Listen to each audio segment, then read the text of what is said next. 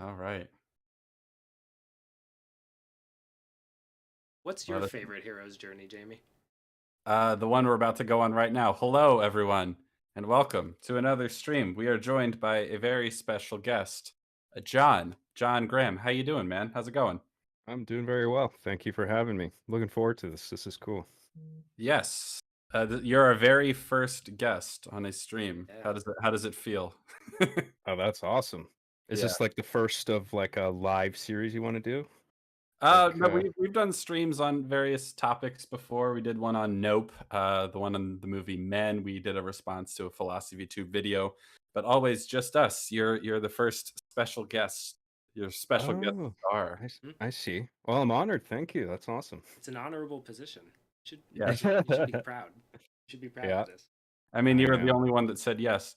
So I'm just kidding. No, I wanted to invite you specifically because I remembered I had this vague sense after being on EFAP with you a couple times that you had an interest in storytelling, not just storytelling, but thinking about it in terms of like the story structure and archetypes and that sort of thing. Am I right about that? Do I remember correctly? Oh, yeah, more than just an interest. I mean, the way I see it, this paradigm is the a major key to the success of my own content and channel and all that. I mean, it's a significant thing to me. It's not just beyond just an interest, for sure. Well, Yeah. and I'm glad to hear it. I'm glad I didn't misremember that because today we're going to be talking about all sorts of fun stuff relating to stories, myths, archetypes, the hero's journey, and all that sort of stuff. So, John, you seem like you have a pretty good understanding of it. Could you give us a quick shorthand sort of description of what the hero's journey is as you understand it, as an idea, as a concept? Sure. I see it as a collection or a pattern of meta truths, constants in a way, that have been extracted from all stories across all cultures, across all periods of time. All the common ingredients, all the common turning points, the key elements have been lifted from all of those narratives across time and culture and put into this basic overarching paradigm that all successful stories, I would say, fit into in some way. There's some wiggle room, of course, but Yeah. that's basically my understanding of it. Yeah, I totally Yeah. agree. Put even more simply, it's the idea, the concept as first put forth in such concrete terms by Joseph Campbell, who we'll hear all about today, that myths across culture have various similarities in terms of story structure to them. Right? Seems Yeah. like a pretty uncontroversial idea in the world of storytelling and in the academic sense, comparative religion, comparative myth, and the sort Mhm. of academic areas that Joseph Campbell was a major feature of. But seems a pretty uncontroversial idea to me that a lot of stories across human history have various similarities because people are people, Yeah, I right? think wisdom literature in particular seems to follow this pattern a little bit very closely. Joseph Yes. Campbell definitely focused on that when exploring the concept and kind of charting it for everybody. But the way I see it, it's a pretty good set of tools for if you're a writer looking to imbue your work with a greater sense of something, some kind of universal truth. It's a pretty good place to look. Is Joseph Campbell's paradigms that he laid out. Yeah, a lot of people sort of talk about it. It's kind of like an entry point to thinking about these things. I would say like it's kind of where a lot of people start in terms of understanding that story structure is very important and I would like to echo John's point. We'll talk more about it later, but that stories suffer when they deviate too far from this pattern, or one would just argue a pattern in general. That a story structure is very important for the strength of the story itself. But one of the reasons I wanted to talk about this today is because recently I've noticed this pattern of very left-wing YouTubers and cultural commentators decrying the hero's journey, calling it nonsense, saying that we need to do away with it. I thought it's rather strange to see this all of a sudden, but I've seen this from more than one person in the past like month or so. We have Maggie Mae Fish's videos that we'll get into today, but I've seen it from a few other prominent people as well. This sort of attack on the hero's journey as an idea. Um, we'll see, because they're going to make some arguments in this, and we'll see if we think they have any weight. Is the hero's journey bullshit? You guys ready to find out? Yes. Yeah, let's embark into the belly of the whale or the fish. The belly of... All right. Whoops. You There better we go. not be fucking up already, Hugh. I'm fucking up a little bit, Jamie. How dare you? Let me know when you're ready. We'll Oh, press we're play. good. We're good. I'm good. All Yep. right. The hero's journey. Let's go.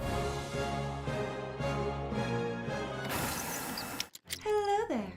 I actually did see you because I am an all-seeing being. And if you're hallucinating me right now, that just means that you're on your first steps in the hero's journey. You're going to achieve the impossible, rise against all odds, make fame and fortune for generations of offspring to come. Unless your name is Brian! Oh, Brian, suck! I am so sorry! That's just in your DNA! There's never been a hero named Brian, and if there was, I assure you, that was not the real name. I'm sorry, Brian, watching this, but you've been born someone else. Anyways. What? Hell no. That was a joke, Hugh. You just don't understand comedy. So I think it's an interesting. There's going to be a lot of comedy, so you better get used to it. That's just classic comedy. Fuck Brian, am I right? So I thought it was an interesting start that she says that I would describe it as a limited understanding of what the hero's journey is, in that I know we're setting it up as a sort of dramatic intro, right? And we're joking around, we're having fun, right?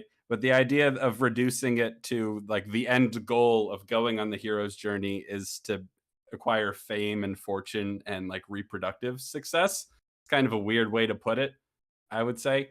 I think a lot of stories, it's like you don't go slay the dragon because you know that you get to bang chicks as a result. No, Like, I don't recall that part of the Joseph Campbell TV special.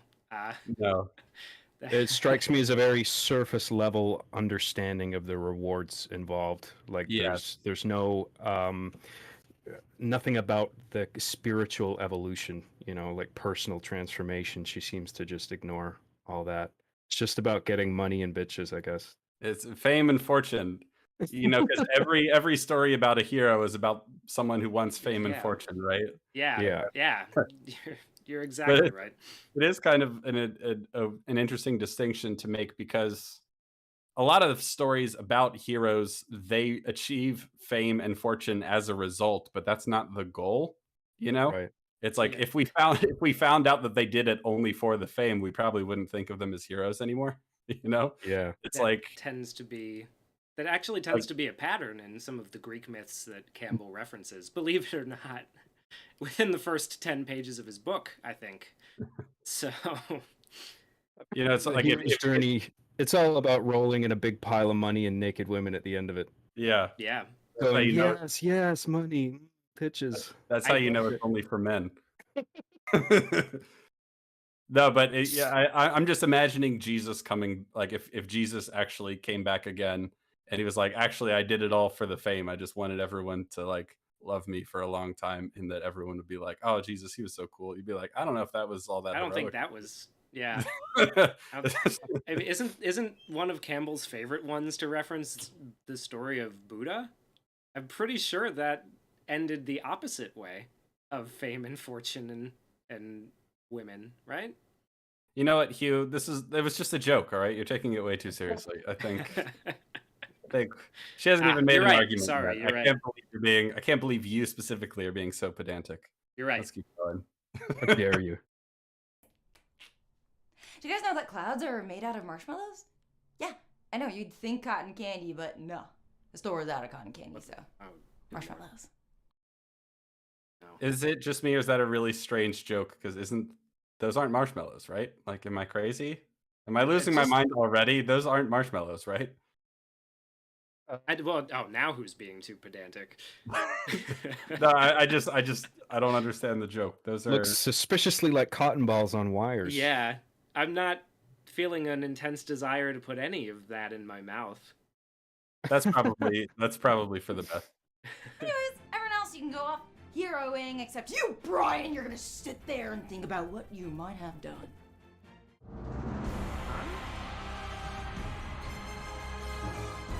All right. I don't get. I feel like that's an attempt. That's an attempt at satire, right? Like she's trying to satirize the idea of the hero's journey. I suppose, but regardless, here we have the thesis of the video, and I've seen this whole video and the part 2 already, so I know that this is definitely the thesis. The hero's journey is bullshit. Strong language, I would say.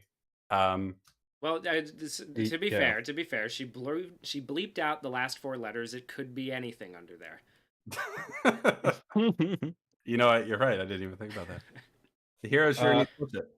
Go ahead. mean, there's definitely, you can make criticisms, and that's fine. But to start off with a thesis statement like this just comes off as hilariously dismissive and arrogant. Yeah. I would agree with that. It's like, really, it's all bullshit. There's nothing to it.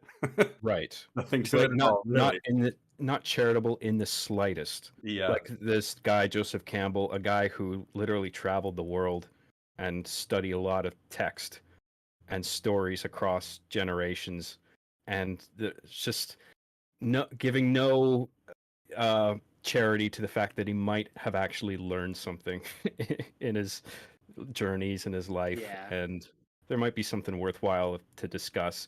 And I have criticisms of Joseph Campbell as well. Oh, in as do some we, ways. and I think we'll probably But- get into those. But go ahead. But this is just too much. The thesis statement, it off puts me right away. Have you watched this whole video, John? I have 1 and 2. Oh boy, it's gonna be fun. Hugh's the only one who hasn't. I'm having a wild ride right now. You guys are All right. guiding me on a journey here. All right, let's keep going. Most of us know what the hero's journey, or the monomyth, is, even if you think you don't. It's the Yes, idea I know that we all do. the myths in human history can be simplified down into one common form. The concept was invented and popularized by writer and professor Joseph Campbell in his book Hero with 1,000 Faces from 1949. You've probably seen this handy little diagram in an English or screenwriting class. The hero starts at home, crosses the threshold into a larger, strange world, faces trials, and is transformed, eventually returning home a changed Oh, person. yeah, take that tone. Okay, but ignoring the strange tone, because she's being kind of dismissive of it while simultaneously affirming that one of the most famous and most popular stories of this generation follows it almost exactly. So if Multiple the hero, of them, even. yes, but she's specifically using the Lord of the Rings here, which is a very good example of it, I would say. So if it's bullshit, why does it fit this story like a glove? Mm-hmm. Yeah, I'm or just- I'm curious any about of the other stories. Yes, if there are a bunch of stories that follow it, many that we'll discuss, I'm sure, as we go on, like Star Wars, like The Matrix, just in terms of popular culture. Let What is alone bullshit about it? let alone all the myths and legends and fairy tales and folklore and maybe maybe it was all a lie. Who knows? Maybe we're gonna learn that actually no myths, that doesn't apply to any myths at all, and it only applies to people who write it that way on purpose. Maybe. Oh, the Scientology theory? Okay. Wait, sorry, the what? Well, everything we know about history is a lie, right? Like that's just fact. It's all from aliens that are attached to our bodies. Oh, true. Yeah, you're right. I totally forgot about that. So yeah, I mean there's your mistake. Sorry, I just haven't paid enough to get the secret knowledge yet. I'm still early on in Scientology. I haven't gotten all the. I'm full a master secrets of the gotcha game. That's why I'm so good at Scientology. For example, Sorry, I don't want to jump far ahead here, but or jump ahead at all. But this is the start of a very I consider clumsy and ineffectual sleight of hand, where she acknowledges, like, the way she's kind of describing the paradigm here. I mean, it's got some snark. There's a tone to it that's dismissive, but her outline of it is fairly accurate, I think. Yeah. But then Yeah. she completely dismisses it and makes the rest of her argument based on the idea that Joseph Campbell just pulled this out of his ass, instead of just, what it is an extraction of all the common elements across all the stories, which means it's fundamentally rooted in truth. But like she acknowledges that here, and then she proceeds not to acknowledge it at all for the rest of her argument, and that really bothers me. It's Yeah. very strange. It's I- a very Yeah. strange journey we're about to go on. Not exactly heroic in my estimation. What Mhm. I was gonna say that I didn't really like her use of the term invented in that sentence, just because like when yeah, sure, you could say the concept of a monomyth was coined, the term was coined by Joseph Campbell. Oh, did she say invented? I Yeah, didn't even catch she that. says that the concept was invented and by and popularized by Joseph Campbell, which Yeah, is I a also weird take thing issue with to. I that. take issue with that just because he didn't. It's like John says, he didn't invent it. He studied, He noticed it, discovered it. he charted it. It was always there. Yeah. Yeah. Yeah. And So you could make criticisms about how accurately every piece of the structure that he comes up with that says fits all these things, whether every like you can argue about some of the finer details, right? Whether every story needs certain elements. We'll get into that. But the idea that the loose structure is at the base of it seems pretty self-evident to Well, me. the interesting And to her even yeah. also. She kind of Well, one of admits the interesting parts about it is that on the first, when he defines it in the book, it's just a 3-part thing of separation, initiation, and return. So yeah. those three, at their basic element, kind of form drama as a whole in a way. Like Mhm. you can argue. So that's it's not really like all the details about leaving the crossing a threshold and denial of the call and all of that. They can be, there's some wiggle room with that, but the general plot of Yes. the three main elements remains regardless of all the the extra costuming on top. Yeah, that's something I'll definitely want to get into later, but you can go even more broad than Campbell does. And if you go even more broad in terms of the beats of what makes for a story, it can apply to basically everything, not just religious and traditional myths. Like, if you go broad enough, like you said, to like a separation and then like a journey and then a return, like, if you go out to that level, basically applies to all stories, or at least all good ones. But we'll get into it. Mhm. Influential films of all time was literally written by George Lucas with the hero's journey in mind.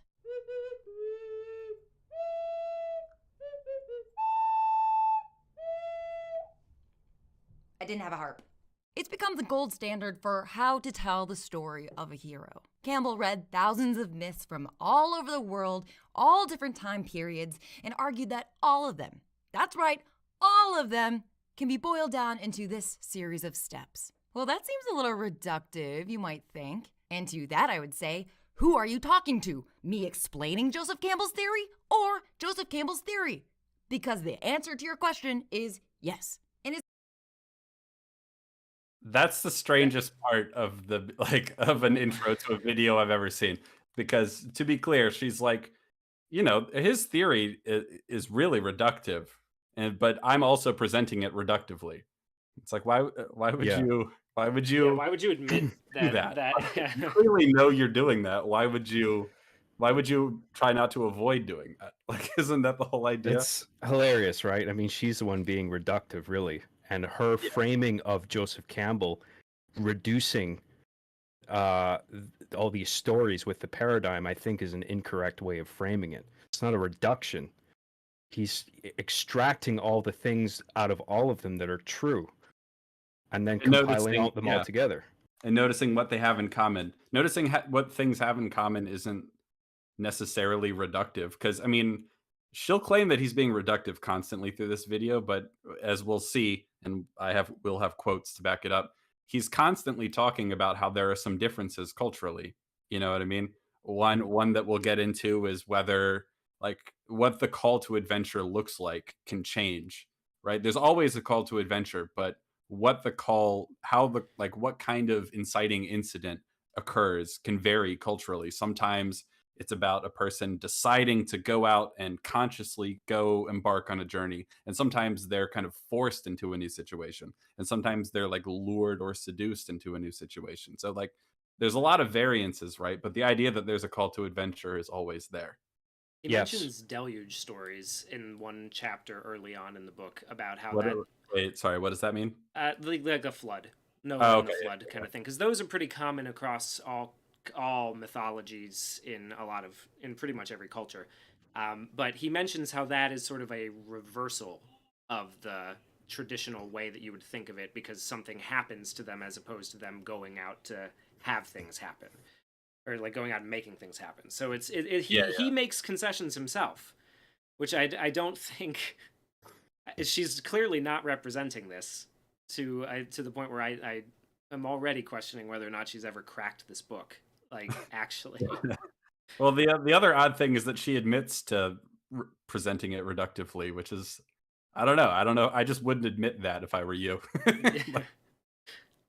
I think book on the monomyth. one thing that's Campbell- important to understand about this paradigm, and uh, Maggie is either failing or refusing to understand, is that these ingredients that are a part of Campbell's paradigm are symbolic, and they can take many forms. Yes. Like the mentor, for instance, doesn't always have to be a guy with a beard like Ben Kenobi. Yeah, You know, yeah. it can be maybe a non-human entity of like just Mm. something that acts as some kind of agent or catalyst to get the main character on the It route gives them of knowledge. transformation. Yeah. Yeah, and that goes for all the different markers, like the abyss. The abyss can be a lot of things. It can be a person. It can be nature. It can be a maze. Psychological state. It can Right. be a hallucination. It can be lots of things. Exactly. A number of forms within, like, because enemies in stories can either, like, I'm sure you guys have heard, like, stories are either like man versus man, man versus nature, and man versus himself. And You kind within of each of curiously those. left out women. I noticed. Sexist. And within No, but each of those branches, it can take many forms, right? Whatever the Absolutely, thing yeah. is. Yeah. Mhm. Go ahead. Sorry. No. Like I totally agree. Yeah, I'm On with the you. monomyth, Campbell describes the hero as the man or woman who has been able to battle past his personal and local historical limitations to the generally valid, normally human forms. His visions, ideas, and inspirations come pristine from the primary springs of human life and thought. Hence, they are eloquent, not of the present disintegrating society and psyche, but of the unquenched source through which society is born. He is an eternal man perfected, unspecific, universal man. He has been reborn.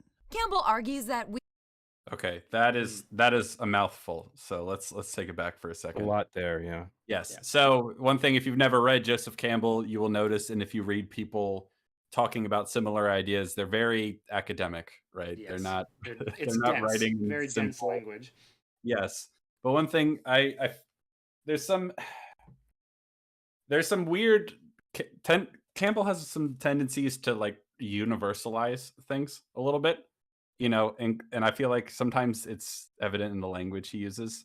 You know, he's talking about like normal human forms and like, but the general idea is that the truths that the hero acquires through their journey kind of necessarily aren't limited precisely to the historical circumstance that they're from, because part of what the hero does in a lot of stories is revivify society or change society. It can be a sort of revolutionary motif. There are plenty that do that. Or it could be just about like changing and improving society and helping them, like if society has become like stagnant, helping like bring new life into it. And so like you have to go outside of society and like to some, you know, in Campbell's terms, it's some sort of transcendent truth, right? something that transcends your local limitations.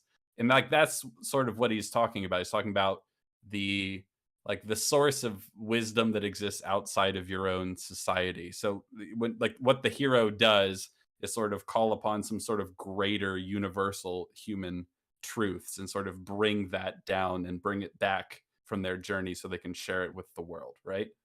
You Mhm. know, Yeah.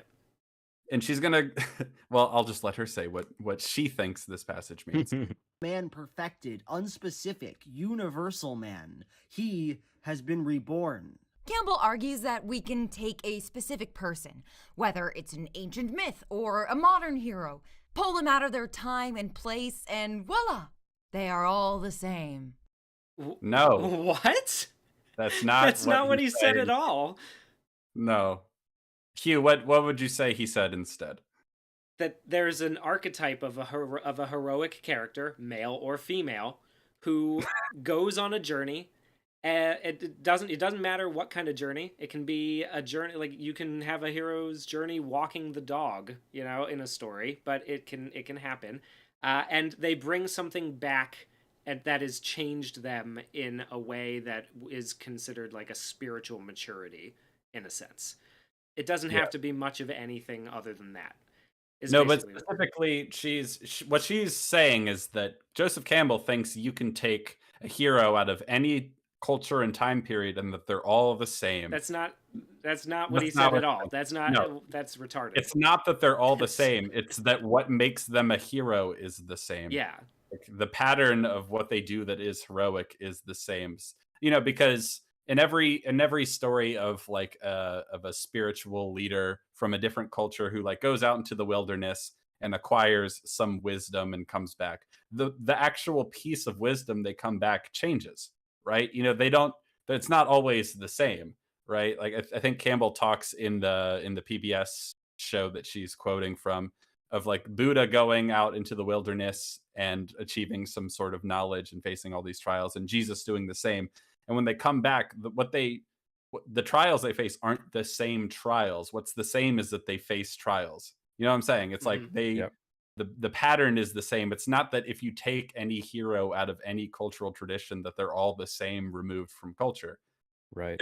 Yeah. The pattern and the transcendence that comes as a result of that.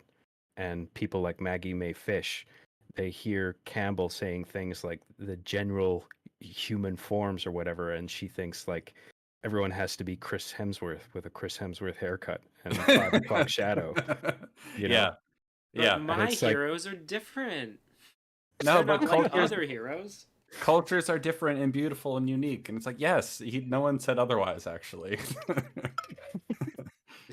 And on the one hand, you can see this as a way in which we're all united in our humanity, that no matter the culture or Oh my God. time, there are certain truths that we uphold.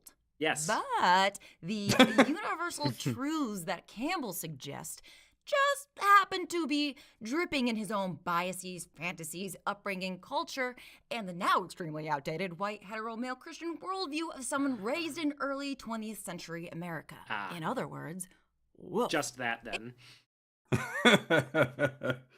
Well, there you Well, have it, I think guys. what she is accusing him of there is like everyone falls into that trap. You can't get around your opinions being filtered by your own biases and upbringing, environment, and all that. Yeah. But I think she's just taking it a step too far with being uncharitable towards him. I think the main thing she's accusing him of is being an old white man who Yeah, studied. right. It's almost if like the base what would you say, like the axiomatic belief she has is that no one can really transcend their like culture, like, you know what I mean, like that Yeah. he has all these biases, well, like because of who he is as a person, you know, of course he must be projecting that because he can't possibly have intuited something beyond that. You know what I mean? It's Yeah. like but it's so funny because she's like, well, what he thinks are permanent values, you know, like this is the thing that drives me crazy because already he's established that it's not the values necessarily that are the same in every culture. It's the values, you know what I mean, in terms Yeah. of the wisdom The wisdom isn't the same in every culture, but the value of a hero who goes out and faces trials in order to acquire wisdom, that's the same. Yeah. Yeah, that's yes. Or, I mean, I can't wait to find out how that idea in and of itself is actually just white heterosexual patriarchy or whatever she said. Oh yeah. And all the buzzwords you would think of, coming from a person like this, you'll hear them as the video goes on. And Oh, it's boy. just telling of the fact that she's made up her mind, Yeah, from the well, get-go. sometimes you can just tell everything about what a person believes by the color of their skin and the place they were born. Yeah. Based. It's also, I would say, unwise for anyone making any sort of intellectual argument ever to just say, "Oh yeah, well, you're biased and everyone's biased, so therefore you're like you can't be objective about anything." It's like, well, then how am I meant to assess what you're doing right now? Like, I feel like you open yourself up to like, well, aren't you just biased? Isn't this your biased personal, Oh, like, are you saying postmodernism. anything that isn't colored by your own bias? Yeah. It's like, how am I meant to take anything you say? Is this video bullshit because you are also biased as a left-wing woman in modern America? You know what I mean? If you don't believe us, we can play back that last 10 seconds and hear you rant again. Yeah. That's And here's my approach to ingesting news. Like I don't trust fucking anybody. Like when it comes like any particular news agency. Yeah. But like I'll listen to like everyone that I can, Except info. and then you analyze, you look for patterns, and Mhm. you try and connect the dots on your own and say, well, this is probably the case, or that's probably the case. If you listen to any one person, yeah, it's dripping with bias, but that's to be expected. I think human beings just work like that. Yeah. Well, and I think what Campbell sort of establishes is that what makes someone heroic is like when someone achieves something heroic, it's that they've transcended that to a degree, right? Mhm. That's sort of the idea, and I think, and like that being able to look past your own biases and assess that a lot of religions around the world and mythological stories have things in common and that there's truth to be found in all of them. That's kind of already going past your cultural biases, especially if, as she puts it, he's like, oh, he's a white man from like the Heteronormative Christian. Christian. She makes sure to Yes. throw Christian in there, which is very odd because, as we'll see as we go on, he seems to like things like Buddhism more than Christianity. That's Mhm. one of the Oh, things I for sure. gathered from watching his like Power of Myth series, is that he's not like Christianity is the best. That's not his Well, shtick We've at all. noticed that from reading No. his essays too. I think in one of the collections that we've gone over before, we had a criticism that he's pretty derisive to the Middle Eastern religions in general. Yeah. Yeah, I mean, he definitely doesn't think they're all equally true either, which is, but if you're going to say that, oh, he's biased because he grew up as a Christian man in the West, and it's like, I don't know, he's not a Christian supremacist. Like, Yeah. I would not have guessed that in a million years. no. But maybe she's going to provide some evidence for it. Can't wait. Writing about the history of humanity, reciting stories, Campbell uses words like normal and generally valid, as if those are completely agreed upon values Oh my throughout all God. of time. They're not. He acts as though he's above the influence of time and place, that his opinions are objectively universal and essential. They're not. Okay, so Hugh, you've read The Hero with a Thousand Faces, or at least part of it A couple recently. times, yeah. Have you ever heard him say that everything he believes is objectively true? No. I have not either. I don't know where she's getting this from. It's funny because she'll quote things and she'll show references in the top right corner of the screen, but she doesn't for that. Interestingly, it's almost like she doesn't have anything to support that idea. Well, she could try twisting his words around a little bit more, like the generally and normal and generally valid thing. Like that's not. That's a buzzword. at this point, right? It's basically just saying like, oh well, what, like people without legs, they're not normal, like, or that kind of thing. What about somebody who was born with 12 toes? Like, I I don't know. I don't What know if about that's someone who I was don't know born if with that's what he meant by Can they generally be a valid hero? and normal images of mythology. I think he just meant the usual suspects kind of thing, When he says forms too, not values, not to suggest that every value or every piece of wisdom is normal and universal, but he's talking about form. He's talking about structure. Yeah. He claims that a hero is perfected, unspecific, universal, as if heroes have been made on an assembly line for thousands of years, What instead the of hell? each saying something specific about the time and place they originated from. A third parenthetical. Campbell often assures us that every myth has one objective reading and point of view. I've never I heard have him say that not ever. once come across that statement in any of the collection of essays that I've read by him. And this like that citation she puts at the top is just a description of where she's pulled this image from. So I literally have no idea where she got the idea that he thinks there's only one way to interpret a story. I guess it's probably because she's viewing the hero's journey structure as an interpretation and not just a set of motifs. Well, it's not even it's not an interpretation of the story, really. I mean, only on a base fundamental level is the hero's journey like an interpretation of what this like because every culture is rich in its own symbolism, right? Yeah. And it takes a knowledge of that, which he clearly has, to understand the underlying pattern, right? Like this is something he brings up in his PBS show. What a dragon means varies from like Eastern cultures to Western cultures. Like the dragon is almost exclusively bad in European mythological stories, but the dragon is much more either neutral or positive in Eastern stories. So like those are interpretations, right? Like that's interpreting the symbolism and what these symbols mean. That will vary quite a bit from culture to culture.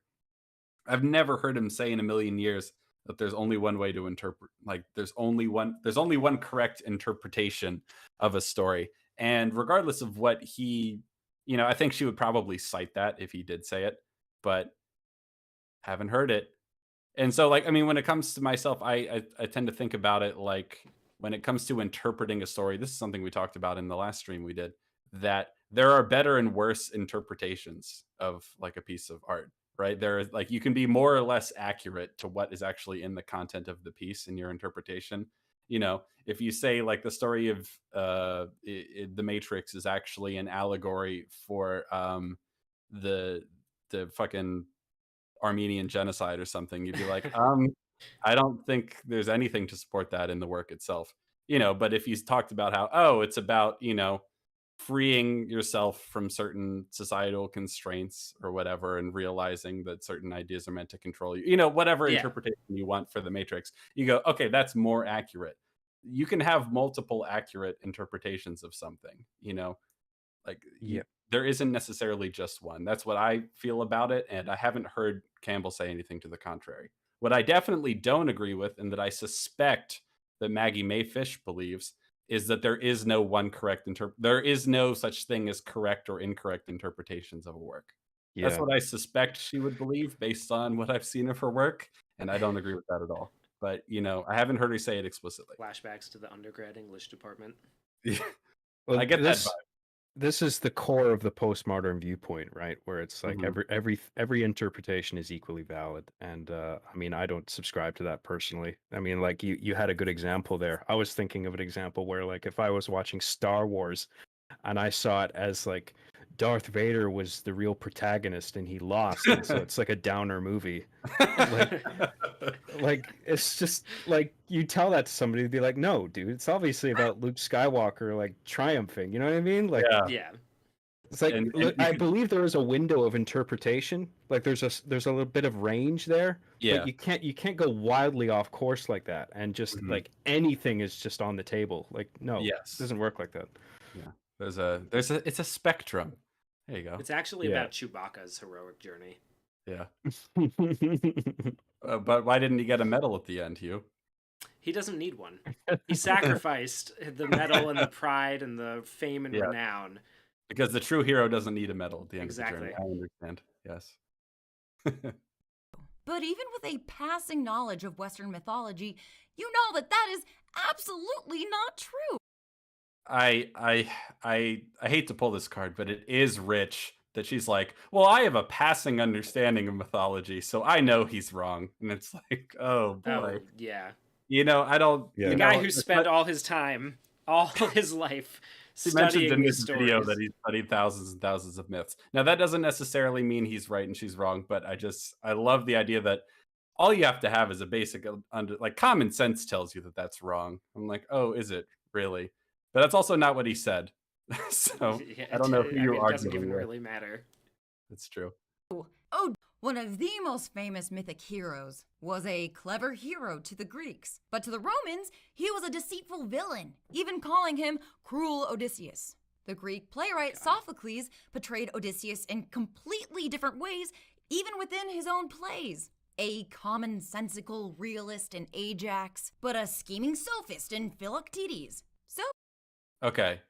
This drove me absolutely crazy when I watched it. Because okay, if the Greeks portray him as a hero in their story, and the Romans portray him as something of a villain, then he's not playing the same character, right? So Yeah. the hero's journey is about the hero character. It's not about like Odysseus. So if like he's playing the role of the hero in the hero's journey in the Greek version, and in the Roman version he's someone else and there's a different hero, then the idea that there are similarities between what the heroes are like in both stories is like, you know what I'm saying? Yeah, well, Yeah, if anybody knows more about this than I do, correct me here, but I'm fairly certain that the only place she could be referencing to get this information is the Odyssey and the Aeneid, right?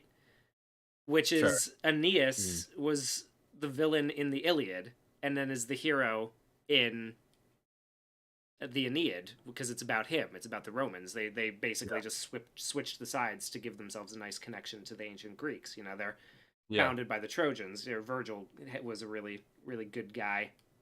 He was good at telling popular stories. Go figure.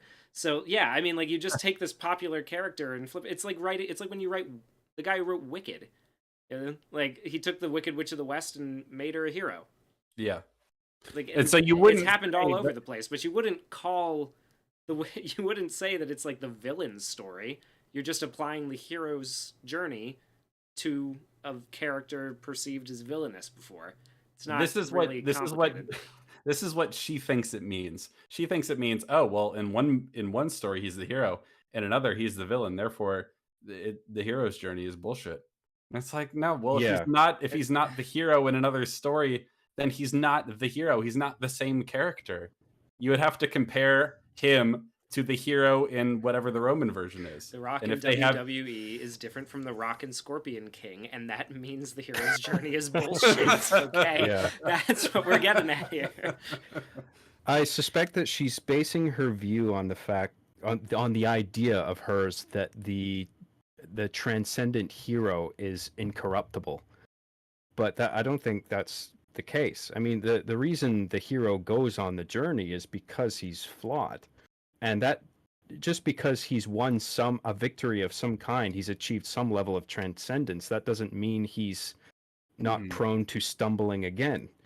And so, like, it's not a shock to me that there could be another story that uses the same character who ends up maybe not being the villain, but like an antagonist to some degree, because people are fundamentally imperfect And all it's about throughout the entire duality- course of their lives. the duality Yeah. of nature, you know, like it can be good and bad. And then I think in the first couple chapters of the book, he brings up King Minos and then the Minotaur story in that exact same framework that you're mentioning there. Is like, yeah, because King Minos is the hero of his own story, and then because he stumbles and he gets a great bull from Poseidon, and the deal is Poseidon gives him a city in exchange for sacrificing this great bull when the time comes.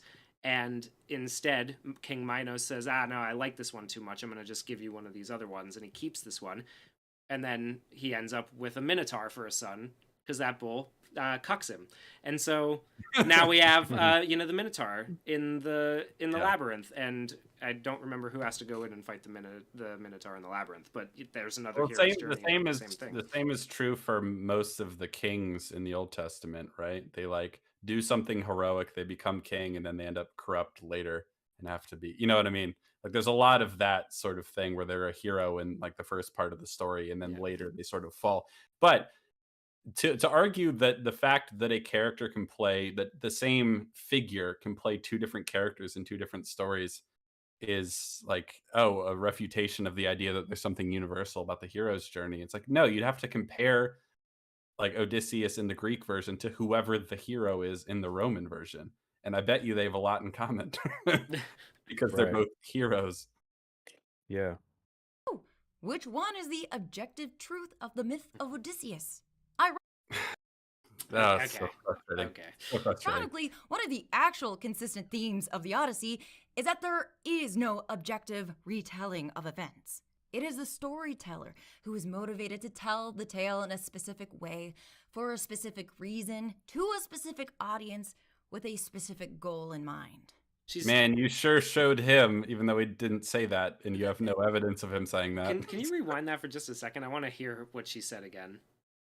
The truth of the myth of Odysseus.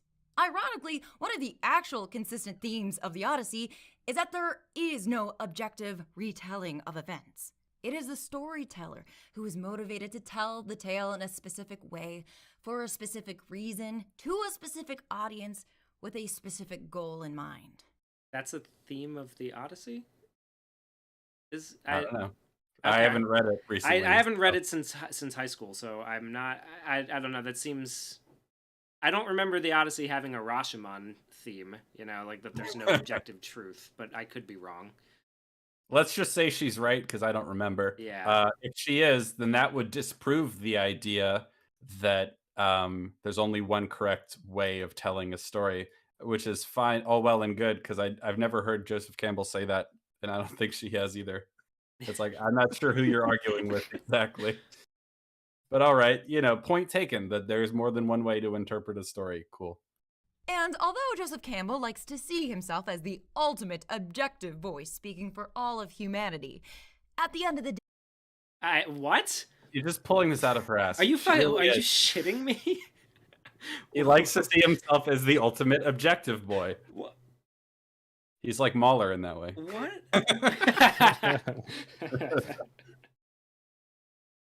No, I mean, I would love to know where he said that, but she doesn't tell us because I don't think she's ever heard him say that. I didn't see episode 3. John? No, I did.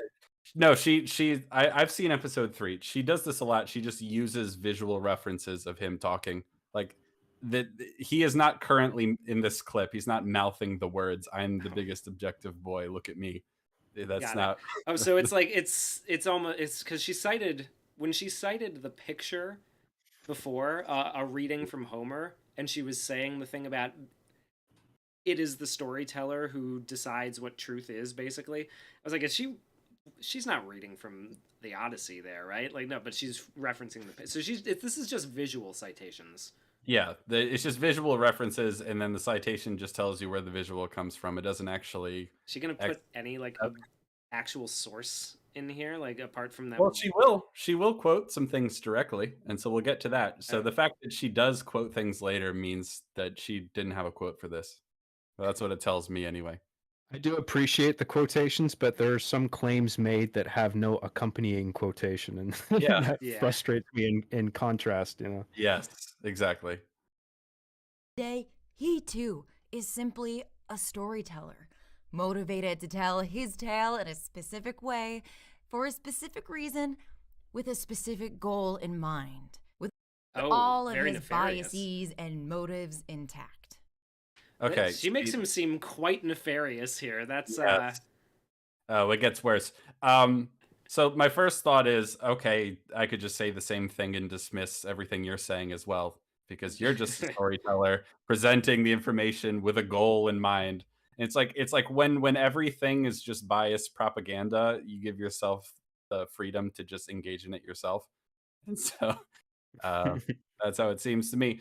No, so like, oh, because he's just a biased boy and he's not objective at all, that means the hero's journey isn't doesn't have any sort of universal truth about the human experience. And it's like, well, are we going to talk about what he actually said? Are we going to talk about what the hero's journey is as a concept and whether it works? Or are we just going to talk about, well, Joseph Campbell was a man or a person and people are flawed. So therefore what he said has to be flawed. It's like, that's not it's an unuseful argument, I would say. Yeah. Yeah, agreed. The way that he strips myths of culture and intent mirrors the way that he wishes to strip himself of culture and intent. Oh, I don't think that's true. I don't think that's true not at all. He talks constantly about the differences culturally between storytelling motifs. He's not trying to strip them of culture. It's not stripping something of its individual characteristics to notice that there are simple patterns that unite things. Okay, you have two things, right? They're both round. They both are sweet and you can eat them and they both grow on trees. And one is an apple and one is an orange. And you notice that, wow, these things have a lot in common. Let's give a name to what both of these things are. Maybe they're both fruits. And she's like, you're just trying to strip them of their individual differences. It's like, no, I'm just noticing that they have things in common. Yeah. That's a great example. It's really interesting because I think in that first episode of this TV special is when he mentions that if you have a mythology coming from a time and place where the environment is hostile to human life, you're going to get more of a direct dichotomy between nature and humanity, right? Like he mentions that about Christianity in one of his Oh yeah, things, right? You're talking about like early on in human history when the natural world was much more what would you say, not conquered and not explored. It was just sort of much more dangerous to humanity. Right? Yeah, Is that what you mean? something like, I think he basically brings up that there's differences between he calls them Oriental religions and Occidental religions, where there's the duality of nature is more represented. He thinks in the Asian or the Eastern religions than it is in the Christian tradition, because he mentions how it's like a dividing line between the loss of nature as base or as like sinful of some kind, and the human spirit being above all of it. And he basically is explaining it as like, you grow up in an area where things are harsher in your environment, your natural environment. You're going to have a mythology where the symbols of nature and man kind of tend to, be a little more at odds than otherwise. Yeah, in a place that's more comfortable. Oh yeah, right. There's all sorts of differences like that culturally, and he talks about them. One of the things he talks about, I want to say it's in episode 3 of the show. He talks about, and he makes this as a criticism, right? One thing he doesn't like about Christianity is that the serpent, the snake, is like purely negative symbolically, whereas he thinks it's more, I don't know, true, enlightened, whatever word you want to use, that in other religions like in Hinduism and Buddhism and whatnot, the snake can be both positive and negative, right? Yeah, he You know does. what I mean? He Like, does that's tend his to draw view of those it. lines. Yeah. Yeah, and so clearly he's not trying to strip myths of their cultural idiosyncrasies and specifics. He's just noticing underlying I mean, if anything, he's advocating harder in favor of different versions than the ones he grew up with. Is that the kind of bias that she's talking about? It doesn't seem like it, but no, she made it seem like he's a good Christian boy and that he thinks that's the best. Like, I don't know. Yeah. I find he talks quite respectfully of these other cultures as Yes. well and their Oh, he stories. does. So the future framing of him as some Nazi-loving white supremacist that comes later what?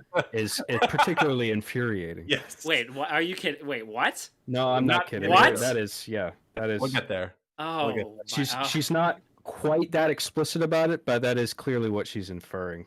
But anyway, we'll get there. We'll take you along for the ride, along with the audience. A perfect man, unbeholden to the timeline of history. A hero, he might say, about himself.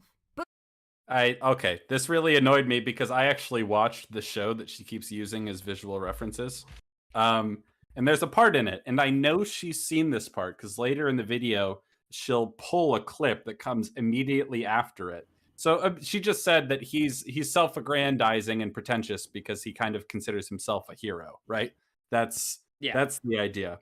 Um, in this show that she quotes, and I know she has seen, the interviewer says, "You believe the creative spirit ranges out there on its own beyond the boundaries," and he says, "Yes, I do." And then the interviewer continues, "There's something of the hero in that.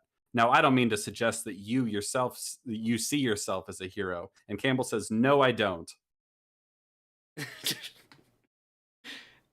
The evidence that she's using here is very disingenuous too, because this is a book written about him, That has using been given the title of his most famous, like the thing that most contribution. people know Yeah, him for. exactly. And also, here's another thing. I don't know if this was published while he was alive, but even if it was, often publishers choose titles. Yeah. So there's that. Well, and you Yeah. can like they're not going to let him change it to what he would probably have preferred it to be called, which is the Maverick's Journey, because nobody knows what the Maverick's Journey is. So Yeah. I think this that's is almost Top Gun. Yeah, I tell you, the Maverick's Journey, and he went on 2 of those. They were pretty fun. Yeah. Like, this is almost akin to like her basically doing a. Do you guys know who Herb Brooks was, the coach of the Olympic hockey team who won in 1980, the Miracle on Ice? Yeah, I don't know him by name, but I know who you're talking about. Yeah. It's like if you took a biography of him called Miracle because of what they call the Miracle on Ice, and then tried to frame it as if that guy was selling himself as some kind of messiah figure. Yeah. Yeah. He doesn't consider himself a hero, and to claim otherwise is disingenuous. I know Maggie, if you're listening, I know you're not, but if you were hypothetically, I know you know that he said he doesn't consider himself a hero, but you said it anyway. Not sure why you said that. But here's the objective truth. Campbell is very much beholden to his time and place. Oh my God, the irony. That's the objective truth, huh? I'm sorry to stop it so soon, but here's the objective truth. He's absolutely biased and from his time and place. And it's like, oh yeah, How you far, know, you're the exact. how You're the far arbiter into of this what's video right. are we? Because she's just spent the entire time arguing that there's no such thing as objective truth, and then has come out and gone, here is the objective truth. Yes, the Yeah. irony. We're only 6 minutes in, so Jesus we're off to a Christ. good start, I would say. As are the stories that we tell. And the journey of understanding someone else's perspective is much more worthwhile. One that has the real danger of challenging our own point of view and assumptions about the world, but has the potential to shape us into a better person than who we were before we stepped outside our front door. That's so incredibly condescending. But if we take it very, very charitably, if you want to focus on what myths and cultural stories, like how they differ and what makes them specific and unique, that's all well and good. If you're more interested in what makes different cultures different rather than what makes them the same, that's fine. That can be your area of interest and you can focus on that. But to sort of deny any sort of utility and looking at what unites us as human beings, like, why would you do that? I'm not sure why you would do that. Like, surely some sort of understanding of what unites us as human beings is useful and good. Is it not? That seems rather self-evident to me. And it's just No. it's so condescending to be like, you know what, maybe instead you should listen to other people's stories and just, maybe you could learn something that might actually challenge your worldview. And it's like, okay, fuck off. He has read all these stories and Yeah. he has tried to he has taken the time to understand what these cultural symbols mean. And you're like, oh well, I have a passing understanding of other cultures. So I've read like 3 myths. I think I know what I'm talking about. yeah. I've seen a movie. I don't worry. It'd probably you understand Joseph Campbell if I tell you that he was a raging misogynist who believed women could not be heroes, that they're just prizes at the end for the hero to be won, and the closest they can come is by giving birth. And also he taught at an all-women's college, telling them all that they can't be heroes. And when I tell you that his ideas have shaped the way that we live, and especially shaped the worldview of men who are told to see themselves as the hero of their own mythic tale, I mean it. But hey, oh my god. Oh, I didn't expect we would get into that quickly. I saw all the comments about this under the second video, so I was expecting later. No, she's not wasting any time. No thought for the fact that the very first modern example he decides to use in his book is Anna Karenina, right? That book's not about a woman, right? So this is the thing that's very, very, very disingenuous and annoying. If you've read A Hero with a Thousand Faces, which I'm not convinced she has, or if you've watched the PBS show that she uses clips of, he references heroic stories with women as protagonists all the time. Plenty. All the time, of course. Like he references in one example that she definitely has seen because she used it as a clip later on in the video of a Native American woman going on a heroic journey. Of course, women can be heroes. Of course. He doesn't say that they can't in any of his major work. And it's complicated because later on, he's gonna say something that kind of contradicts this. He has said both sides of this. He said that they can't, and he said that they can. And so it's like, well, which one do you choose? I think he's said that they can far more often than he has said that they can't.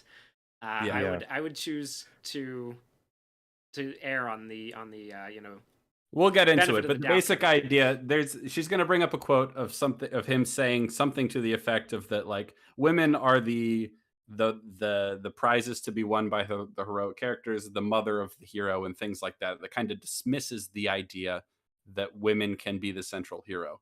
But then in plenty of other places he talks about all these myths and stories where they are the center of the story.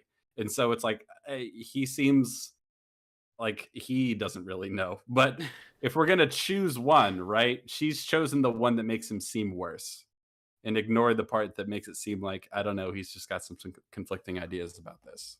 What bothers me about that beat is, like, apparently that claim is extracted from an anecdote on her part about, like, a female student that Joseph had who came up to him and said, I want to be the hero, and he had a problem with that. And it's like, well, women are only supposed to be the mother of the hero. Basically, men can only be heroes. And that's, like, if Joseph said that, I don't agree with that. But Same. Like, I don't know where she's pulling that from. If it was from one of the episodes of The Power of Myth, I watched them all. Maybe I missed it. No, he doesn't say it in there. We nor actually does he tracked that down. Nor does he say it in A Hero with a Thousand Faces. No, so where we found it was in that book, actually. Let's wait until we get the... Okay. Okay, fine. Sure. Keep him on the line a little longer then. I do want to acknowledge the person in chat with the very base, correct, red pill take that there were no female heroes before Jennifer Lawrence. Oh yeah, I forgot.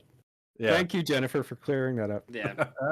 Don't She take should my write a word for hero's it, take journey. his. All women have to do is stop looking at the boys and wondering whether they're in competition with them. Just realize what effect you're having on the boys. It came to me at Sarah Lawrence, at the time an all-female college. I was teaching these courses on mythology, and at the end of my last year, this woman comes in, sits down, and says, "Well, Mr. Campbell, you've been talking about the hero, but what about the woman?" I said, "The woman's the mother of the hero. She's the goal of the hero's achieving. She's the protectress of the hero. She's this, she's that. What more do you want?" She said, "I want to be the hero." So I was glad that I was retiring that year and not going to teach anymore.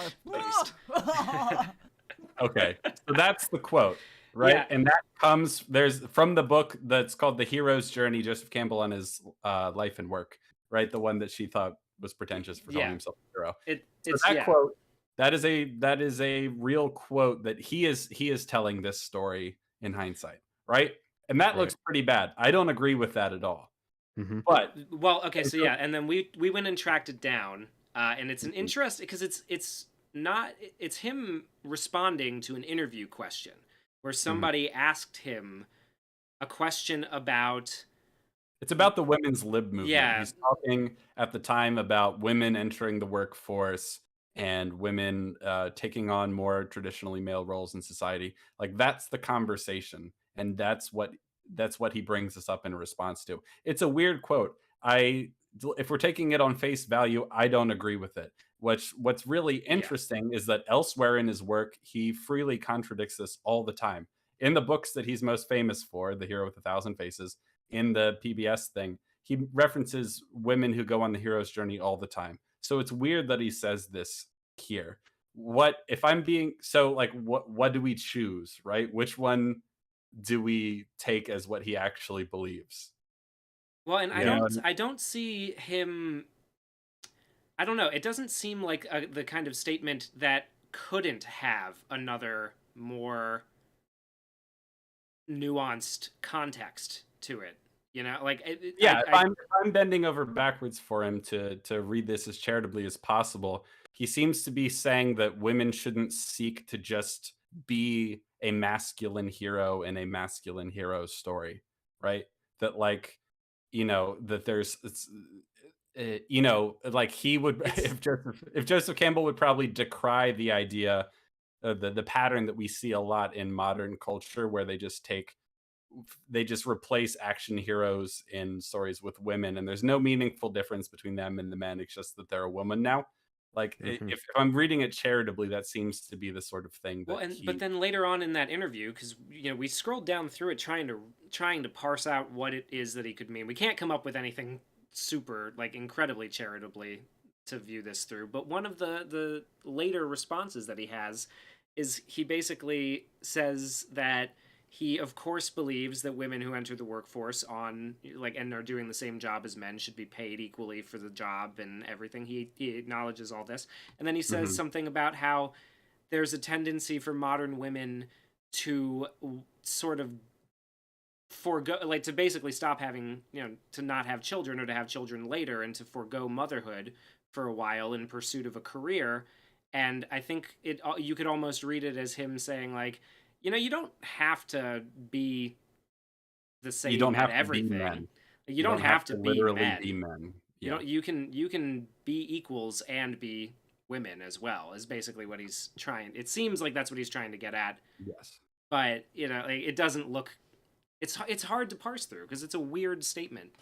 Yeah, and personally, if the question is posed to me, does Joseph Campbell think that women can go on the hero's journey?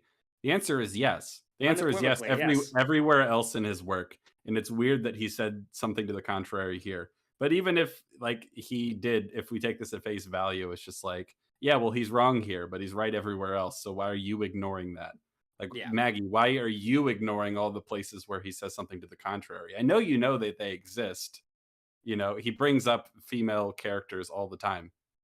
Yeah, So and like I'd why be wouldn't interested to hear what she has to say about something like, a story like Sleeping Beauty, which he references in his book as, Sleeping Beauty is the heroine in that story to him. yeah. He tells the Well, story he from references her. all kinds of examples. Yeah, You mentioned Anna Karenina, which is I haven't read it, but from what I understand, it's one of the most it's one of the like most beloved. beloved, yeah, exactly, Yeah. of all time. So Mm-hmm. I think Maggie really wants this to be the truth. She really wants it to be that he Well, and thinks women can't be funnily enough, heroes. this is the only place that you can find him. Like, this is the Ever only saying that. quote you can ever Yeah. find with him Yeah. referencing something like this. So, she did a lot of digging to find that, but not enough to find the stuff that refutes all her Everywhere other else. claims, I Well, guess. Yeah. I find people Go who ahead. have already come to a conclusion about something, they do this all the time with people who are against them ideologically. It's like they find one Mhm. stupid thing that they said, and Yeah. then it's like, look, this man made a mistake. Yeah. Look, let's all point and laugh. And He it's said something like, wrong once. yeah. And I'm just like, look, dude, an old guy from the 1950s. I kind of expect him to say some outdated shit, to be Yeah. honest, you Yes. know? But like that doesn't mean everything that he says is worth dismissal. Like it's Yes. but like Especially when it's the exact opposite of the quote you found. yeah. I mean, I don't know, maybe he is being misquoted here. Maybe he did say that. And I don't agree with that if he said it, but like he said a stupid thing and he, you know, if given the chance, he might amend it. You know, it's like, well, this is what I was actually getting at. Because like the Mm. first half of this quotation, I think can actually be interpreted in a positive way. It's like, why are you comparing yourself to the boys? It's Mhm. like, well, you can be your own hero regardless of what other men are doing. Stop being so fixated on what anyone else is doing, whether they're male or female, you know, and just focus on you and your own journey. You can interpret it in that way. But of That's course, true. Maggie is not going to be No. that charitable because No. she's made up her mind. That's Yes. the thing. This is the pattern I've noticed with her is that she's not dumb, but she is very much captured by a certain worldview, and this is all very motivated reasoning. Motivated reasoning is the term that comes to mind because she's not a stupid person. You know, I mean, this isn't coming from just an inability to understand. Yeah, It's more of an unwillingness to understand, I would say. right. Oh, women, can you believe it? In Stories About Stories, writer and professor Brian Atterbury points out the limits of Campbell's mythic system. In The Hero with a Thousand Faces, Campbell makes much of the Navajo story about the twin war gods who go on a quest for their father the sun. They fit his pattern. He says nothing about Coyote, who doesn't. Other Navajo figures get turned into accessories to the hero's tale. Spider-Woman, for instance, the great weaver who created everything, is dismissed as a grandmotherly little dame who lives underground, and whose function is primarily to help the twin heroes. Okay, well that's incredibly disingenuous. That figure is presented as like an Obi-Wan figure in the story, the same way that he presents, Gandalf, Yeah. That Yeah. doesn't make that that's a very dismissive and like disingenuous way to take that. Yeah, so I haven't Mhm. read this particular story, but it seems like it's perfectly plausible to interpret it that he's saying while she is the creator of everything, as it's put there, like also she appears as this grandmotherly little dame, or whatever term he just used, right? And it's like, well, Mhm. yeah, I mean, okay, if we take on face value that criticism, right? Because I'm not familiar with the original story. It's like, yeah, well, sometimes, I wouldn't be surprised if he sort of, because when you come up with a theory of the world or a theory of a certain subject, right? You kind of you're motivated to see it that way, right? And so, like maybe in a couple interpretations of a couple different myths, he sort of simplified things by going, this character, they're a helper character, but also I don't know. It seems to me that like okay, there's a grandmother spider who has created everything. It's like true, that might be her role in the origin of the cosmos, but in the story of these two characters going on a journey, she plays this role. Those things aren't contradictory. Yeah. There are a lot of stories like that throughout myths across cultures and across time where it's like there's a character who, was the sky or the sky god or someone who's this cosmological force who has created this thing, right? And that's a pretty big role in the story. But later they play a smaller part when one sort of heroic character has to go ask them for something. You know what I mean? It's not a Mhm. reduction of who they are. It's just like, well, in this story they play this part, and in this Yes. story, in the origin of the cosmos, they play a much bigger part. But in the story of these two guys trying to go do a thing, she's a smaller role. It's not Yeah. dismissive of her role in the mythology to say that she plays a small part in this story as opposed to others. I remember talking about a similar thing in Every Frame of Pause. It was something about like orcs, the depiction of orcs being racist Oh in yeah. like certain games, and it's like if you are focusing on one individual or group of people and you are neglecting or villainizing others, then you are robbing the story of its potential for value because you're not going infinitely in all directions in terms of like fleshing out every character that's in your story. Like, Oh, as if yeah. it's not okay to have like a villain who's just the bad guy. You Yeah. know, it's like in Lord of the Rings, the orcs. They're basically just monsters who are just, you kill them because they're bad. Yeah. And that's okay, because they serve that function of making a more central theme abundantly clear. Yeah. Like, they have a role to play. Like, I don't need to understand the inner emotional, you know, psychology of the orcs. It's like, well, maybe they're not such bad guys after all. Like that's not what that story is They're about. misunderstood. But you could Orcs tell a deserve story where healthcare the too. orcs. You you could tell a story about the orcs are good guys and maybe the humans are bad guys, and it's like an individual thing on its own. But like in the case of Lord of the Rings, the orcs have a singular goal and they have a limited purpose, and that's okay because it serves a greater function. Just imagine So this- Rings of Power was about 2 orcs who wanted to open a dental practice. Yeah, what about those orcs? would- How come you're not going to tell their story? You're robbing the Lord of the Rings of its full storytelling potential. Like, it's ridiculous, you know? I cannot stress how much this little graph has shaped the world around us. It's used in Hollywood today as the only objective template for every story. Not That all of is Hollywood so- is Dan Harmon. Calm down. That is so unbelievably not true. I have no idea how you can say that with a straight face. That This- Hollywood uses this as the end all be all Yeah. only objective way of telling a story. I think a lot of the problems with modern Hollywood is that they ignore this, honestly. But Yeah. like, she's going to bring up examples later of a whole bunch of very popular shows that don't neatly fit the hero's journey, like as described by Joseph Campbell. Like we talked about before, if you want to broaden it out even more broadly, almost every story can fit the broad overarching pattern.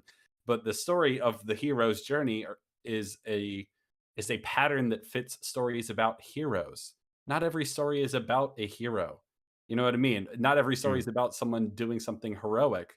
Like if we take something like Macbeth, right? You know, like he doesn't return. Like there's no. Oh yeah, but that does kind of follow a. Well, no, yeah, but here's what I'm saying is that he doesn't return having changed with like wisdom to bestow on his community or whatever. Well, so the tragedy and comedy thing is something that he brings up in the book as well, because they're sort of two sides of the same coin in that, like, the tragic stories serve the purpose of giving you the lowest lows of human experience, and the comedic ones serve the purpose of bringing you the highs, usually like traditionally in Greek whatever theater, shown in pairs to get the whole kind of, you know, the breadth of human experience. the whole thing. No, the point I'm making. Hold on. But the real quick. tragedies still fit into the hero's journey is the point. Like the tragic stories are still, like he's the failure on the return, but he does. Yes. Okay, that's grab what I'm the saying. thing. That's what I'm Right. saying is that there's a lot of similar. There's the you know, because in Macbeth, the call to adventure is when he meets the witches and they give him the prophecy, right? Mhm. And there are a lot of beats that are the same. One thing that is majorly different is the fact that he fails to make whatever the correct moral choice is. He fails and doesn't get to return having changed. Well, it's You know what I it's the story of Minos, King Minos, with the bull, like the same Yeah, one. Yeah. so what I'm saying is, if you take this arc with all the major beats, it will not apply to literally everything. We've talked about this already. There's a lot of wiggle room, and she's going to bring up examples of a lot of modern, like golden age TV that don't neatly fit this pattern, like Breaking Bad, like The Sopranos, right? And it's like, well, Yes. Breaking Bad will hit a lot of these beats, but it's a tragedy in the end for Walt, right? So it's not going to hit the end. It's not going to stick the landing because he's going to make the wrong. Well, if you moral interpret, choice, I mean, right? if like she does, you interpret the only end of the hero's journey being like bitches and money and fame, then yeah, of course they don't all fit into it. But he makes a lot of concessions because he's very clearly aware that tragedy exists in storytelling because he read a lot of stories. Like, Right. And not just the material rewards, like you just said, but success in general. Like a story doesn't need to have the hero be successful for something of value to be extracted for the audience. You know what I True. mean? Like, so Yeah. that's why Breaking Bad and The Sopranos work.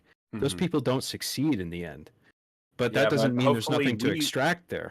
we return having changed if they don't, right? Yes, So, Yeah. and right. but the reason I bring up tragedies and things where like not every beat is hit of the hero's journey as is typically understood is that she says that it's the end all be all of modern Hollywood storytelling, like it's the only objective way to tell the story, and that is just so unbelievably not true. I almost kind of wish it was in Hollywood. But it isn't, right? Yeah. There are plenty of stories that aren't about heroes. There are plenty of you know what I mean? There's a plenty of bad shows where they just ignore this entirely. There's a plenty of indie things where they just, you know, the typical shitty indie movie ending where just things aren't resolved at all. And I'm like, what the fuck did I waste my time watching that for? Plenty of You know Star what I Wars mean? movies. Yeah. You know, like it's the idea that everyone in Hollywood is like, oh, like when you pitch a movie to them, they're like, excuse me, but where's the atonement step in this? It's like, no, that's not how it fucking works. That's not Yeah. how anyone thinks about it. Pretty much every book on screenwriting recycles a version of his hero's journey template. And why would Okay, and recycling is a dismissive word there on purpose, but Yes. the basic idea is that with screenwriting books, it's like a lot of them distill the hero's journey, as Campbell puts it forth, until it's even more base elements. Dan Harmon does this. Dan Harmon, in his like famous story circles essay Story or whatever, wheel, yeah. yeah, that he wrote for like Quora or whatever sort of page it was, WikiHow, whatever it is. He sort of distills it to almost as base as it can possibly be. He's like, you need go search, find, like, pay, return, change, right? Like he puts it in like caveman speak. It's like there's a Yeah. protagonist, they need something, they go looking for it, they find it, they pay a price for it, they come back and they're different. And it's Yep. like if you look at the hero's journey at that abstract or that broad of a level, that applies to basically every story, right? Including stories where women are the main characters, believe it Yeah. or not. It's Like true. every romantic I don't comedy or believe you. every romance story also follows that. You know, there are so many. And not to say that obviously I'm not saying that like women's stories are romantic comedies. There's plenty of other stories. One of my favorite movies of all time is The Silence of the Lambs. That's a Mhm. woman going on the hero's journey in every conceivable way. You know Yeah. what I mean? Yeah. Or even something like Beauty and the Beast, where like the woman is going on her own journey to tame somebody who is a monster. You know, it's not just the beast story. Mhm. Like it's her as well. I mean, I don't. It's not obvious to me who exactly is supposed to be considered the main character in that movie, but in a way, it's both of them. You Yeah. know? Mm-hmm. And there are a lot of stories that have ensemble casts where it's a little bit harder to follow all the beats of the hero's journey. You know, something like The Wire, right? Yeah. Yep. The Wire is proof, if nothing else, that not every story needs to follow every single beat. You know what I mean? Because they're you know, but I think if you looked at the overall character arcs of different characters in The Wire, you'd probably find a lot of those beats are there. But because of the Yes. way it's told, it's a little bit more obscured. Yeah. Well, in the case of The Wire, I think if the formula is there, you really have to dig for it Mhm. because the writer of that show, David Simon, he values authenticity. And Mhm. it's like a lot of episodes are filled up with a lot of mundane police bullshit that they have to go through to like Mhm. get the perp that they're after, you know, Yeah. securing warrants or whatever. And it's just Yeah. like it's just this tedium. Yeah. And that's like part of that show. That's part of the trials, right? You know? Right, exactly. Yeah. But if A lot I think of if you were to dig deep enough, you would find those core beats there. Like in terms of McNulty's evolution across all yeah, seasons. yeah. Yeah. I'm sure that is probably true. The Yep. main thing I want to make clear that is absolutely not true at all is that like people view this as the only way to tell a story. Like Mhm. that can't no Campbell's outlined specifically, not a broader sense of like, oh, you are separated or you leave a place, you go on a journey and you come back. But like his specific steps about all the different, you know, the Yeah. mentor and what no one looks at that like, oh, well, if it doesn't have this beat, we're not going to give you the funding for it. Like that's not how it works. No. Right. didn't Yeah. they? Campbell asserts with every other breath that he's figured it out. He's given you the key to storytelling, which maybe explains why sometimes stories from Hollywood feel so samey. Does she think he was writing an advice book for Hollywood? He wasn't. No, he's very. I mean, you could even argue that the book doesn't really have much to do with the process of writing. It's more of a spirituality thing than anything else. But it's storytelling. Comparative religion, comparative mythology. Yeah. Yeah. You're looking at storytelling in a broad sense. So of course, if you're a talented writer, you can figure out that this pattern exists and that you can use it to your to form your process. But it's not like he's claiming this is the only way to make a movie, or it's not prescriptive. Yeah, at all. He's not trying to give you advice on how to tell stories. He's just like, this is how people have written stories. While we're on this beat of screenwriting, if I may, at the risk of sounding self-indulgent, talk about myself a little bit here. Absolutely. And maybe some of your audience isn't, or maybe all of your audience isn't familiar with who I am. I made a show called R Being the Chief, which is about action figures playing Halo that come to life, and they swear a lot. There's a lot of crude humor. But when I was a kid, I played a lot of games, I watched a lot of movies, I watched a lot of TV, and I figured out very early on, like, entertainment, that's the field, that's the industry I want to get into in some way. I don't know exactly how yet. And eventually, like, I gravitated more towards game design after I graduated high school, but then it was off-puttingly technical. And I realized that I was gravitating more really towards storytelling. And so I taught myself screenwriting. I grabbed all the Sid Field books. Like the Screenwriter's Bible, like every popular book. Yes, Blake Snyder's Save the Cat. All those things, anything related to screenwriting, I grabbed it and I read it because I was so determined to be good at this. I wanted to understand everything there was to know about this.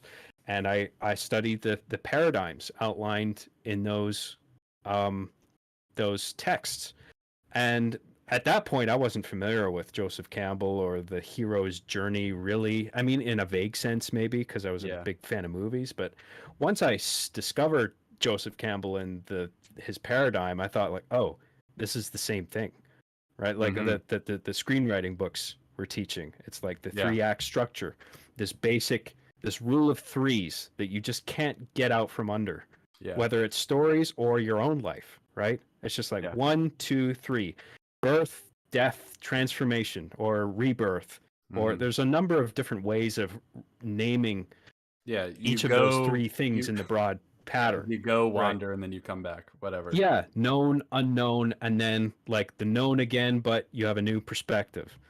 And like that deeply resonated with me because I knew like this is the key. This is what I liked about all my favorite movies, you know?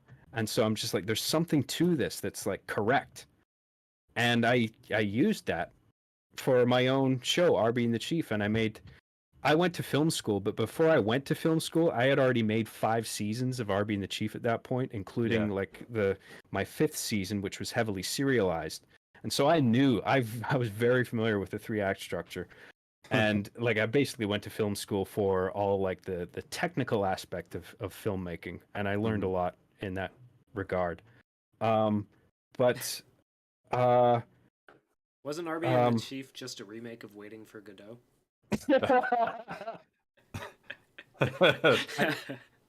I came to understand, like I figured out very early on that this basic pattern of like you find the mysterious cave naive, and then you go into the cave, kill the monster within, you come out and you're a different person after the fact. Like that was so entrenched in what I was doing, and I think it was the reason it has the audience that it has who like it. I mean, that's a hilarious thing about these people like Maggie Mae Fish who tear all this apart, is that when they watch a movie that adheres to these principles, it's like, oh my god, that was the best movie ever. Oh, like The Lion King, right?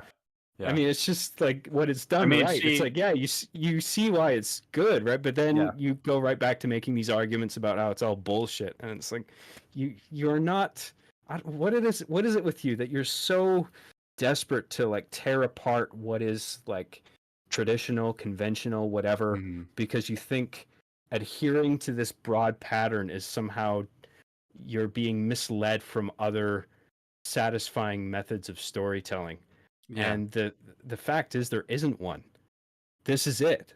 Like, I Not mean, yeah, not really. There's wiggle room. There's I mean, there's all sorts of different stories to tell within the frame, within this framework, right? You yes, know, there's plenty of different stories, like, you know, where it's like a rise and fall story about someone who achieves success and then falls from grace, you know, like Barry Lyndon or any sort of story like that.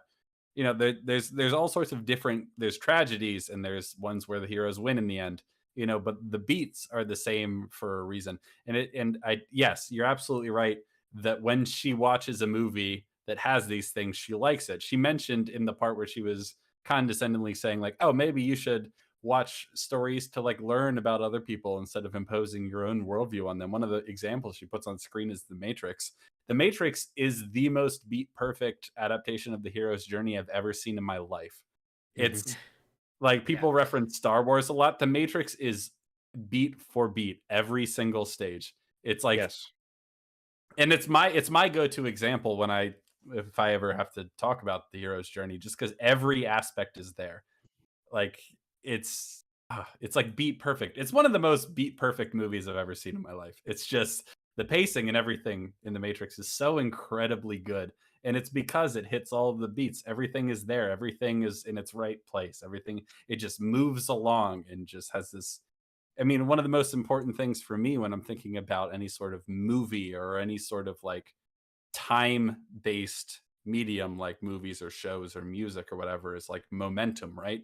And that's what structure, that's what story structure and patterns give to a time-based medium like film. It's like when you have an expectation of where it's going to go and how these things are going to come together in the end, then there's momentum and you're not just sitting through like a 2-hour video art piece in a museum, like where there's nothing happening, there's no character with a goal, there's no conflict, or there's no low point, or there's no resolution. When you miss any of these major beats and what makes for a good story in our conventional sort of understanding of it, it's like it's boring.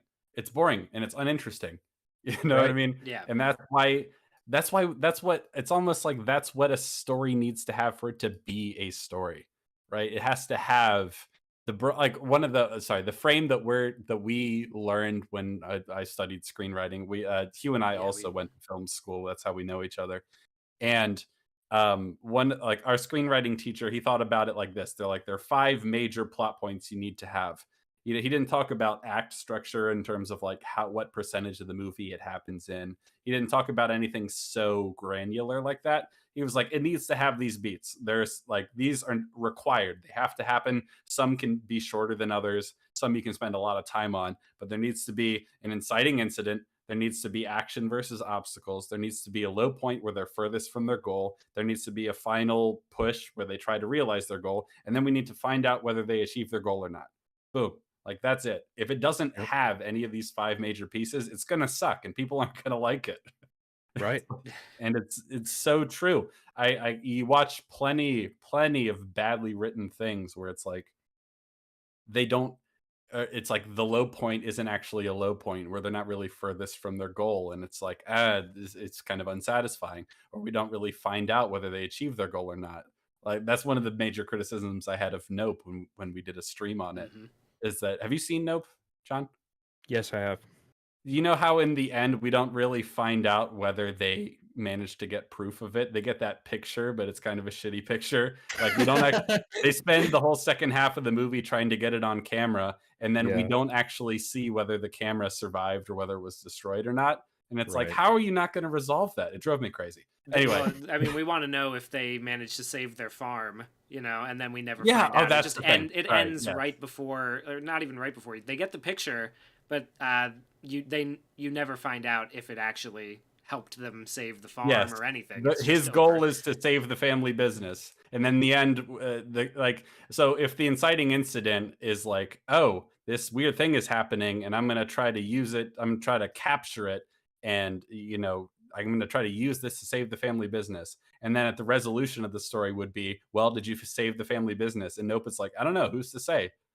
Hmm. It's like it's missing that thing, and that's what drove me crazy about it. Anyway, you get the idea. If it doesn't have an inciting incident, if it doesn't have people trying to achieve a goal, it's like it's gonna drive people crazy. People aren't gonna like it.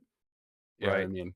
And if you want to talk about the hero's journey, as Joseph Campbell puts it, is a bit more granular in terms of they meet with a mentor. Not every story is going to have a mentor, but they're going to have all the other beats. You know what I'm saying? Right. Totally.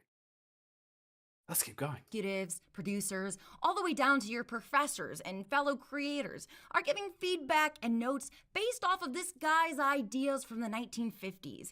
And I don't know if you know the 1950s, but it doesn't take long to figure out that maybe he might have missed the mark on a thing or two. I hate this. I Oh, really do. My God. I hate it because, well, he was from the 1950s. So therefore, his ideas must be as bad as my perception of the 1950s. It's like, what? I, are you high? Are you kidding? Like, how disingenuous is that? How dismissive is that? How is that not reeking of your very modern bias that you're like, oh, everything about now is better than the 1950s. So if people still hold this idea, this pattern that someone noticed in the 1950s, well, it did come from the 50s, and the 50s were bad because sexism and stuff. So therefore, his idea is probably also bad. Like, Anything good that happened in the 50s, the argument I guess would be, but a sexist made it, but a racist did it, and so then that invalidates anything that came before, right? That's got to it be must. Yeah, that's flawless logic, I would say. Dan Hahn says Humpty Dumpty did nothing and got nowhere, but death came for him all the same, arguably stressing the importance of crossing the threshold. That's true. Humpty Dumpty he didn't go on the adventure of his life, and he paid the price. That's true. Oh man, hero's journey's bullshit. Humpty Dumpty. Who knew? That's all we had to look at. Didn't just stop at Hollywood storytelling. Campbell's ideas affect our everyday lives. What we're allowed to become, how we see ourselves, how others Allowed? treat us. What? Yeah. What? Exactly. Oh yeah. Hold on. Hollywood this. movies. Wait, hold like, on this one for me real quick. I just wanna drink the glory in. Hollywood stories dictate what we're allowed to be in our lives, apparently. Let's hear that again. Stop at Hollywood storytelling. Campbell's ideas affect our everyday lives. What we're allowed to become, how we see ourselves, how others treat us. You can see his influence on everything, from the current stripping of women and pregnant people's bodily autonomy to the fantasy narrative that a good guy with a gun is going to show up and save us all. In a very real and tangible way, he has limited our imagination of who and what makes a hero. No, pause it. Women and pregnant people?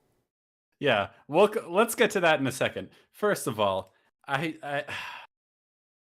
this video is so baffling to me. It really is. Because, okay, she seems to believe that because Joseph Campbell put into words this pattern that exists in storytelling, that he has dictated the future of storytelling from his moment in time onward. That because he's like, hey, have you noticed that there are these things in stories that everyone was like, oh man, that's so true. Now every story I'm going to write will have those things. And it's like whether he put a point on it or not, people are going to tell stories in this way because it's compelling to human beings. You know what I mean? The story structure was around before. That was the whole point, right? Like, it's not like he made it up. The story he was like, this seems to be the he put it into words, pattern that they all follow. He charted it. He just did that. So to believe that all like the future of storytelling from now on and since his time has been like influenced by him to the point that like he has this sort of like causal influence on all of our culture right now is Joseph insane. Campbell Like, invented Christianity. hold on, John, did you catch any of that? I think we might go back just so you can hear Oh, the real quick fun. before you do, though, I just wanted What? to keep... BRB for a couple of minutes. I just jumped in, but I'm sorry. I might have missed a couple things. But No, that's all right. Yeah, I that's think fine. go ahead. I just Hugh, wanted what were you gonna to say? I just wanted to point out that she says Campbell's ideology, or Campbell was a little, and then there's like a blurred out word. Now, I don't Mhm. want to draw too many broad conclusions here, but there's only 6 letters in that word that she blurred out. I can't think. Who knows what that curse word, that magical curse word is? All right, let's get that one more time. Gamer, maybe? It's a it's a No, that's doozy. only 5. Private storytelling. Campbell's ideas affect our everyday lives. What we're allowed to become, how we see ourselves, how others treat us. You can see his influence on everything, from the current stripping of women and pregnant people's bodily autonomy. Okay, so she actually thinks that Joseph Campbell is at least partially responsible for like abortion restriction Because right story now structure exists. because he noticed that Joseph- stories have certain patterns. Joseph because Campbell. because he put into words certain patterns in stories, his influence is such that now people are like, well, I wasn't going to try to restrict abortion, but then Joseph Campbell said that some stories have similarities, and now I'm going to. Yeah, this is part of this sleight of hand thing that she does, right? That maybe that's not the right term to use, but like it's a chicken and egg thing, and she says it was the chicken first, and then she proceeds as if it was the egg that came first, and as if all these heroes throughout history and all these stories were just like, oh, I better conduct my life as per the paradigm by Joseph Campbell that will be written thousands of years from now. Like, obviously that wasn't the case. Yeah. First, the stories came, and he is just making an observation. It's like, these are the common ingredients that you can find in all of these stories. To the fantasy narrative that a good guy with a gun is going to show up and save us all. Okay, it's not. Oh, got it. It's not a fantasy that the way to stop a person with a gun who's killing people is with someone else with a gun. It's not a fantasy. That's just like, well, fair. No, but I mean, imagine you have like a mass shooter or something. What like?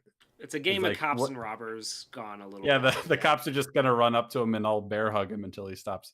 Like I don't know. It just drives me crazy. Well, it seems like she's artificially injecting modern politics in here to just show off to her audience. Like, look, I'm on your guys' side when it comes to these contemporary I'm on your issues, guys' side, and also this is somehow Joseph Campbell's fault. I'm not really sure Joseph how Campbell did 9/11.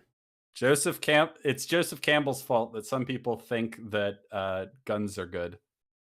I didn't quite follow that one, Maggie. Maybe we can walk it back a little bit, and you can show me. I'm your sure work. she'll explain further.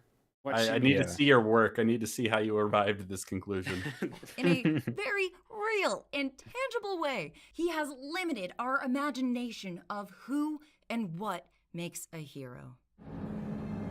You see, okay, 6 letters. She picked 6 symbols. I'm just saying, we should, See, here we have another basically ad hominem title slate of her, like another thesis of hers that is just really off-putting. Like, these are the titles of your arguments? Like, why not, like, it's just... What was the first one again? The hero's journey's bullshit, and now it's Campbell is a little blah blah blah, a little shit, I guess. 1, 2, 3, 4, 5, 6. So it can't be shit. It can't be be little shit. Can't be cuck. Fucker. Maybe fucker. Yeah, he's a little fucker. Yeah.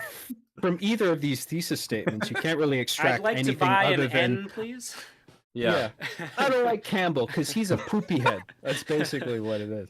He's it's funny because what I would expect from someone who's actually trying to build a cohesive argument is that she just said he's limiting our understanding of what a hero can be. So it's like, all right, how? Or like, he's responsible for the fact that places are restricting abortion in America. It's like, okay, I don't believe you, but I'm willing to hear the argument. But then what she does and what a lot of people in this genre do is that they just move on, and now we're into a different section now. It's like, Right. what? It's like, I Yeah. thought we are we not going to try to explain any of that? As, We're as just soon gonna as say they it? have to elaborate on in an area that might undermine Yeah. their position, it's like, well, next topic. To know the man's work, we should first take a look at the man, Joseph Campbell himself. What did he believe? Why did he believe it? This is an easier question to ask than to answer, because Campbell himself was extremely inconsistent in his own views. Campbell grew up idolizing Douglas Fairbanks, the silent movie star from films like Robin Hood and Zorro. This is probably why Campbell considers himself a maverick. I see myself as a maverick. If there Wait. was a machine, Wait. Campbell would totally rage against it. He's against rigid structural systems, just like the hero outsiders of his childhood soap. Hugh, what were you going to say? That's from that exact point. He says, I don't consider myself a hero, but I consider myself a maverick. So she True. definitely saw that. Oh, for sure. Like 1000%. There's no way she didn't. And I just want to say that what a maverick means, at least if you Google it, is someone with like an unorthodox or sort of individualistic way of thinking. Like, and yeah, he is. I mean, maybe you Yeah. could call it a little self-aggrandizing to refer to yourself as a maverick. I mean, fine. But like, he's like, yeah, he's a rather unorthodox thinker, at least at the time.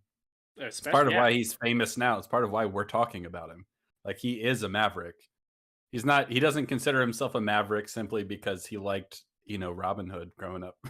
Someone who like takes relatively extreme measures to achieve, I don't know, transcendence or being the hero that Joseph talks about. I guess that's what I draw from it, like a wild card of sorts. A wild card, bitches. Yeah.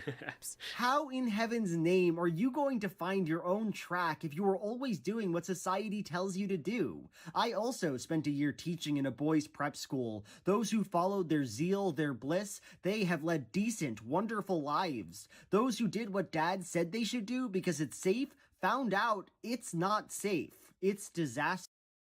Okay, so Hugh, you haven't seen this video. I'm going to ask you to make a prediction. Okay. You have to predict what on earth that a very left-wing, creative type person like Maggie Mae Fish would have a problem with in this statement. It's anti-vaxxer. But I mean, like, do you get what I'm saying, right? Yeah. Like, I don't understand why someone very sort of like, Maggie Mae Fish is a very much, and I don't mean this as an insult, she's like a look at me type person, right? She's like she's performing in front of a camera, she's making her quirky little videos and stuff like that. I'm not trying to be dismissive. I'm just like, she's an individual. She had a bit in this video of her gagging on a marshmallow that was almost She's trying to entirely express unnecessary herself. for a Yeah, video essay about the hero's journey. Yeah, she's expressing herself creatively and individualistically, and she's offering her perspective, flawed as it may be in our opinion. Yeah. Like, and Joseph Campbell's like, how are you going to find your own personal, how are you going to be a hero in your own life if you just listen to what society tells you to do? You're making a It's like- career on YouTube, Maggie. Like, that's you're Like, not what? listening I don't to what underst- society told you to do. This should speak directly to you, I think. I don't like, because I think she thinks Joseph Campbell, everything he believes is antithetical to what she believes, that whenever something comes up that clearly is what she would also believe, right, she just dismisses it or finds some way of twisting it. Like, this is a very sort of, I don't know, liberal left-wing sort of view of things, right? He's not being like, oh, you should do whatever society tells you to do because society and tradition are good. He's like, no, you need to go be yourself and express yourself and follow your own passions. And it's like, what on earth are you going to take issue with here? Exactly.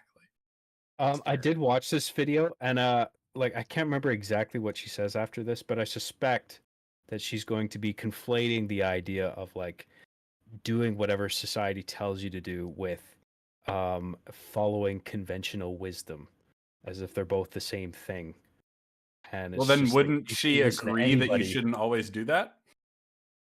I mean, Is it that- I mean, I can't remember exactly what she says, but I just figured like she's willfully saying like just dismissing the idea that any one person might like have something wise to say that should be adhered to, or you should at least consider it in your decision making. Mhm. But it's like she's saying, well, you should just go follow your own path. Stop listening to anybody else, regardless of whether or not they might have some wisdom to share or not. And I can't agree with that. Just Well, let's dismissing see. everybody just for the sake of disagreeing. Let's see what problem she has with Joseph Campbell's idea that you shouldn't just blindly listen to whatever society tells you to do. But this quote is in the 300-page book about his extremely rigid hero cycle structure, one so innate to human nature that supposedly no one has ever crafted tales that deviate from it. That's not true. That's not true, and it's not rigid. He's like, one of the examples that he brings up is he's talking. I might have mentioned this already. I can't remember. But one of the things he talks about in The Power of Myth is that there are stories where like the call to adventure takes different forms, and not every story has a refusal of the call. For example, if we think about something like The Matrix, there's definitely a refusal of the call, right? There's the like, oh, I don't know about this. I think I'm going to go back to my normal life. This is all very dangerous. I don't like it, right? Yeah. But then if you look at something like Silence of the Lambs, Clarice Starling is invited to move up and to join her professor, her boss, whoever it is, on this case, and she just accepts it because it's a good opportunity. There's no refusal of the call there. You find that in a lot of detective stories, that there's not often a refusal of the call. Sometimes it's just like, well, they get a case and they take the case. You know what I mean? Yeah. And that leads them into a world of all sorts of weird goings on. But it's not rigid. There's plenty of wiggle room. Not every story will have every beat, but the overall pattern is very much there. And there's at least a couple refusals of the call in The Matrix specifically. Mhm. Like the one is when he's outside the building trying to cross over to the other Mhm. side of the window, and it's like, oh fuck, I can't do this. Like it's too high. I'm scared.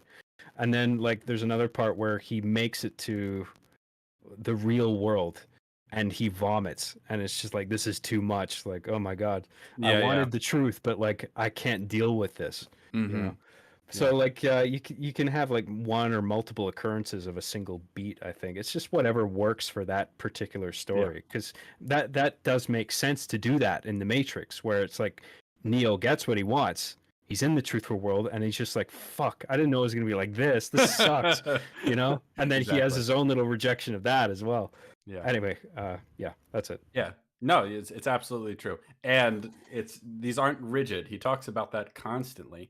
He talks about, I think he specifically says that or I've seen this in other places from him, that Celtic myths often have a hero who is lured into an adventure. They follow an animal into the woods and then it transforms into something. But a lot of like Anglo-Saxon myths are about a hero who goes off intentionally and forthrightly to go accomplish a task. Whereas like a lot of Greek and Roman stuff, they follow a similar set of patterns, right? yeah, but a lot of ancient Greek stories are about people being like tossed around by the winds of fate, which is different from someone who's going off on a journey intentionally to try to go slay the dragon, like St. George or whatever. It's like, oh, they're on a normal journey and they get like crushed in a shipwreck, and then they end up stranded somewhere and they have to find their way back. Like they didn't choose to go embark on this adventure. Point being that these beats can be very, very different. This actually isn't a very rigid structure at all. Yeah. We have. He often repeats societal norms from his time as immutable truths, things that are now completely outdated. Everything from gender roles to gender expression to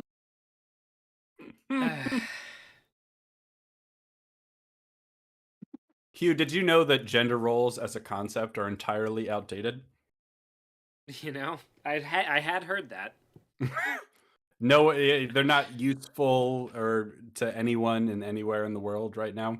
They're just totally like we can. I just find that wild. I find it wild. That's all. The gender roles are completely outdated. That's hilarious to me. compulsory heterosexuality, even Protestant work ethic are all set in stone.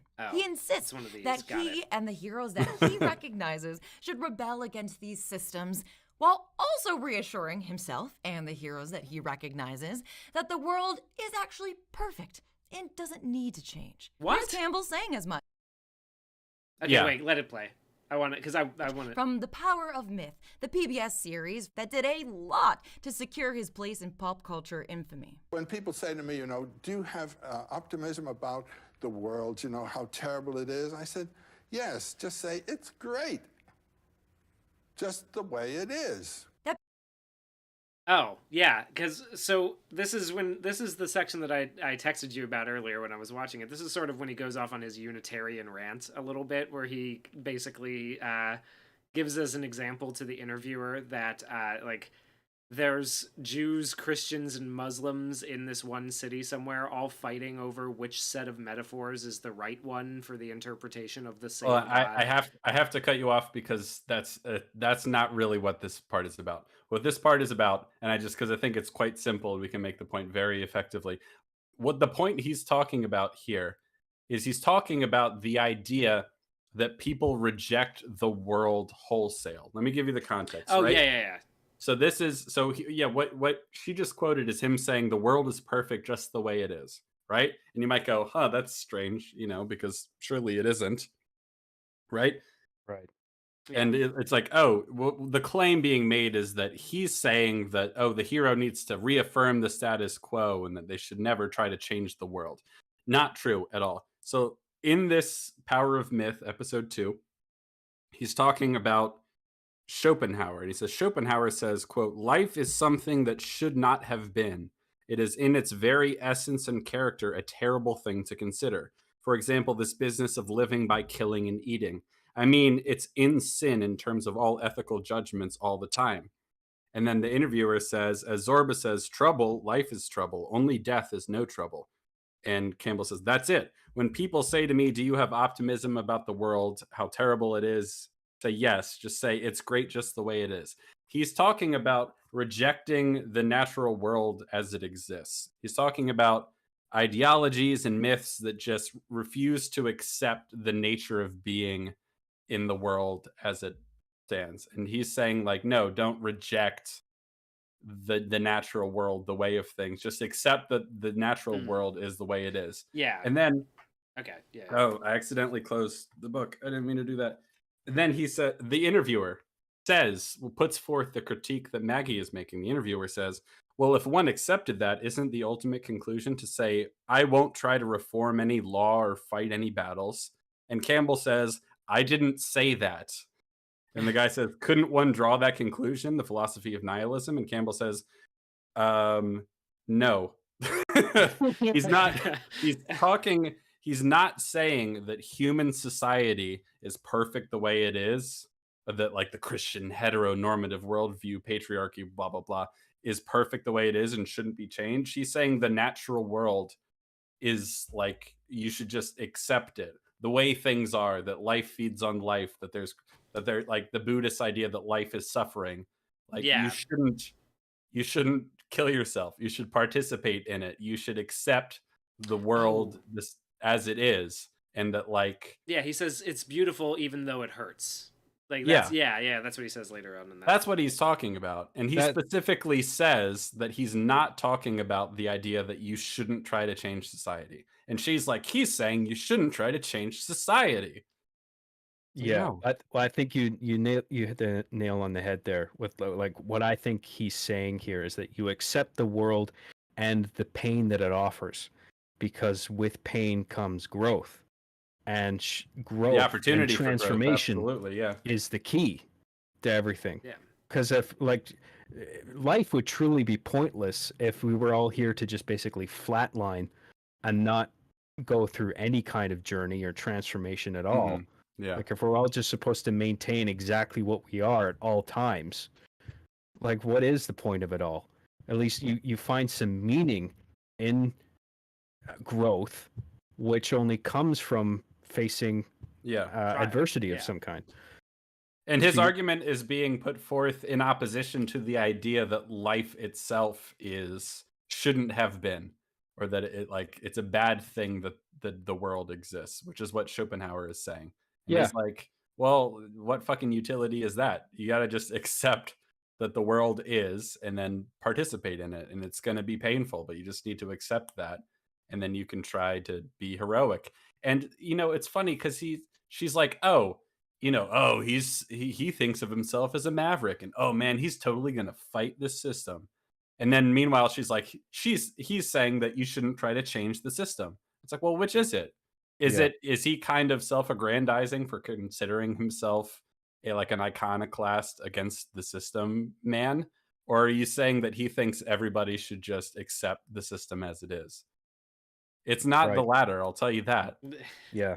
And it drives me crazy because she brings up Star Wars as an example. She's like, "Oh, Star Wars is one of the most intentionally crafted and famous examples of the hero's journey in action."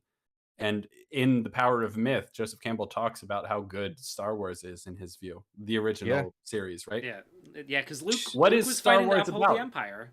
Yeah, like exactly. That's what I remember Luke, it like. Yeah. Star Wars, among other things, is a revolutionary motif. There's the evil empire that needs to be overthrown and defeated. They're not upholding the evil system, right? And Right. Campbell nor George Lucas, no one is saying that, oh, well, the system needs to be accepted the way it is. Like, are you kidding me? There is Yeah. no there is no hero story ever. None of the thousands of myths that Joseph Campbell has read and talked about in his books, where the idea is, oh, well, the world is perfect the way it is and nothing needs to change.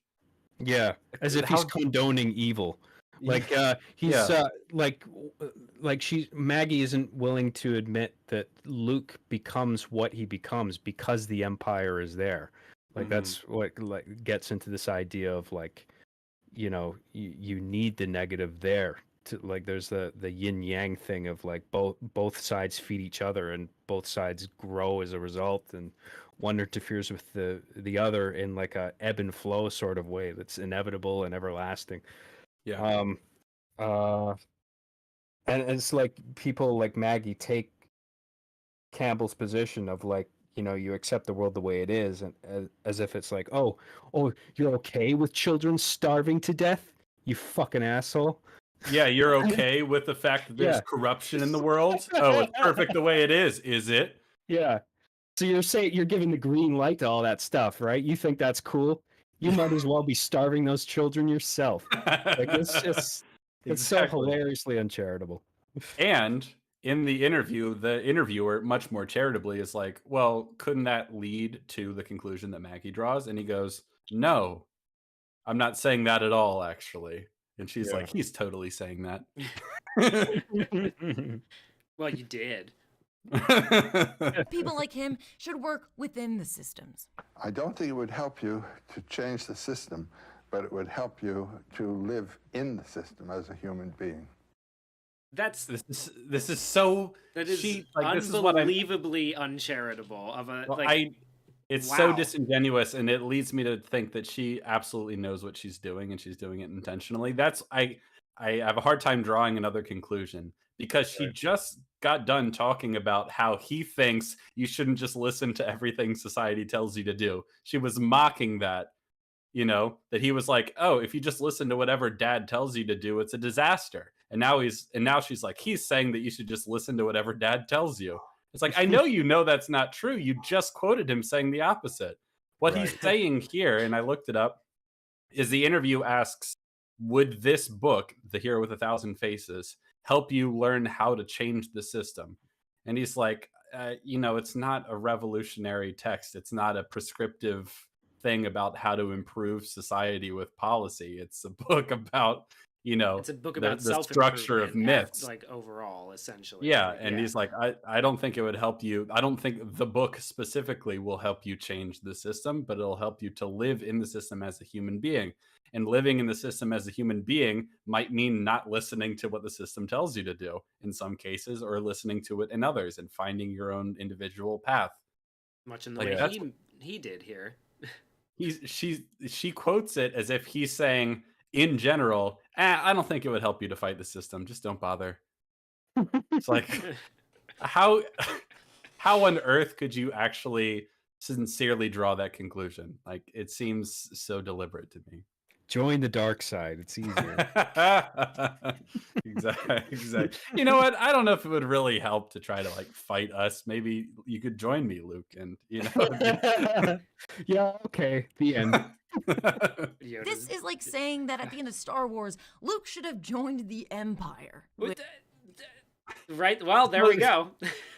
So is Star Wars a very specifically crafted story based on the hero's journey or not? Yeah, or Like, is it say which one is it?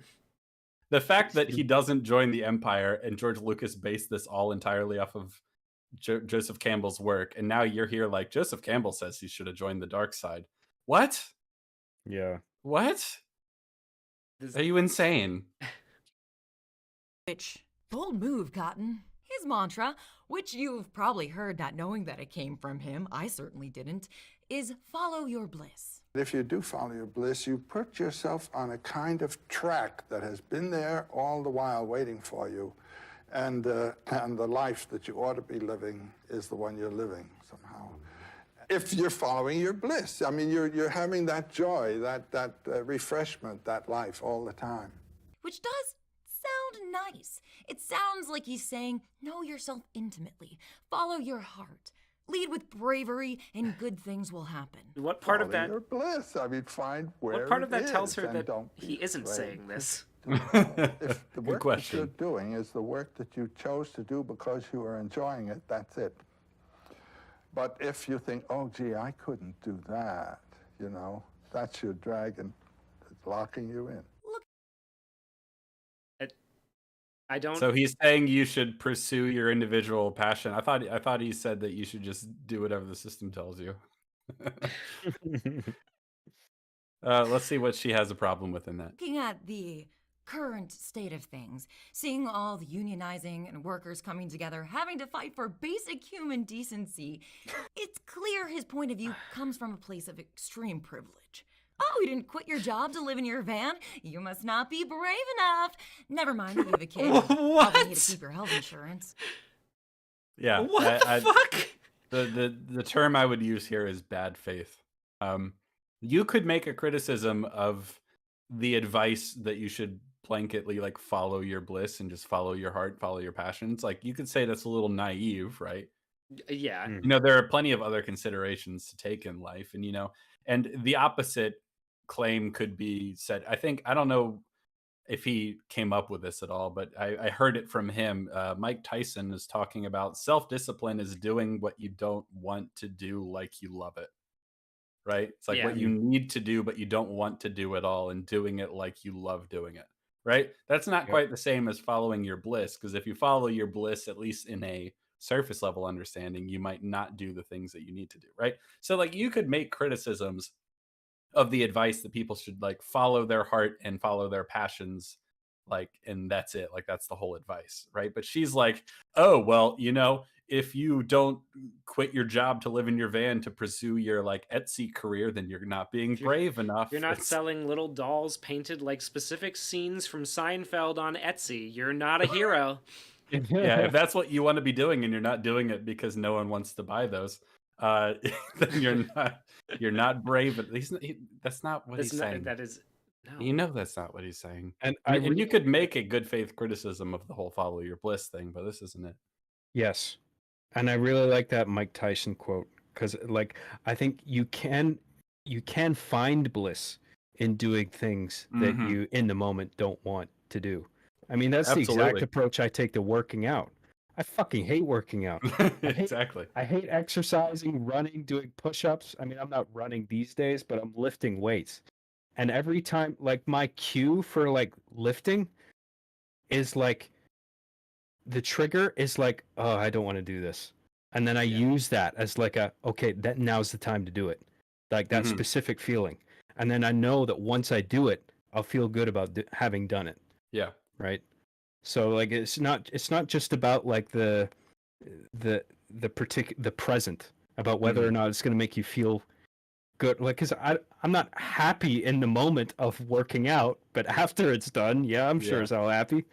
Yeah. And if we're going to, and I don't think Joseph Campbell would say in a million years that you shouldn't do the tedious things that you don't enjoy doing, but that are like, because if you follow any passion you want to do, there's going to be things about it you don't want to do. You know what I mean? Like if you want to be a filmmaker and like you're really interested in, I don't know, directing and screenwriting or whatnot, trying to be an artist, let's say, and you're going to have to do a lot of networking and self promotion and stuff like that. And that doesn't come naturally to a lot of artist types who like, Mhm. I don't want to do that. Like, I don't like networking. I don't like promoting myself because it seems kind of icky and self aggrandizing. It's like, well, that's what you're going to need to do. And I don't think Joseph Campbell would say that, like, hey, you shouldn't do the things that you absolutely need to do, but don't necessarily want to do in pursuit of your passions. I think Yeah. I'm sure he has a more nuanced take than that, because I doubt he's just some pie in the sky. Oh, everyone should just do whatever makes them happy all the time. Like Yeah. Yeah. that's not Well, what he's saying. considering that he's also said that like we need to accept the truth that life is suffering. I would say probably not. Just every moment of your Mhm. life should always be happy. Yeah. Or that Yeah. you need to go about your passions in a irresponsible way. Your passion, like your dream, your goal. Like if you just quit everything to try something and you haven't built up, you Yeah, can eat and into you do things. like you don't do it. Yeah. And if anyone is like working a 9 to 5, like, because she's basically saying that Joseph Campbell thinks if you're working a 9 to 5 job that you hate, instead of pursuing some risky thing, that you're not brave and that you're not a hero. And it's like, that's not what he's saying. Though you could critique the idea that, like, there's a lot of people, like, or that people in general should try to learn, like we've been talking about, to like love what they're doing, whatever it is, and that's a key to success. Like whatever shitty thing you're doing now that you don't want to be doing, you should treat it like it's something you love anyway, because that'll help you in your path to doing what you want to do. All that sort of stuff, right? Yes. Right. I look like the wrong thing. Here we go. His bravery is exclusively for those who have the social mobility and hard power, cough, cough, cough, white men, to make Oh. selfish choices. Ugh. He never examines further than this. No, he doesn't yes, you're entertain right. the nuance. You're right, Maggie. No black man has ever been selfish or successful or had or upward successful. mobility. Yeah, anything like Yeah. that. But I I'm love just the drafting implication on the that the last only bit. people No, with hard power in society are white men. It's like, to yeah, be able okay, to make Maggie. selfish choices, as she puts it, the only people Yeah. who can make choices for themselves in order to advance themselves have only ever been white. Got it. Yeah. Hey Maggie, are you following your bliss doing this work? Was that selfish of you? Is it selfish of No, you? she's a woman. Oh, but I thought only men had the hard power to do this.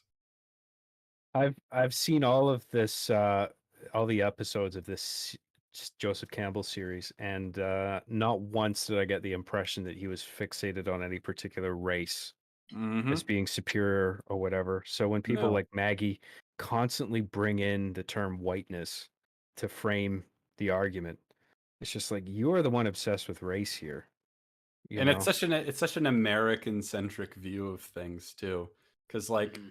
he would say that like people in India need to like follow their passions and stuff like that, and you're like, well, only white men have the upward mobility. He's to do that. drawing I'm like, from right. heroes' I'm journeys like, really? in Hindu and Buddhist tradition. Those aren't white Yeah. religions. Like, No, Right. and people in other countries around the world that aren't white, they also like Yeah. it's not. It's like, it's almost not worth getting into. That your follow your bliss could be someone else's. My mom couldn't stock the refrigerator this month. oh, Campbell is arguing that if My you're stuck in a God. dead-end job that you hate, well, that's entirely your fault. You're just not being heroic enough. No, he is not. And I can tell that he's not saying that because you don't have any clips of him saying that. Because you Yeah. would use them if you had them. One of those moments where a quote is absent from the argument she's making. Yeah. yeah. but No, we got this she nice scene in referenced Fight Club. she referenced Fight Club. That's the citation. In Fight Club, Joseph Campbell said that if you're poor, it's your own fault. That's right. Yeah. Joseph Campbell wrote Fight Club. I forgot. Yeah. Well, his influence kind of hangs over everything like a dark cloud. You're failing on an existential level to live your life the right way. It's an individual problem rather than a structural problem. And the only way to escape is to follow his series of steps, which is pretty convenient for him because he doesn't believe that we need to fundamentally change anything anyways. Don't get me wrong. What the Campbell- fuck? What is Why? this? Ugh. Fucking. What? Every hero's story is about fundamentally changing something, big or small. Every single one. Everyone. Yes. I find the references to Fight Club funny too, because she made a prior argument in which she suggested that Tyler Durden is a figure to look up to. And that's not what the movie was saying at all. Yeah. You know, that Like, doesn't no. surprise me. No, Yeah. It's a very revolutionary ideological character. Yeah. Radical is a word that I would describe as Tyler Durden. Mount. It's like she watched Fight Club and saw the story about a person who was missing something in their life, went too far in the other direction and had to come back towards the middle. And they're like, no, they should have kept going. Should have just kept being more and more radical. That's what they Yeah. should have done. I guess. has faced hardships. Like when he was unemployed for 5 years during the Great Depression. What? And wait, am I reading this correctly? He didn't need a job except dog sitting for a friend, and he had the free time to read for 9 hours a day for 5 Oh my years. goodness. Oh my- Oh no. This privileged man who didn't suffer as bad as other people did during the Depression. White Oh, man, boy. let's not forget white. Oh, White. yes.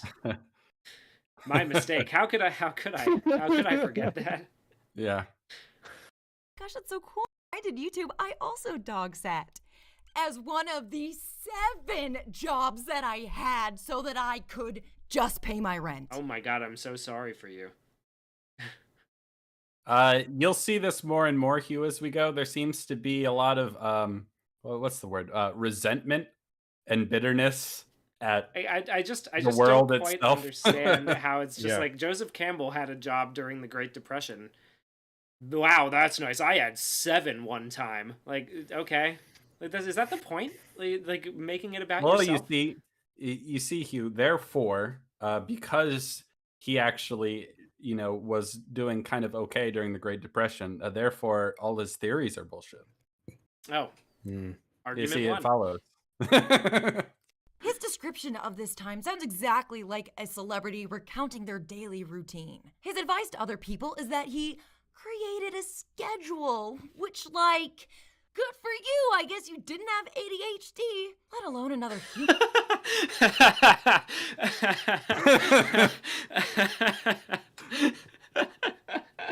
You see, it's Oh a my privilege to God. be able to use a schedule because people with ADHD can't use schedules. Oh my god. Oh, wow.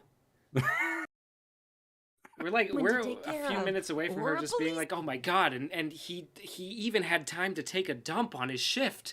Like, I, This is- I wonder where exactly the line is drawn between like having an illness that really genuinely impedes you or just being too lazy to manage your time better.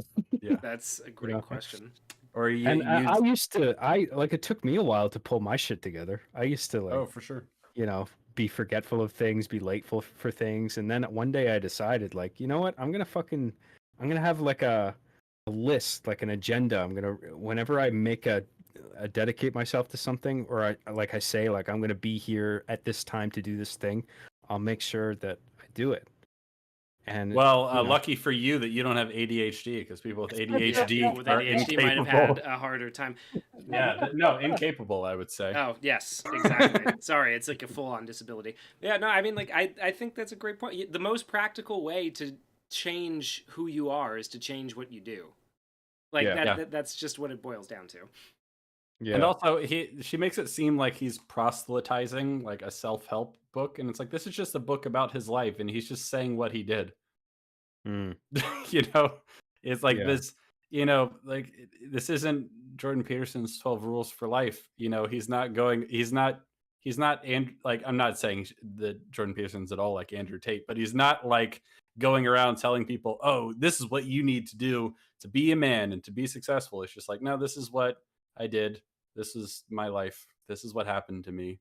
And she's like, "Oh yeah, well, I have a hard time focusing sometimes." It's like, okay, calm down. Yeah. Maybe you actually need a schedule more than the average person. Have you considered that? I Right. like how she's the second line, she kind of skipped over this. When you don't have a job or anyone to tell you what to do, you've got to fix one for yourself. So he's basically just giving himself responsibilities to take care of during his day. Like, that's a pretty decent advice, I would say, is, give yourself control of some responsibilities, and you'll start to see improvements, This, if that were advice, which it doesn't strike me as him giving advice, it would be pretty good. It also says later on that he had to take care of the house and put things together in whatever shack I happened to be living in at the time. It's like, this is, I don't know, man. I think maybe even if you weren't as at the bottom of the socioeconomic hierarchy as some people were during the Great Depression, it's a very different time to Maggie Mae Fish living wherever she lives now. I assume she's not living in a shack. Working 7 jobs. No. Who even needs to live in a shack? You can just... I also sleep on don't the bus believe in it was between. 7. I just do not. Well, she has believe the rest ADHD. She might be able to handle it. Stay monitoring your every waking breath or seemingly responsibilities other than going to the occasional cocktail party, which he did include time for in his schedule. Brendan Gill, a journalist and associate of Campbell, criticized him in 1989, saying, "Far from being spiritual, it is intensely materialistic. My old spellbinding friend is preaching a doctrine similar to that which Ayn Rand voiced in her novel The Fountainhead." Gill went... No? He's... What? That's not true. But But he have time off and enjoy himself. Like, I mean, it's almost a non sequitur. Now she's talking about Ayn Rand, which is like sort of like a philosophy of like selfishness, right? Isn't that kind of her thing? Basically, like, the more you do to improve, like, if you improve yourself the most, you'll improve society, because everybody will improve themselves so much, and then a bunch of improved selves in a society must be good, is kind of the gist. Okay. Let's see if she provides any evidence of that. on to compare Campbell's "do whatever makes you happy" idea to the selfishness and greed of Reagan, Thatcher, and Wall Street yuppies. What? Oh my god. This is wild. I don't care if that article author went on to compare Joseph Campbell to Ronald Reagan or Margaret Thatcher. Well, Like, of course they do. a person who wrote a book and was a contemporary of Joseph Campbell made some other specious arguments against Campbell, so therefore you should also agree. It's like Proof. Got it. He was selfish because he tells people that they should follow their passions. Yeah. Try He's to just enjoy like yourself. Reagan. Life kind of sucks, but try to do your best to enjoy yourself. Oh, Do your God, best oh, to God. do what That guy's what just brings like you Maggie joy. Thatcher. Oh, she really boils my curds. The most conspicuous members of our society. Greed, for lack of a better word, is good. Already, we're not starting off on a great journey together. Because you're making up things. Because you're making up We lies. haven't been on a great journey for the past several minutes. I think we're well past that. If you had a clip of Joseph Campbell saying that greed is good, you would have used that. But instead you just go, well, this character in this movie said that greed is good, and this author compared him to this character with no argument.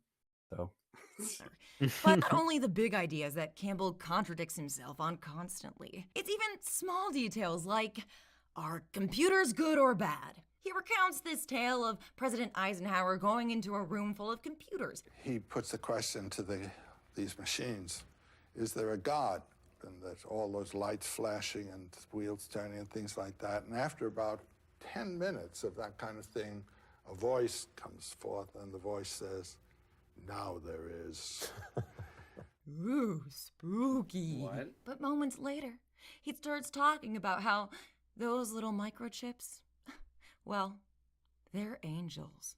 Have you ever looked inside one of those things? No. You can't believe it. It's a whole hierarchy of angels, all on slats.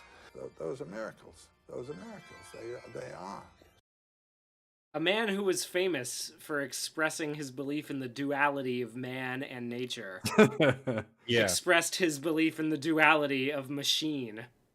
I think this is the most damning part of Maggie's video is her failure to understand that things can be both good and bad sometimes. Yes. It's She's like, framing it as a contradiction. yeah, it's like, whereas oh, he's yeah. he contradicts himself. Sometimes he says the computers are good, and other times he says that they're bad. And it's like, well, maybe things have the possibility of being both, like everything ever, Maggie. Which is it, Joseph? Pick one. She should know what contradictions look like. She's done enough of them in this video already. Yeah. Next Which is it, season, Joseph? Is technology good or bad? I'm like, well, it could be a bit of both, you know? no, wrong. You're contradicting yourself, you big dumb idiot. It's like, hey, Joseph, are people good or evil? And he's like, you Yeah. know, well, sometimes they're good and sometimes they're evil. Wrong. You're stupid. It's one or the other. Exactly. Yeah. I wouldn't be surprised if she moves. Oh, I'm sorry. Keep going. No, I could be done there. I could keep going, but I wouldn't be surprised if she moves forward from this argument to just being like, he said computers were bad, but then he said they were good. Which one is it? Do you want me to have a career or not? What is it? Like, because I mean, he's responsible for everything in our society, right? All the problems. Apparently. So, you know. Hey, Joseph Yeah. Campbell, is it yin or yang? And he goes, well, I mean, it's kind of both. Wrong. Yeah. It's one or the other. Yeah. Pick one. You You're big either dumb with us or idiot. against us. Like, honestly, what a failure of imagination to understand that, like who doesn't think that technology has a good and negative side to it? Like, who? I guess I like the writers for Black Mirror might They might be skewed a little further in the direction of it bad, but you know. I can't believe I that don't it's been put forth as a point against his intelligence that he thinks that things can be good sometimes and bad other times, or have different aspects of their nature. Right. I addressed this on Twitter the other day. I mean, like, because I made the show Our Being the Chief in part to critique the downsides of technology. Because when you throw often socially maladjusted young people in a highly competitive environment as online gaming, they say some pretty crazy shit, right? Especially in an environment where they're anonymous, like nobody can find out where they live or whatever, or like they don't know their real name. They feel You don't have to liberated look at say a anyone lot of face to heinous shit. face. Yeah. Yeah, exactly. No threat of physical repercussion. If I say something bad, I'm not going to get punched in the face for it, like I would maybe if I were to say this thing to somebody's face, whatever the terrible thing is. And I've made fun of that for years about the downsides of technology. And then somebody on Twitter just the other day asked me, "Do you think the internet has been a net positive?" And I said, "Yes, of course." I mean, like the benefits of the internet. I mean, holy shit. The sphere of communication.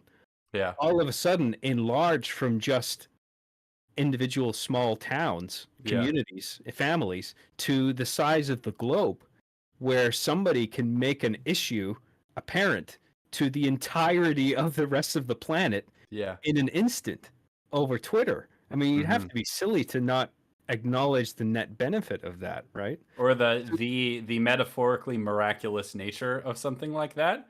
There's something I find kind of insulting about the fact that she's making fun of him for using the word miracle in response to modern computing.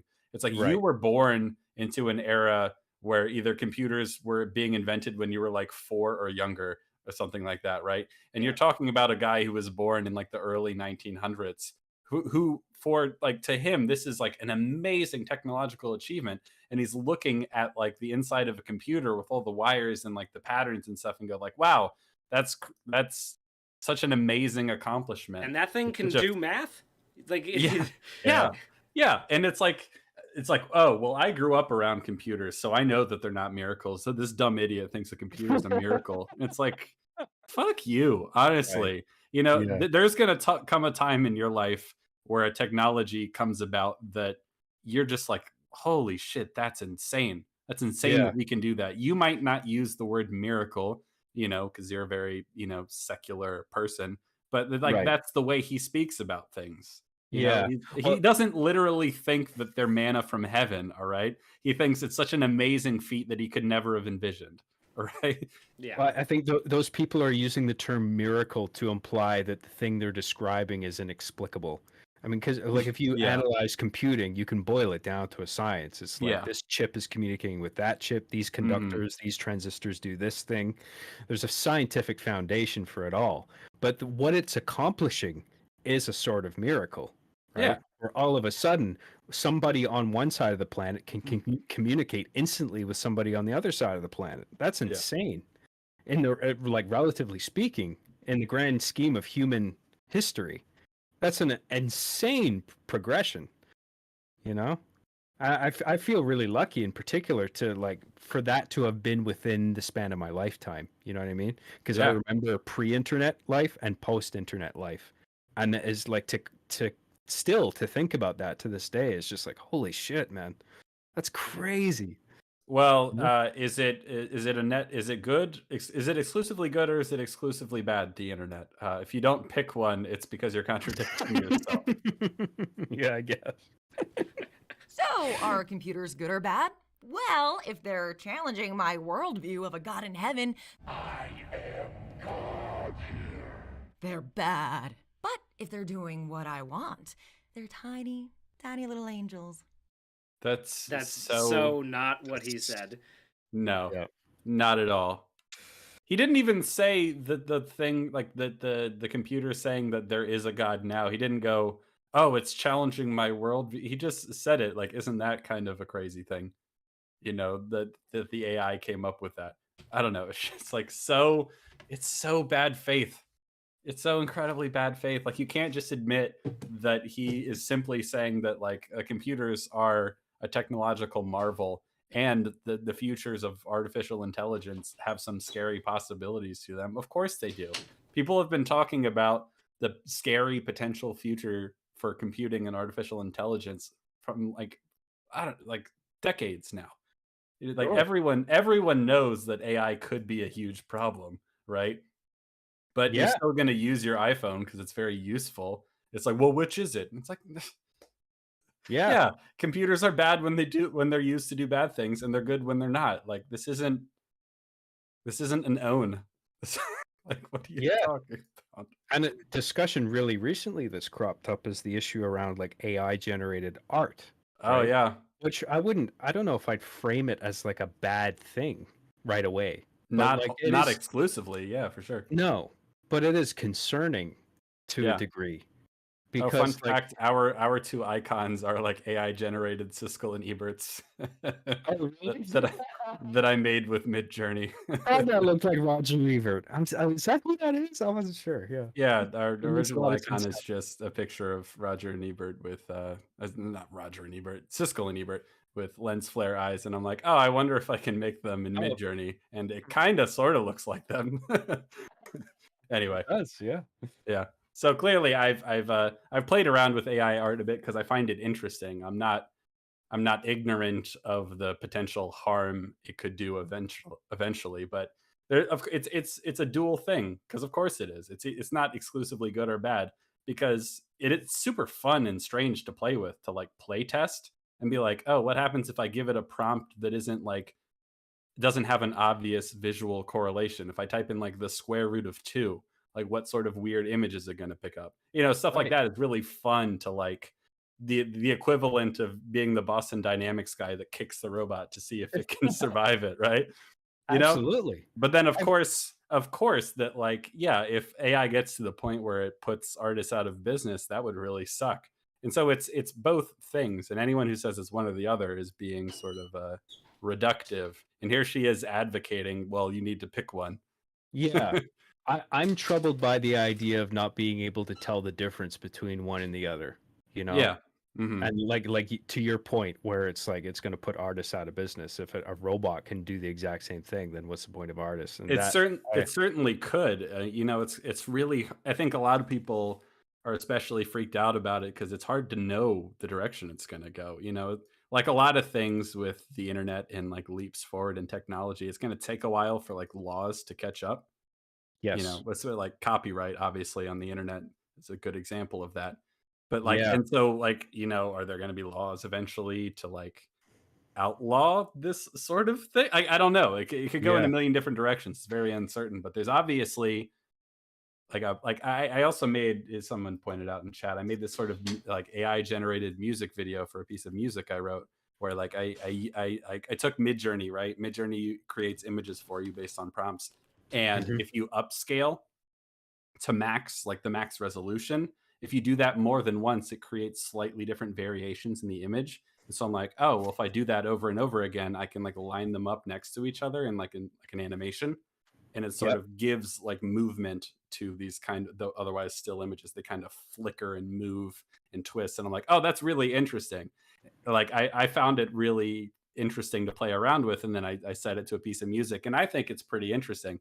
And if someone's like, no, AI art is exclusively bad and you shouldn't work with it, I'm like, do you not think this is interesting? Like there's some interesting possibilities here. I made this thing that I think is pretty interesting with it, using it as a tool. And so like anything else, there's a dual nature to it, you know. So I totally agree. Yeah. I mean, even though I am concerned with the idea of AI overtaking the role of human artists, Hmm. I find it endlessly fascinating the idea that you can give a prompt to an AI program and they Hmm. will do something with it that conjures an image. And it's like, Yeah. what is all the decision making exactly that's going into these? Because some of the art I've seen is really like baffling. I'm just like, holy shit, Yeah. a computer decided this.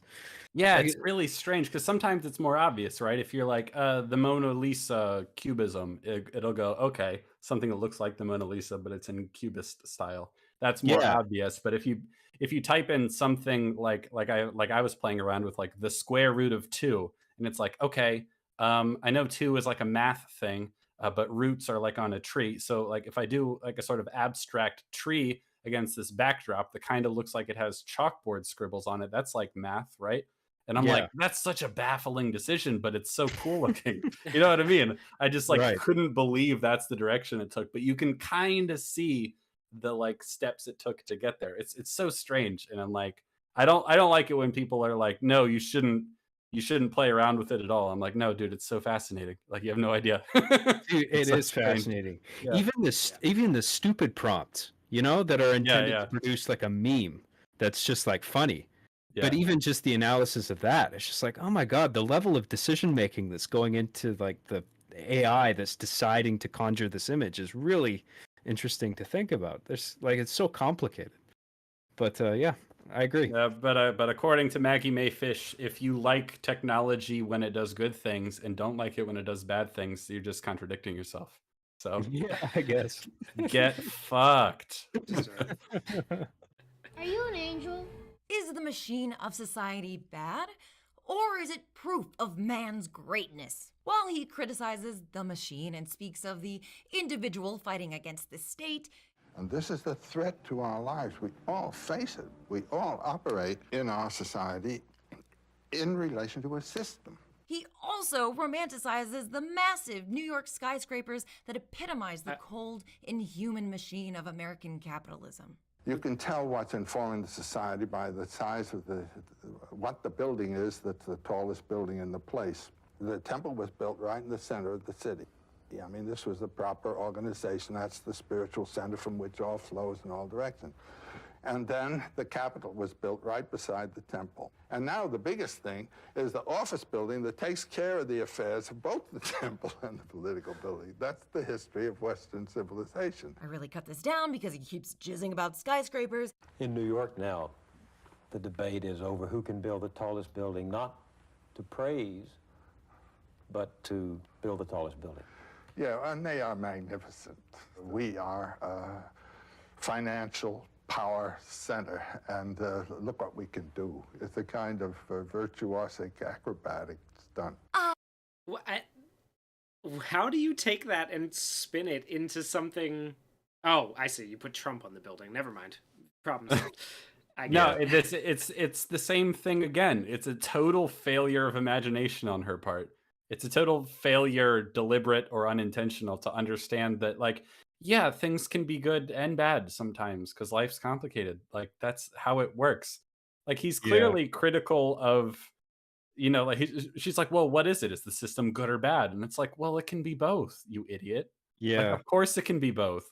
And she's like, oh, well, you know, you say that, you know, that it's bad that in modern society that the temple isn't the highest thing in the place. Because, you know, that's a sort of like an ancient way of viewing things. Like the highest building in the place is the thing we value the most, right?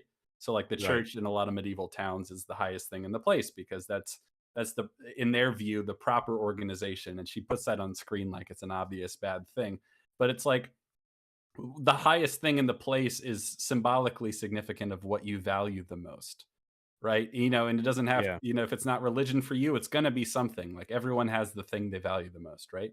And so he's lamenting the idea that now the biggest things in the place in Western civilization are just like office buildings and complexes and these massive skyscrapers and stuff like that. Sort of, as she puts it, like the cold, inhuman, you know, just buildings of glass and steel with no personality. Like clearly, he's not entirely convinced that that's like the perfect thing, right? But he But is then impressed with the architectural feat yeah, that it took to put because them how there. could you Yeah. not be? How could you not be? How could you not go like, I don't like that building, but goddamn, is it impressive we could build that high? That's insane. Of Yeah, course, How do you not spend your whole life studying ancient myths from ancient parts of the world, like Babylon, Sumeria, where like ziggurats didn't get much higher than however big they got, and now look where we are, right? We're building like Yeah. Dubai is full of incredible skyscrapers that like are huge because they Yeah. can, like that's what he's. And he's like, he describes it as a virtuosic, like acrobatic stunt. And it's like, yeah, it's a marvel of engineering. You might not like what it says symbolically. You might think it represents a sort of degradation of our culture, but like it can be that. And it can also be fucking impressive. It can be both. Of course, it can be both.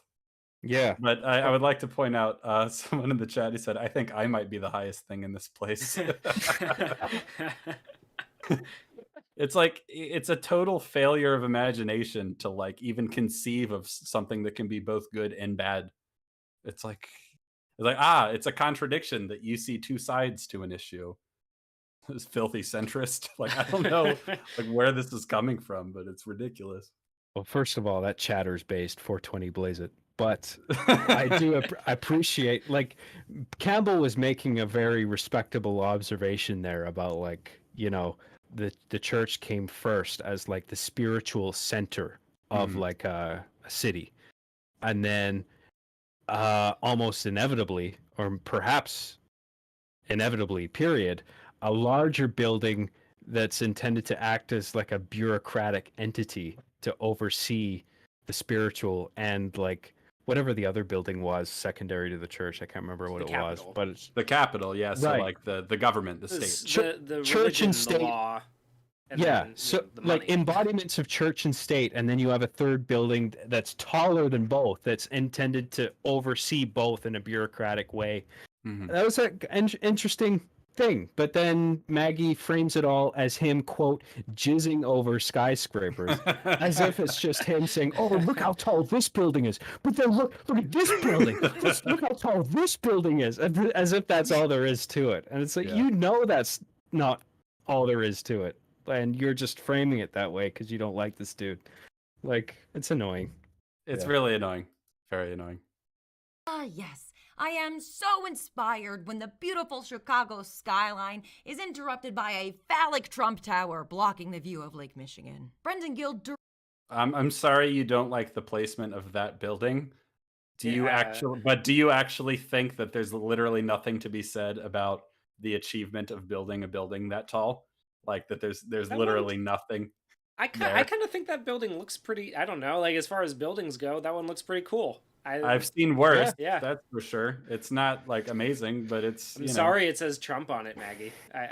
That's. I mean, regardless of the purpose of a building, if it's tall and structurally sound, there is something to appreciate in an architectural sense, right? It's just like, wow, human beings built this thing and it's staying upright. Yeah. And even though like there's maybe something like an earthquake, it still hasn't gone down because a lot of skyscrapers are designed that way. They're designed with sort of like a flex mesh where it can withstand natural disasters such as that. Yeah. And it's just like, that's impressive. You know, It's people really- had to yeah. mathematically consider the construction of this building to withstand that kind of shit. So, you know, She's literally raging against the idea that someone could have a nuanced perspective on something. mhm, It's telling, I would say. right. Correctly compared Joseph Campbell with the character Rourke from Ayn Rand's The Fountainhead. The creator lives for his work, says Rourke. He needs no other men. His primary goal is within himself. The man who attempts to live for others is a parasite in motive and makes parasites of those he serves. 2 years before The Fountainhead was published, young Campbell was saying at Sarah Lawrence, the artist, insofar as he is an artist, looks at the world dispassionately, without thought of defending his ego or his friends, without thought of undoing an enemy, troubling neither with desire nor loathing. So this person who's writing this critique of Joseph Campbell is saying that this character from Ayn Rand and Joseph Campbell are the same. Now, I don't know about you, but these quotes are not the same. No. First of all, Joseph Campbell's talking about the artist, how the artist should what he's saying essentially is that the artist should seek to depict things as they are and not make like propaganda or not make things driven by ego or not things with like a goal of trying to like destroy an enemy or their own like kinks and desires or their own hatred of certain people. It's like they should look at the world dispassionately and just sort of observe how it is and try to gain whatever truths and portray it in the way that they as they see it. And the other guy is like the average man should not live for himself. He should live for himself and not for others. It's like that's not the same thing at all. No. Not even it's not even close. No. This is one of those quotes where I wish like Campbell was here to kind of like clarify, because I imagine he probably would. Yeah. Because they're saying here like you shouldn't be. I can't. It might be in another quote, embodied in another quote further on, but it's like this idea that it's propaganda if you are commenting on social troubles, like, or society in general. But I started my show, R Being the Chief, as a critique on social interaction online. Yeah. So, and I was passionate about the thing that I was making. So I can see some like discrepancies between my personal approach and what's being said here. But I feel like what Campbell's trying to say here is that when you're creating art, you should try and disassociate yourself from emotional bias. I feel like that's the core of it.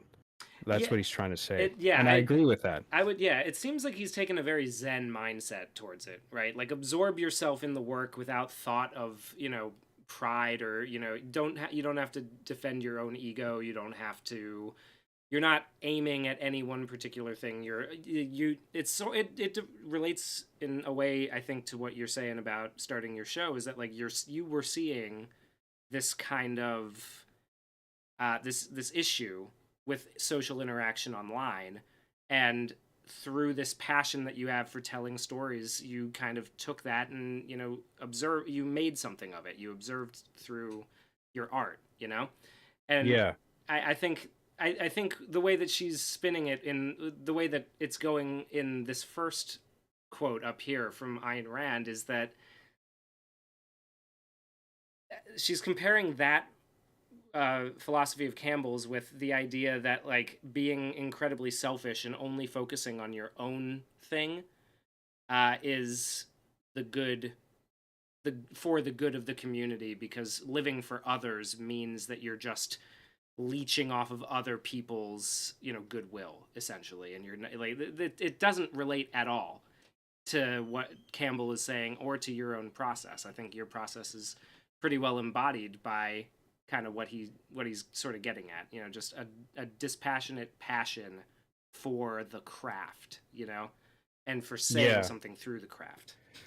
And the word no, you go ahead. I'm sorry, I interrupted you. All I was going to say is that he specifically says the artist insofar as they are an artist, looks at the world without defending his own ego. Yes. Like that seems like it kind of cuts against the idea that man should live for himself. You know what I mean? Like, Campbell's saying that like your ego shouldn't play into it. You know, Yes. like, so how is that the exact same thing as saying like you should just live for yourself? I think that's really what he's getting at. I mean, I think the word dispassionately is the wrong word to use here in this case. maybe. Because it's like, what are you saying? Like, artists shouldn't be passionate? That seems absurd, right? Because, like, Yeah. of course, artists would be passionate about the thing they're making, right? Yeah. But I think what he's really getting at is to divorce yourself from things like spite motivating your art. Yeah. You know, Your or like ego trying to target wanting an individual. Yeah, It's like, wanting people to think that you're really great, or like targeting something because you really resent them, like your baser Showing passions. off. He's warning against showing off in a way. Like, And like your Yes. baser instincts and emotions. Like I don't think dispassionately is the right word either, right? Because certainly there are some passions that are fruitful and good in terms of the creation of art, but there are some that are rather base in terms of, he says like desire or loathing, like that's not what you want. Yeah, I agree. Ah, yes, Ayn Rand, the ultimate pick-me girl, the final boss of girl bosses. Before you can do things for people, you must be the kind of man who can get things done. But to get things done, you must love the doing, not the people. In everything that Campbell does, he claims that a small, certain archetype, that of the brooding, unfeeling, stoic man, is the everyman. Everywhere he looks, he sees himself, and where he doesn't see a hero. Here's Brian Atterbury again. The problem with Campbell's monomyth as an analytical tool is that it always works because it simplifies every story to the point where nothing but the monomyth is left. It ignores the many mythic stories that do not have questing heroes, and it leaves out the culturally defined values and symbols that make each tradition unique. That's not true at all. That's not true at all. He's saying this is a layout, a set of motifs that works in heroic stories. Yeah, he doesn't ignore stories that don't have questing heroes at all. That's not the point. Well, no, but I even then he says like, okay, it ignores the many mythic stories that don't have questing heroes. He acknowledges that there are plenty of stories about people who end up in the unfamiliar world by like chance and fate and nothing of their own doing. You know what I mean? They're not going out on a quest; just things happen to them, right? And so like. Yeah. And he's not leaving out the culturally defined values and make each tradition unique. Like, that's the same thing we talked about. He is, though. No, he isn't. Listen to me for a second. So he's not leaving out the wisdom that is specific to different cultures. He's just talking about the broad pattern of people seeking wisdom. Like he talks at length about these different cultures and how they have different symbolic and cultural values. Right. But what the hero does is a similar pattern across all of them. He's not leaving them out. He's not ignoring them because they don't fit his pattern. The pattern isn't about the culturally defined values and symbols. Yeah, that's basically that was what I was getting at. Is he's leaving it out mostly because it doesn't. He says it a bunch. The costuming of it doesn't matter. It's the general search for the wisdom that's important, right? Like you can have it, the cultural symbols need to exist based on the time and the era and the location that they're in, like you wouldn't, the symbols change based on, all kinds of different circumstances, individual circumstances. In the first chapter of it, he brings up dreams and how dreams are the myth of the individual. Or the theory that dreams are myth of the individual, where you're drawing symbolic meaning from images of your own life, right? That won't, like, on a broad level, it wouldn't be exactly the same thing, but, it wouldn't be the exact same thing as somebody else or as any other cultural facet, but it's still there, is the point. So, yeah, he is leaving it out, but it's because the point is to leave it out. The point is to get at the common ground. Yeah.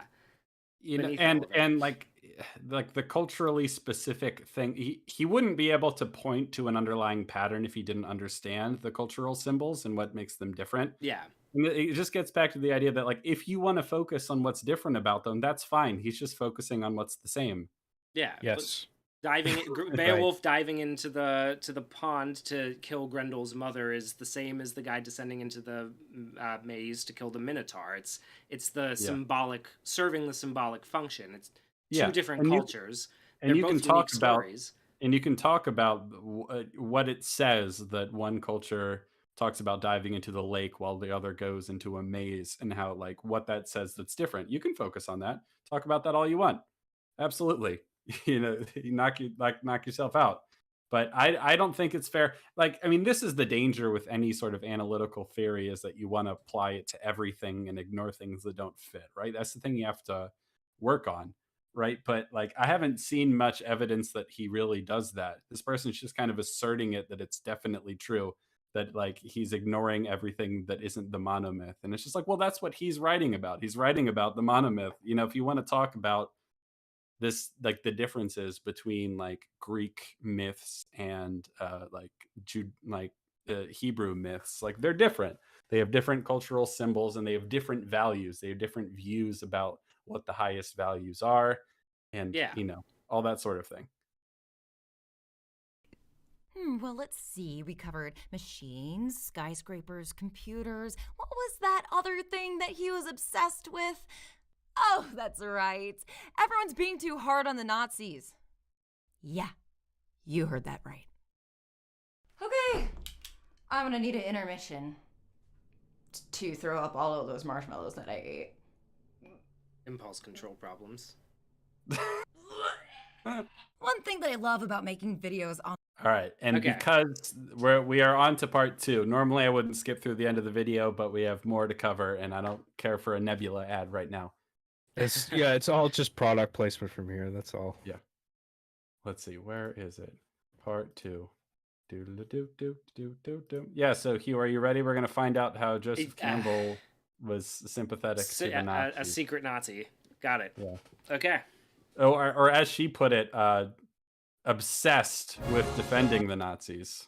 By the way, I just want to say quickly, I don't know, like, how long you typically go for, but if you're concerned about me as a guest not wanting to, like, stay too long, don't worry about that, because I'm very used to, like, sitting here for hours, and I'm quite happy to be here to talk about this. So please take your time. I appreciate you saying that, but we weren't going to allow you to leave. So. You're here for a while. Trapped here forever, like the Phantom Zone. Yeah. Let me out. Yeah. No, but in all seriousness, if you need to leave at any time, you're more than welcome to. We're gonna go to the end of part 2, and if we have anything to conclude with at the end of it, we'll talk as long as necessary. But you're welcome to leave at any time. Gotcha. All Sounds right. good. But the Hero's Journey, part 2. Let's go, Nazis. Nazi Boogaloo. And we're back for part 2. We are? Ooh, the Trials of Oscar Wilde. They didn't tell me we were shooting this today. Should I go get dressed so I can intro the video? No, that's all right. I got it covered. I know that's you behind the didn't forget to camera, write me Maggie. as a character, right? I mean, usually you write an entire mini character arc that matches the themes of the essay, and I'm assuming I'm going to have a personal monologue later. Yes, of course, I totally remembered you. You're really important to the story, and definitely not a thing I use to smooth over edits. So I should go get changed then? Yeah, go. Okay.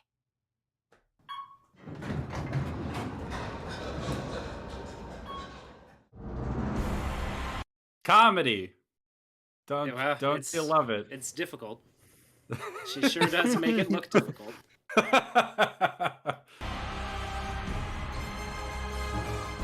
For Joseph Campbell, myths are not just stories from the past, but a template for how to live your life. How to live a human lifetime under any circumstances.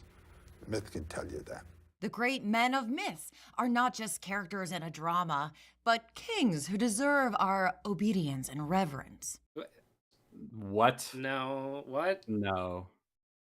Like what on earth is that take? Okay, so he says, hey, myths can tell you how to live a human life, how to be heroic, how to be forthright, how to be a good person. A good story can tell you that.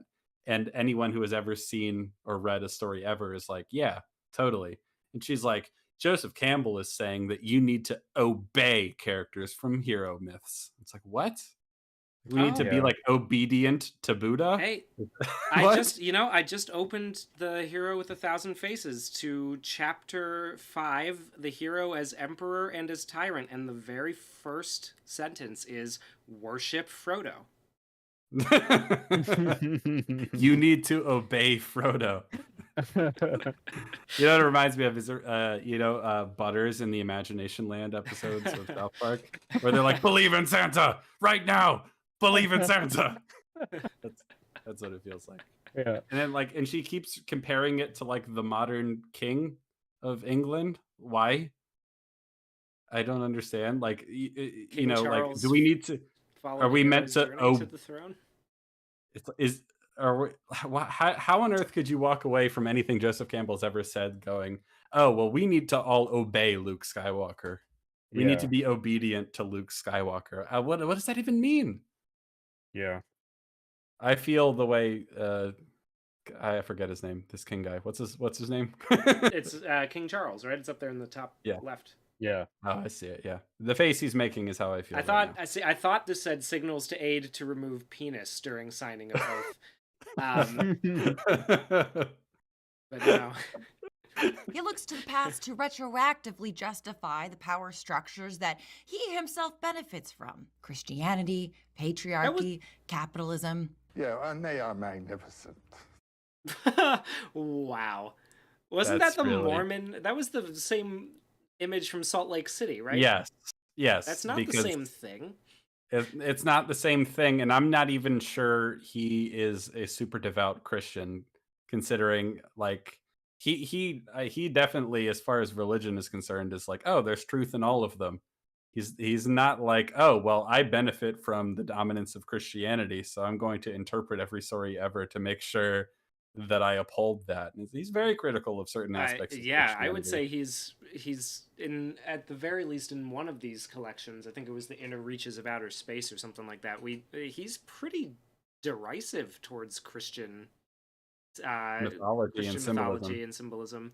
Yeah, it's somewhere, I can't remember where it was, but he was like going against the idea that like Eve is born out of Adam's rib. The idea that like the woman comes from the man, when symbolically in so many other religions it's the other way around. You know what I mean? That Yeah. like the feminine gives birth to things, and in the Christian like origin myth, it's kind of the opposite. And Yeah. it's like, well, I think he's critical of that. So I don't see him as someone who's going back to every myth he's ever read to try to interpret them in a way that justifies the supremacy of Christianity. Yeah, he's critical of that. I definitely have interpreted him as being more critical of the duality of the nature versus man situation going on in Christianity. He comes across as much more critical of that than he is of the same sort of tradition in Buddhist or Hindu thought, where it's all kind of encompassed in the individual. Nature and the individual are one. So he seems to prefer that to the separation of the two. Yes. I don't know that I would call him necessarily devout. I think at one point the interviewer in this series, in episode 2, even mentions that he says something like, well, reading your work hasn't shaken my faith so much as it has renewed it in a way, as if the implication would be that the things Joseph Campbell were writing would shake someone's faith, Yeah, well, you know what it reminds me of? Like, certainly there are people who are very attached, rightly or wrongly, to their sort of religious and like spiritual system that they believe in, right? That like don't like the idea of there being sort of concrete universal truths in other religions, right? Like that kind of, or like when they're okay with you looking at Greek mythology as myth, but then when it comes to the Bible, it's like, no, this is true though. That was myth in like literature, but like this is true. You know what I mean? Yeah. Like, there's definitely a sort of thing where if you look at the Bible the same way you look at the myths of another ancient peoples, you're putting them on the same level. And there are definitely people who are devout members of certain or any religion who don't like that idea. It's like, well, you can't really compare them because mine's the good one, or like, or mine's the objectively Yeah. true one. There are definitely people like that, and like Joseph Campbell.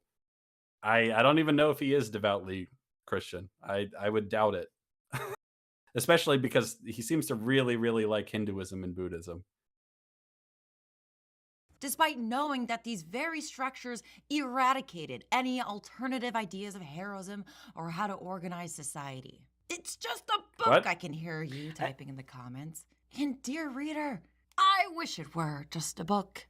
But Campbell preached his own interpretation of history and literature like a self-help guru, Follow your bliss. promising a better, happier life if you apply his hero cycle to your own. But if you think, oh, gee, I couldn't do that, you know, that's your dragon that's locking you in. It's not, I don't even know if it's fair to call it his hero cycle. It's like, here's a thing I noticed across human history. And she's like, oh, you just Yeah. want everyone to follow your idea of what a hero is. And it's like, I'm just observing what other people are saying heroes are like. Yeah. I would This like is the chicken and egg thing again. Yeah. It's like Yeah. she's implying that Joseph Campbell's thing came first. Like, no, it didn't. he extracted this out of his analyses. I mean, that's what it is. She's talking about his own interpretive version of history. Like, what does she think the world was like? Like, because one of the things he noticed was that the myths tend to reflect the rites of passage in a society. So, like, he's clearly culturally aware of something. Like, I think we all know those rites of passage existed. So, Yeah. what do you mean? Let's find out. Because Campbell lacks any analysis of structural power. I don't think it would help you to change the system. Oh my God. We're This- back yeah. to this. He doesn't understand that the real problem is capitalism, because he said that he doesn't think his book is going to help you change society because it's not about that. We've been over this. He's not saying that you shouldn't change society. He's saying that, like, the hero with 1,000 faces isn't like a guide to how to structure society. That's it. It's not what the book's about. Yeah. But it would help you to live in the system as a human being. He can't see how the hero cycle, which romanticizes the actions of the individual, This accent, as I've been saying, on the individual. may not pan out for the systematically oppressed, or how the people whose cultures that he spoke for might view his authority as the dragon. Anyway, here's the time he defended Nazis. Okay. Nice segue that has nothing to do with anything.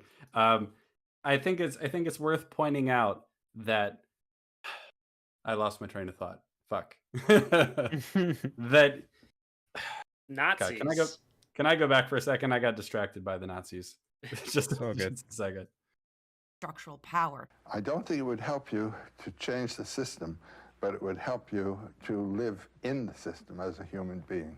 He can't see how the hero cycle, which romanticizes the actions of the individual, This accent, as I've been saying, on the individual. may not pan out for the systematically oppressed. What? There it is. Okay. I really hate that idea, and there's another like huge failure of understanding here. Stories focus on individuals because everyone reading or watching them is an individual. Like, no one identifies as a collective of like a society.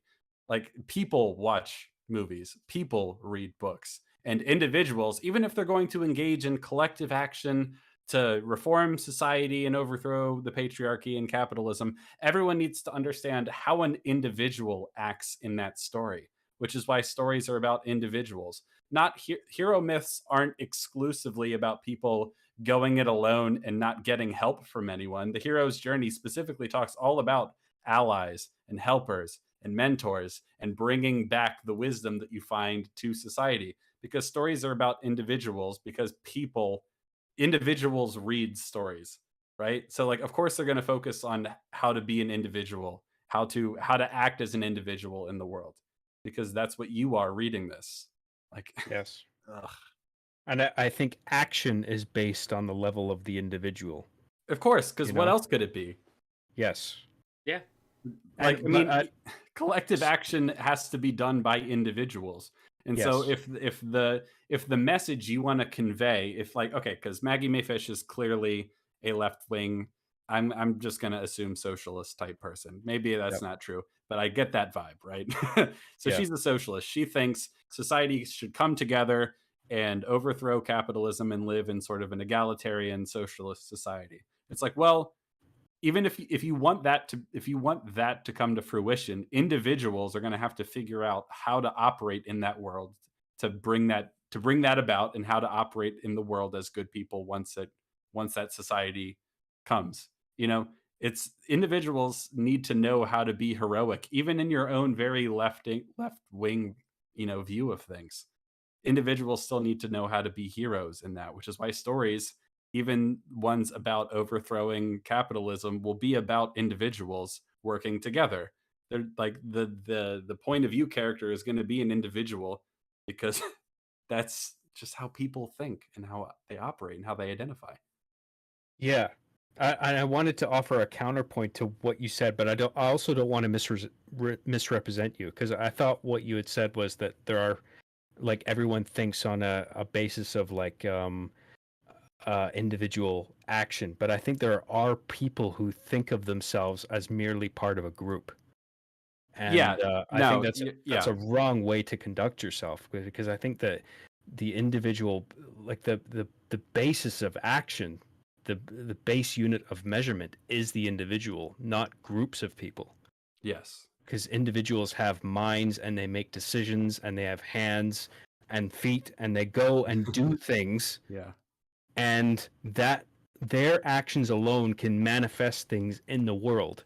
Yeah. They don't need a group to manifest things. I think, yeah, to your point, there are people who, for ideological or other reasons, want to see people as groups, right? And that's how they consciously think of things. But I think subconsciously, everyone still operates as if individuals are like the primary unit. And like in, like I said, a story about collective action would still need to be told through the lens of individuals for people to relate and identify with it. You know what Yes. I mean? Because they need to see how they, as an individual, could be part of collective action. So Right. every story has an accent on the individual for exactly that reason. Whether they like it or not. Because I Yeah. think there are people who dislike the idea that Yes. For sure. action boils down to those of an individual. Yeah. No, Yeah. you're right. You're right. Or how the people whose cultures that he spoke for might view his authority as the dragon. He failed to consider. Is she arguing that he failed to consider that people from China and Japan might think he was wrong about certain interpretations? Is that what she's saying? Well, yeah, the implication seems to be not that people from other cultures won't agree with his interpretation of their stories, but the fact that he is a white Christian man from the West is bad enough. Is bad, That seems, and so that yeah, yeah. his authority, his It was just identity is the racism. dragon. Got it. Sorry, A little bit. I thought she was trying to make a point about, well, not everybody thinks like that, which is interesting. Well, yeah, because if there were people who were like, "Hey, I understand. I'm an expert on this, myth or this story or this history," and Joseph Campbell, I think, didn't do a good job interpreting this. She's looking for anyone critical of him. She probably would have found it. Yeah. But it seems to be that the implication seems to be that she's saying, well, some people in other cultures might see you as like a sort of colonialist just by who you are as a human being. Yeah, that like Joseph you're imposing, your colonizer. colonial. I mean, yeah, like a mythological colonizer. I think that's the implication. So it seems to me. Yeah. Anyway, here's the time he defended Nazis. Okay. I Before we didn't go know he was in Raiders. That's pretty cool. Before we go any further, I want to make one thing abundantly clear: that even if he actually was a Nazi, he isn't. But even if he was, that wouldn't mean that the hero's journey as a concept is bullshit. Right? Are we all aware of that? Like, we all agree on that, right? That like that's not the point. And that even if he was a Nazi, he isn't. But even if he was, It'd be like, okay, well then the hero's journey is bullshit because he's a Nazi. That's not how that works. Yeah. That's not how that And works at all. The hero's journey is a concept. You Right. know what I mean? Anyway, Let's see the he's a evidence. Nazi. Let's find out. In the Power of Myth series, Joseph Campbell repeatedly talks about war with heroic terms. I knew she Everything was from gonna the cherry draft. pick this. Being drafted into the army. You didn't intend it, you're in another transformation. You've undergone a death and resurrection. You put on a uniform. You're another creature. Yeah, I knew she was going to cherry pick this from the minute that I fucking saw it, because sacrificing the individual integrity for the good of the community is generally considered to be a heroic action.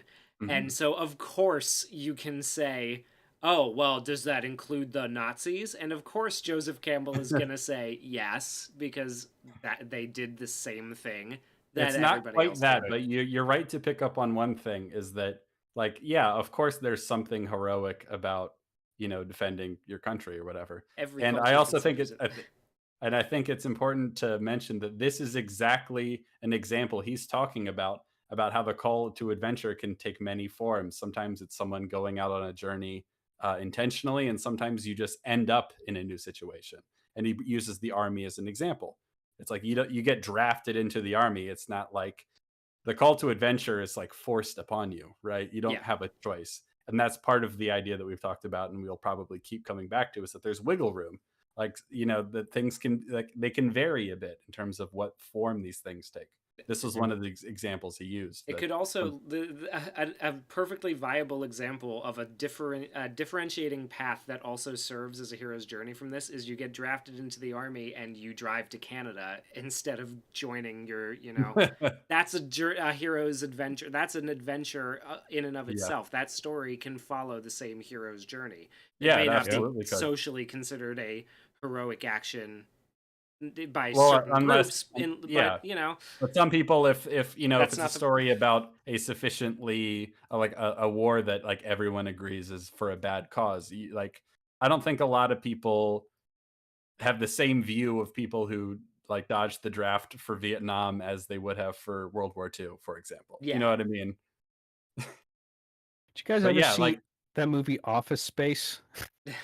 Yes. The protagonist of that movie, he decides that he wants to conduct his life by not doing anything at all. He's tired of being told what to do. He's tired of working his job. He's like, my mission is to literally sit at home and do nothing. That's all he wants to do. Yeah. And then in the course of that, his journey is realizing the lack of fulfillment in that. And at the end of that movie, he gets an outdoor construction job. And he loves it. He likes it. He's getting exercise. He's working outdoors. Yeah, it's not a super high paying corporate position, but he's happy what he's doing with what he's doing. And there's value there. Mm-hmm. And he learned that as a result of having an unambitious initial goal. Yeah. So you don't always have to have noble intentions right at the start as the protagonist of a story, Absolutely. Yeah, and I think it's worth pointing out that this might be another situation where it's like, see, he said that there can be something heroic about war. He's pro-war. It's like, well, maybe he's actually just trying to be nuanced again. And that regardless of what you think about a particular cause, that there's something heroic about being a soldier in general. Yeah. It's like maybe he has a nuanced position on the matter. Who knows? Imagine that. Yeah. 2 acts of soldiers from the clips that he saw on TV. I remember during the Vietnam War seeing on the television the young men in helicopters going out to rescue one of their companions at great risk to themselves. It puts them in touch with the experience of being alive. So if you could see heroism in the Vietnam War, a conflict that would come to be seen as senseless and tragic, you might think that he would at least be just as enthusiastic about World War II. After all, it was a conflict that reshaped American mythology, called countless people around the world to action, and even gave us the textbook baddies, the Nazis. Nazis. I hate these guys. All right, let's set the stage. It's 1941. Pearl Harbor has been attacked, and America can no longer remain neutral about the war. Campbell writes a lecture called Permanent Human Values to give his thoughts on this call to action and the atrocities abroad. Except he didn't see this as a call to action and downplayed the Nazi threat by minimizing their atrocities. He warned his students against getting involved. In 1989, Brendan Gill wrote a retrospective that criticized Campbell's response. Gill writes, In December 1941, 3 days after Pearl Harbor, Campbell gave a lecture at Sarah Lawrence on the subject Permanent Human Values, urging the assembled undergraduates not to be caught up in war hysteria and not to be tricked into missing the education to which they were entitled simply because a Mr. Hitler collides with a Mr. Churchill. What a weird... What? Are you fucking kidding me? What? This is a defense of the Nazis now? Yeah. I'm glad you said that, because I looked up you can find the text of the speech to the Permanent Human Values speech he gives. And far from advocating that no one should join the war effort, he's talking about people at university not being caught up in the hysteria of war and focusing on their studies. At a women's university. Yes. You know, the ones that we didn't send to fight in World War II? Yes, exactly. Yeah. Oh my God. He's just basically being like, hey, make sure you guys please still come to class and get your education. Don't worry about the fact that, there's a war going on. Please, oh my God. That's a defense of Nazis. And don't be tricked. So the other thing he says, I got to find the exact quote, but the basic idea was that, there's a lot of hysteria against Germany in the academic world of America for obvious reasons. But he's like, don't be tricked into not taking German or not studying German literature or German history or German, any of the great works of German people just because the Nazis are bad right now. Anyone who dismisses German culture and German history and German philosophy and all that sort of German scientific contributions right now is a fool. Anyone who dismisses that simply because of what's happening right now is a fool. There very well may have been second or first generation German women in his class who he had to, he's making a good point, isn't he? There's a great episode of South Park where I think the Iraq War is in progress and the kids are all in class and Mr. Garrison is saying, okay, there's a protest outside. You can go out and protest the war or we can stay in here and do math problems. And then the next scene is all the kids, of course, bursting out of the school going, yay! Yay! And then they all hold up signs. And it's all just because they don't want to sit in class and do math. And so they're holding up these signs and they don't even know what they mean. Like Cartman's looking up at his sign in his hand. He doesn't even know what it says. He's like, Bush is a Nazi.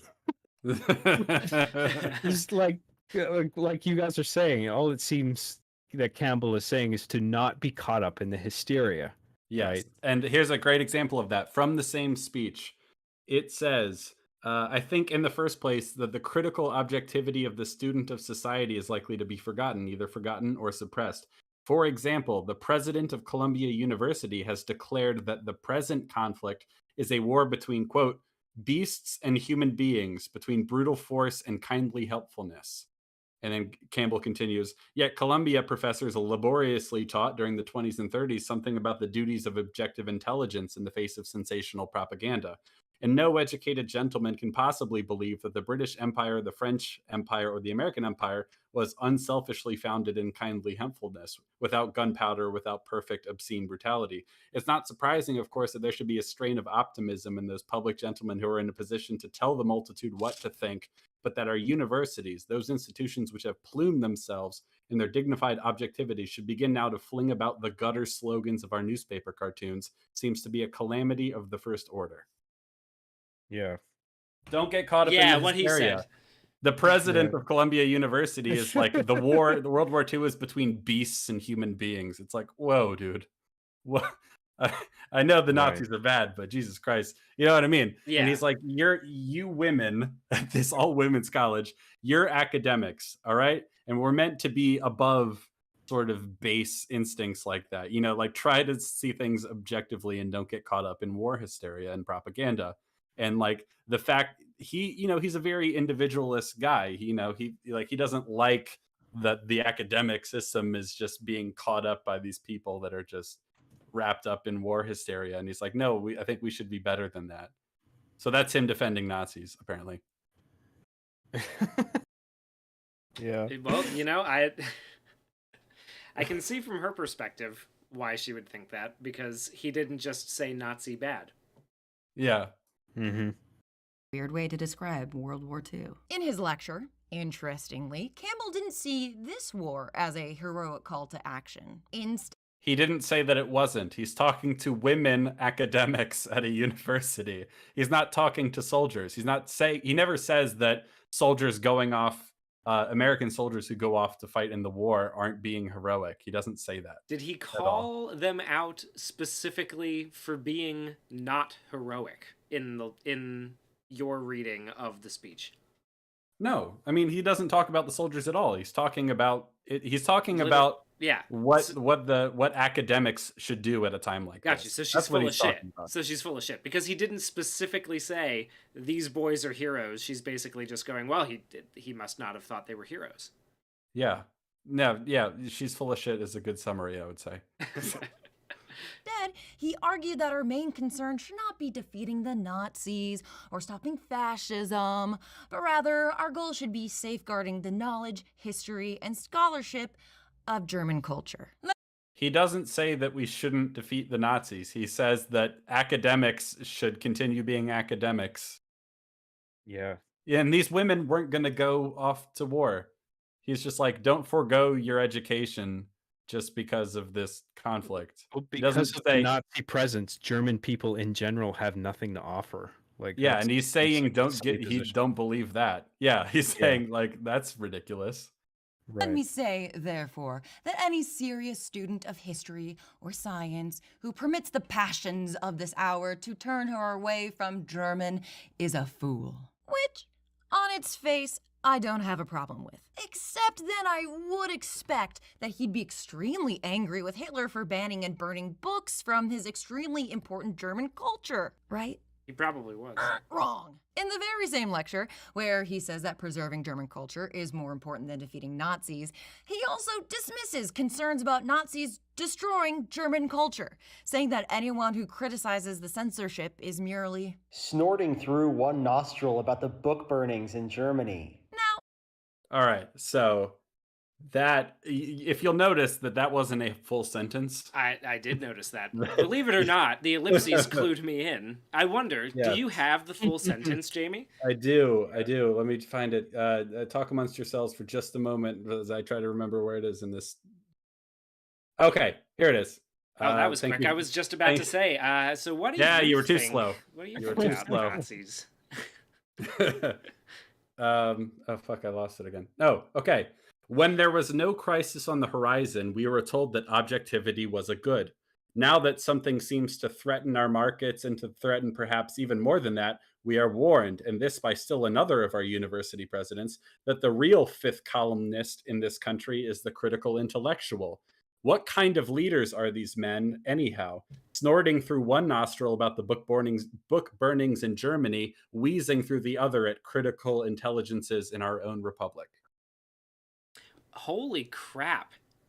That's what he's saying is these people are hypocrites. Yeah, the not people that they're he's not saying that it's wrong to be against the German book burnings. He's saying, well, how can you be against German book burnings, but you're against any critical thought right now because you're so caught up in the war hysteria? That seems kind of hypocritical. Right. Yeah. That's what he's saying. Not quite the same thing. And I mean, it's the sentence that she's like deliberately cut out half of because it doesn't make her point. Thoughts? Feelings? It strikes me as just one of those things where like people like Maggie, they'll go through everything that Joseph Campbell has said, and they've They've made up their mind already. And as a way of supporting their own position, they'll look for things that, mistakes that the other person made, or things that can be interpreted in an ambiguous way, and represent them in an uncharitable, in the worst way possible. And then say, I mean, he he's said literally, this, he said that. That means he thinks this thing. He's talking about, he just mentioned a university president who said that the real fifth columnist in this country are intellectuals. And it's like, holy shit, dude. And he's like, basically the point seems to me like, if you're going to criticize them for book burning, then maybe you shouldn't be so against critical thought yourself. It's like, the implicit message seems to sort of be like, don't be as bad as them to fight them. That's one way to look at it anyway. Like you can only be wary of fascism on one side, but if fascism manifests itself on the other side, then you're just supposed to embrace it. Yeah. In if your side is contrast. If your side is becoming more unthinking and uncritical and authoritarian in an effort to fight fascism, well, then you just got to let that happen, I guess. Yeah. Exactly. The only antidote to fascism on one side is fascism on the other side. And it's like, well, it's fascism either way. What are you talking about? Many of you probably know that Germany didn't just burn any old random books. They selected the books that they considered subversive and threatening to their power. One of their very first targets was the raid on the library at the Berlin Institute of Sexual Sciences in May 1933. The institute was a world leader in research on human sexuality and a vocal proponent of the global decriminalization of homosexuality. Founded by Magnus Hirschfeld, who himself was a gay Jewish man, the Nazis stole and burned over 20,000 books, all of which were irreplaceable research on the queer, gay, and transgender experience. What the fuck does any of this have to do with Joseph Campbell? Well, you see, she thinks that he was fine with all that, even though he literally never said that. So. Okay. Well as years of medical records that painstakingly recorded safe healthcare practices for LGBT plus patients. I'm not the first to point out what a significant loss to science and humanity this was. Had the Nazis not targeted the Institute in an effort to synchronize culture to their ideology, who knows what kind of strides we would have made towards queer liberation. It's a little strange to focus on that specifically and not, all the stuff they did to Jews and all these other groups of people. It's a little strange to focus only on the LGBT stuff, but that's fine. She probably couldn't find anything that sounded even remotely like him defending the Holocaust, so she had to go with the book burning. The book burning thing that she cares the most about. Yeah, that's the one that she cares the most about, and it's what her audience cares the most about. It's just it's an odd choice. But luckily, Joseph Campbell never said that was fine. So so this isn't really relevant. We've just wasted some time. Yeah. If these writings had survived, that would mean that we'd have a century of continuous research and support for LGBT plus people, improving the lives of billions of people around the world. But sure, I guess everyone who showed concern were all just snorting through one nostril. That's not what he said. That's not what he said at all, and you know it because I know you saw the quote. You had to. Well, I bet you reading some of this language for her is like she goes through it and she goes, it's like blah blah blah blah. I don't know what this means. I don't know what this means. Oh, it is snorting through one nostril at the book burnings. I don't like that. Wrong. That's got to be it, right? Like just not reading closely enough to the actual text, right? I think it's charitably. I think it's more motivated reasoning. I mean, really wants to dislike him. I might be inclined, given that there's 2 full videos on this subject, I might be inclined to believe you there. And that we've spent an inordinate amount of time talking about trying to argue why the hero's journey is bullshit by saying that Joseph Campbell specifically is a very good a very bad no good man. It's like, okay. What about the concept? Are we gonna talk about that? Throughout the rest of his lecture, Campbell argues that Americans should not judge Nazis that harshly because America was brutal in the past too. That's not what he said, and I'm surprised you don't think that, Maggie. Again, it were there's no anyone, specific quotation here. if it was anyone other than the Nazis, maybe she would actually think that. Yeah, no, he's talking about someone who said the fight between the Allies and the Axis is a fight between human beings and beasts, and he's like, okay, come on, like, like we're not. Are we going to pretend that like you don't have to pretend that the British and the Americans and all that were saints to know that they were the good guys in the conflict, right? He's just like, why are we pretending that there's like that we're saints and they're devils? Like, surely that seems rather unobjective and unscientific to me. And she's like, think sympathizer much? I like That this art cannot be. this comment too, that how do you know that all of those tests on, you know, transgender and gay people were safe if all the evidence was burned? Could have been some inhumane practices going on there. You don't know. They were Germans. Political is anyone who wanted to stop Hitler of being egotistical because they were putting their desire ahead of permanent human values. He's talking to women academics. He's not talking to soldiers who are about to be flown off. Like, wait, before you go, just know that you should study German instead. Like, that's not what he's saying. Yeah. It's like, he's not saying you shouldn't fight the Nazis. He's like, but they're not going to. They're going to be academics. Yeah. And he's like, just be good academics and don't be biased. And make sure you don't let this objective. turn you against all Germans forever. God forbid, right? The idea that you can't be cautionary, you can't represent in a cautionary way the idea that like the people who are complicit in the Nazi regime were people like you. Yes. You know, like these people who they went along to get along. A lot of them, you know, like German citizens who were scared of their government because they might be killed as like political dissidents. And it's like, you don't think you might be prone to the same pressures if you were thrown into the same situation? And it's like there's something valuable to extract from the idea that you might share a humanity with these people that were complicit in this regime, and that had you been in their position, you might have been guilty of the same atrocities. And it's like to dismiss them as just like demons that fell out of the sky, you know, like they're just like non-human entities that are just like bad guys that you have to kill. Well, are they good or bad? Pick one. Yeah, you gotta pick one.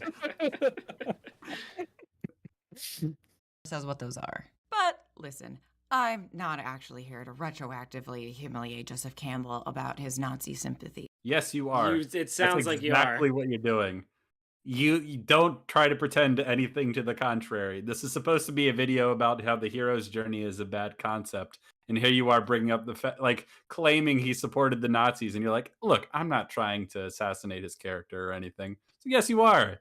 That's exactly what you're doing. Right. Yeah, that is exactly. You put up the flames of hell behind, like in front of an image of him and played scary, ominous music. And then the last thing you called him a little shit or a little fucker or whatever it was.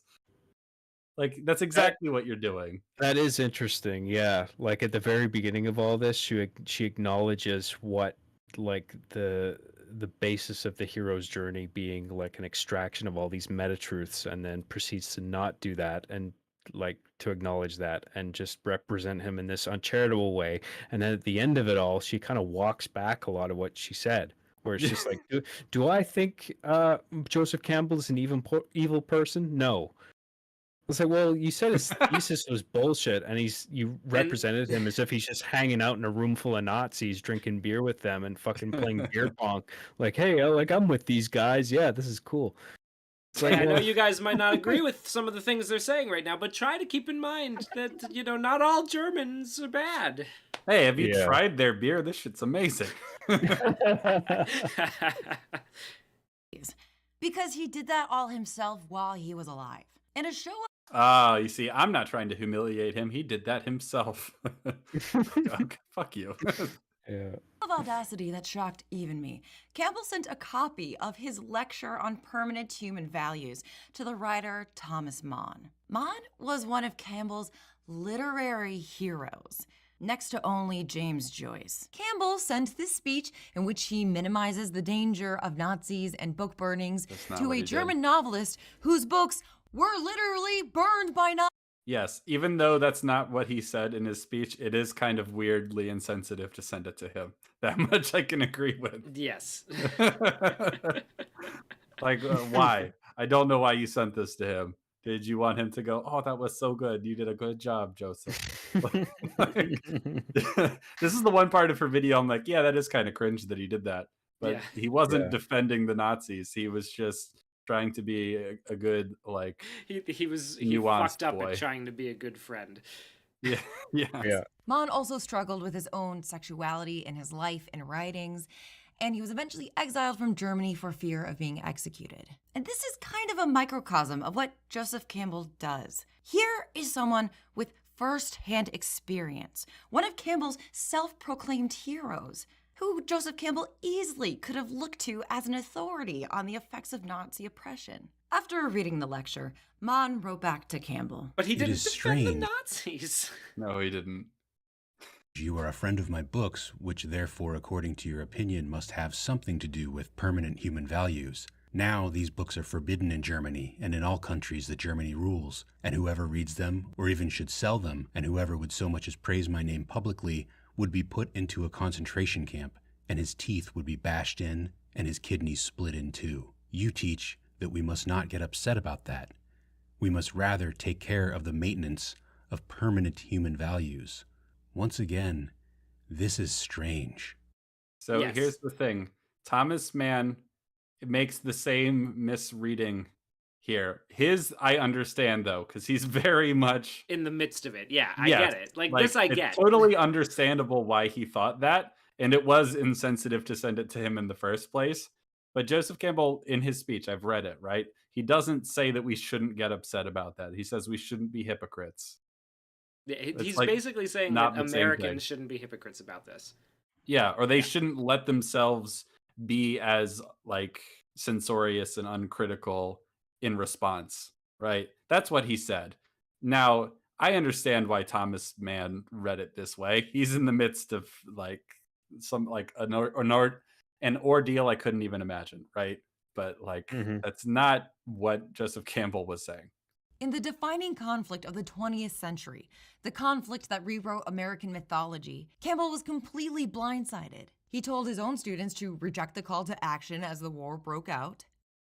There were female academics. They weren't going to go to the front lines to be soldiers. And he's not he wasn't saying to the ones who did want to go join the war effort, hey, you shouldn't do that.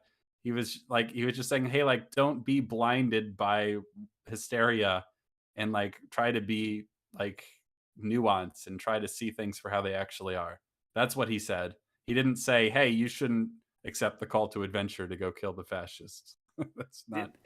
He was speaking in a liberal arts classroom also. This isn't like he was speaking to prospective nurses. Like, no, yeah, exactly. He's not telling women that they can't go be involved in the war effort in some other way. Then he rejects advice from one of his heroes, his Obi-Wan Kenobi. According to Campbell's own ideas, rejects advice. These events should have spurred deep introspection and spiritual growth, but it didn't. And even years later, when asked about Thomas Mann, Campbell claimed that the writer had lost altitude as an artist by descending into political activity and raising his voice against the Nazis. Okay, so this quote I haven't been able to find anywhere other than, quote, the book called The Faces of Joseph Campbell, which is a book critiquing him, right? And you'll notice in this quote that she's pulled from that book, the only thing that Joseph Campbell is actually quoted as saying is, had lost altitude. Like, yeah. It doesn't say anywhere that Joseph Campbell said he lost altitude because he raised his voice against the Nazis. I haven't been able to find any indication that he said or felt that at all. Now, like, maybe he did, but I haven't been able to find any evidence. Well, considering how poorly out of context these people have been taking the quotes I'm not from inclined to Campbell. trust it. That's Yeah. exactly right. That's why I wanted to look this one up, but like he said, all I can tell for sure from this, at least if I'm to believe the author Brendan Gill, that Joseph Campbell was asked about Thomas Mann, and he said, he's lost altitude as an artist, and then they're reading the rest into it. That's how it seems to me, but I could be wrong. Yeah, it could just not exist. That's another strong possibility. Maybe Also he just possible. actually never said it. Well, I wonder if like losing altitude as an artist and commenting on political activity strictly go hand in hand. I mean, maybe if you are approaching said political activity in a biased way that's obvious, then I can see that as like losing altitude. But if you observe something that's political in nature as an artist, and you want to comment on that, and you make a piece of art commenting on that, I don't know if that makes you lose altitude, but I do think he's being misrepresented here. I think it's little bit. likely he is being misrepresented, and I'm not able to find anything that says otherwise. But I don't think he has the take that if you're commenting on political things or so like cultural things in terms of like satire or critique, that like I don't think he has that black and white a view of it. I'd be surprised if he did. Yeah, well, it depends what he means by raising voice against the Nazis. Like if you're just demonizing them all as monsters and not human beings like you, who are like you are just as prone to being being victim to an ideology like them. Like if you think you're on a higher plane than them, where it's like, oh, that couldn't possibly happen to me, then I think that is ignorant. Yeah, I suspect that's what he's getting at, but it's from this quote alone, it's hard to tell for sure. Yeah. Oh my god. Just as Campbell felt comfortable lecturing other cultures about their own myths, he felt comfortable lecturing Thomas Mann about his own oppression under the Nazis. I don't recall when we got to a point where he did lecture other cultures about their own myths. No, we're just assuming that to be true because he talks about other cultures. And it's like... Oh, good. Okay, I just wanted to clear that No, up. we didn't.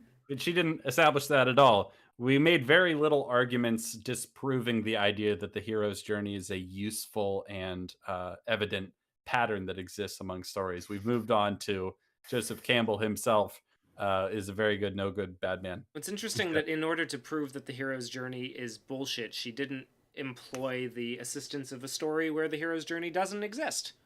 That would have been an interesting way to, maybe move forward with this point. But so far, she's shown a bunch of examples of stories where the hero's journey does exist, and then said, yeah, but Joseph Campbell was white and probably sympathized with a Nazi, so he has to be wrong.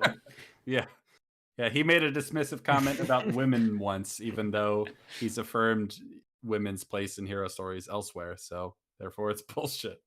Yeah. Hey, it's like the saying goes, one man's bliss is another man's letter to a queer writer who's being hunted by fascists. One of the things that may have rubbed Thomas Mann the wrong way in Campbell's Permanent Human Values lecture is Campbell's insistence that the role of the artist is to be apolitical. Campbell argues that the artist must be an absolute moral vacuum, with no concern for their fellow humans, the state of the world, or anything.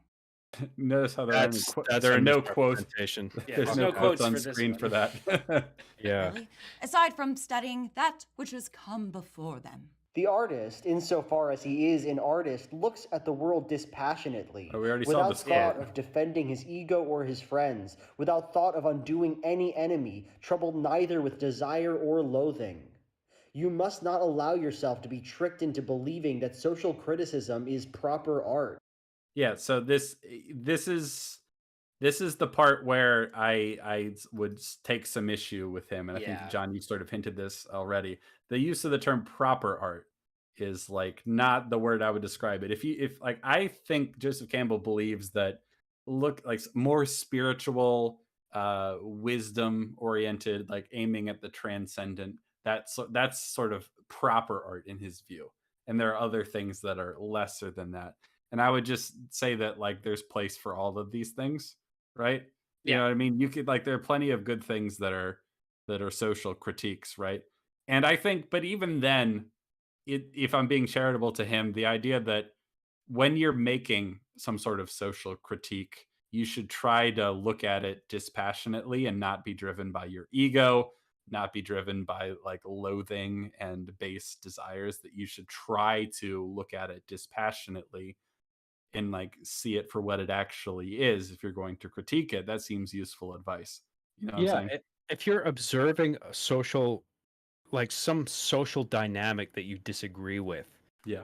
and it makes perfect sense that someone might decide to make art to make fun of that or whatever, like just like I did Yeah. when it comes to online gaming. But then I totally understand, like, you don't want it to be rooted in like a complete disdain of one side of the human dynamic of it, and then Yeah. like completely praising the other side. Like, you want to acknowledge the viewpoints of both sides. Ideally, it's like, well, these people are thinking this, and these people are thinking that, and you would make your art based on the understanding of both those viewpoints, rather than just purely out of spite, where it's just like, well, fuck those people. I'm Yeah. going to make this piece of art that's shitting on them completely, and then Yeah. that's my art. It's like, You're well, not going to make very good social criticism if you don't like if you don't try to look at things for what they actually are. You know what I right, mean? If you don't try to remove your ego, if you don't try to remove some sort of end goal, like, well, if you're trying to make something that will bring about the communist revolution, you might be perfectly willing to like straw man the other side that doesn't want communism, or whatever it may be, to like lie about things and to like right. Yeah. not going about it in a proper way. But like if you're trying to make proper art, you know what I mean? You could see, I think you could make social criticism that is proper art, to use his terminology, right? But you would have to do it in the way he describes. You have to like, okay, so I'll give you an example, right? So one of my favorite movies of the last few years was Parasite, right? And now a Mhm. lot of people saw Parasite, a lot of left-wing YouTube type people, and are like, this is a critique of capitalism. And I'm like, Yeah, man, it's way more complicated than that. It's so yep, much more complicated than that. And to think of it as solely a critique of capitalism, you have to ignore a lot about the story, especially the fact that the rich family is more or less innocent in the whole thing. yeah. We don't get any indication that they're actually exploitive people. They just seem like gullible. They're Like that's just the worst gullible they are. and Out of mildly touch. rude. And Yeah. Yeah. like there's not much else to it. And meanwhile, like when I first watched Parasite, I was surprised that more people weren't upset at how the poor family was portrayed. You know what I mean? Yeah. In terms of like how manipulative and like conniving they are. But a lot of people look at Parasite and they're like, this is a critique of capitalism. Like, I think Parasite is a like realistic portrayal of a believable scenario, and that you're meant to just kind of make up your own mind about it. Right. Right. And like Yeah. I would describe Parasite as a sort of social critique that is approaching proper art, right? It's clearly about class. Like that's undeniable. But I don't think Parasite is trying to convince you like with an end goal in mind, or like I need to tell you what to believe, like what the right way of looking at things is. It's like, I don't know, this is the world. It's messy and complicated. Make up your own mind. No, I agree, and I've seen Parasite as well, and I love it. I think it's great. But I like to interpret it as purely anti-capitalistic as an oversimplification. I mean, the idea that there aren't different classes that manifest in socioeconomic systems other than capitalism is not true. I mean, in socialism, you still have an elite class. Yeah. You know, like it's not solely a symptom of capitalism. But like I think you can find some anti-capitalistic commentary in Parasite, and that's fine. I mean, I Yeah. think there are criticisms to be made of capitalism. Certainly Mhm. unfettered capitalism, unregulated capitalism, and monopolies and all this kind of shit, where you have Yeah, yeah. Yeah. these giant corporations conspiring with one another to cheat people, and people motivated by greed and stuff, that then they abuse that system to attain more resources for themselves. I mean, that's wrong, but you can't solely put all that at the foot of capitalism. I think that's wrong. Wait, John, I'm going to stop you right there because we've been over this, right? You need to pick one side or the other. Right? Yeah, I'm sorry. I'm sorry to keep doing this to you, but you just won't. You just haven't drunk the Kool-Aid yet, man, and we need you to just. How many times do we have to teach you this lesson, old man? Whoops. Well, I do love Kool-Aid. I should drink more of it. Yes. No, but like this is the point where I would disagree with Campbell saying that social criticism isn't proper art. I think social criticism can be proper art, but it can also be improper. If we want to use the term proper and improper, it can be good and bad, right? Yeah. Because like we said, social criticism as art that is motivated by ego or a political end goal or like resentment or loathing or lust or whatever it may be, that's you don't want that. I mean, I am surprised that he would say that. Like, that's, it's proper art isn't based on social criticism. It seems to me that a lot of art is spurred on by just that. Yeah. It's social criticism. People observe things in society that they perceive to be wrong. And it's like, I want to make a comment on this. I'm going to make this piece of art that says a thing. And, well, if you think about like what the hero does in a lot of these myths is that like there's something wrong. Sometimes there's something wrong with society, and it's about a person like leaving society, going into the wilderness and discovering something and finding some way of revivifying society that's like stagnating or it's corrupt. I mean, like the Old Testament is just full of story after story about like the kingdom like of Israel like becoming corrupt and all this sort of stuff, and someone has to come along, a prophet has to be like, no, you're wrong, you're doing this thing wrong, and they have to try to like revivify. And I mean, like a lot of that is social critique, right? And it's about the human experience. So it's weird that he would say it like that, for sure. Absolutely. Yeah. Yeah, I agree. I mean, what do you even say to that? That is just so blatantly wrong. How do you even address that? Is that just because you can't read, Maggie? Is that well, I think we did a pretty decent job. Yeah, well, how do you even address that? I think we did an okay job. No, Yeah. but I mean, like, this is definitely a part where, like, there's something to disagree with about the idea that social criticism can't be proper art. Like, There's a sentiment on Maggie's part here that I can't help but agree with, because I feel like this could have been phrased better on the part of Joseph. I'm with you on that. It's one of those things where I imagine if you sat down to him and be like, well, certainly you think that a lot of myths are about social criticism in some sense, right? And he'd be like, yeah. And I'd be like, okay, well then explain what the difference is to me. And I imagine he'd talk through what we were talking about, that like there's ways of going about it that like reduce it and denigrate it, Yeah. One of the main issues I think I take with him in general is that pretty much all of his writing is incredibly wordy and very dense. And so he likes to use a lot of terms for a lot of differentiating terms that can be interpreted in a lot of different ways. And so it keeps things stay muddy with him a lot, I find. And I tend to have to reread like large swaths of text to try to get to really just be like, oh, okay, so he's getting at this, like he's trying to get at that. Okay, I guess I agree, but I would have used some different words. But he's an academic, and everybody, Martin Scorsese says that comic book movies can't be cinema. I think he's a good director. I don't think he's right about that. So I agree with that. Yeah. Well, I like what you're saying. Yeah. Favorite works of are social criticism, from the explicitly political all the way to more personal and emotional pieces. While Campbell was giving this lecture, those were very strange choices of examples for social criticism. I'm like, okay, a movie no one's heard of, and painting with like no context to tell what the criticism is. Okay. Odd choice. I feel like you could have picked some better examples, but that's all right. Segregation based on skin color was still legal, and the women he was lecturing to in 1941 would have been born just a year or two after gaining the right to vote. The Aeneid, a Roman epic poem which Campbell references as a heroic myth, was written explicitly as both social criticism and political propaganda. The first American. Okay, so you come to the conclusion that a myth that he cites as a good example of the hero's journey is social criticism.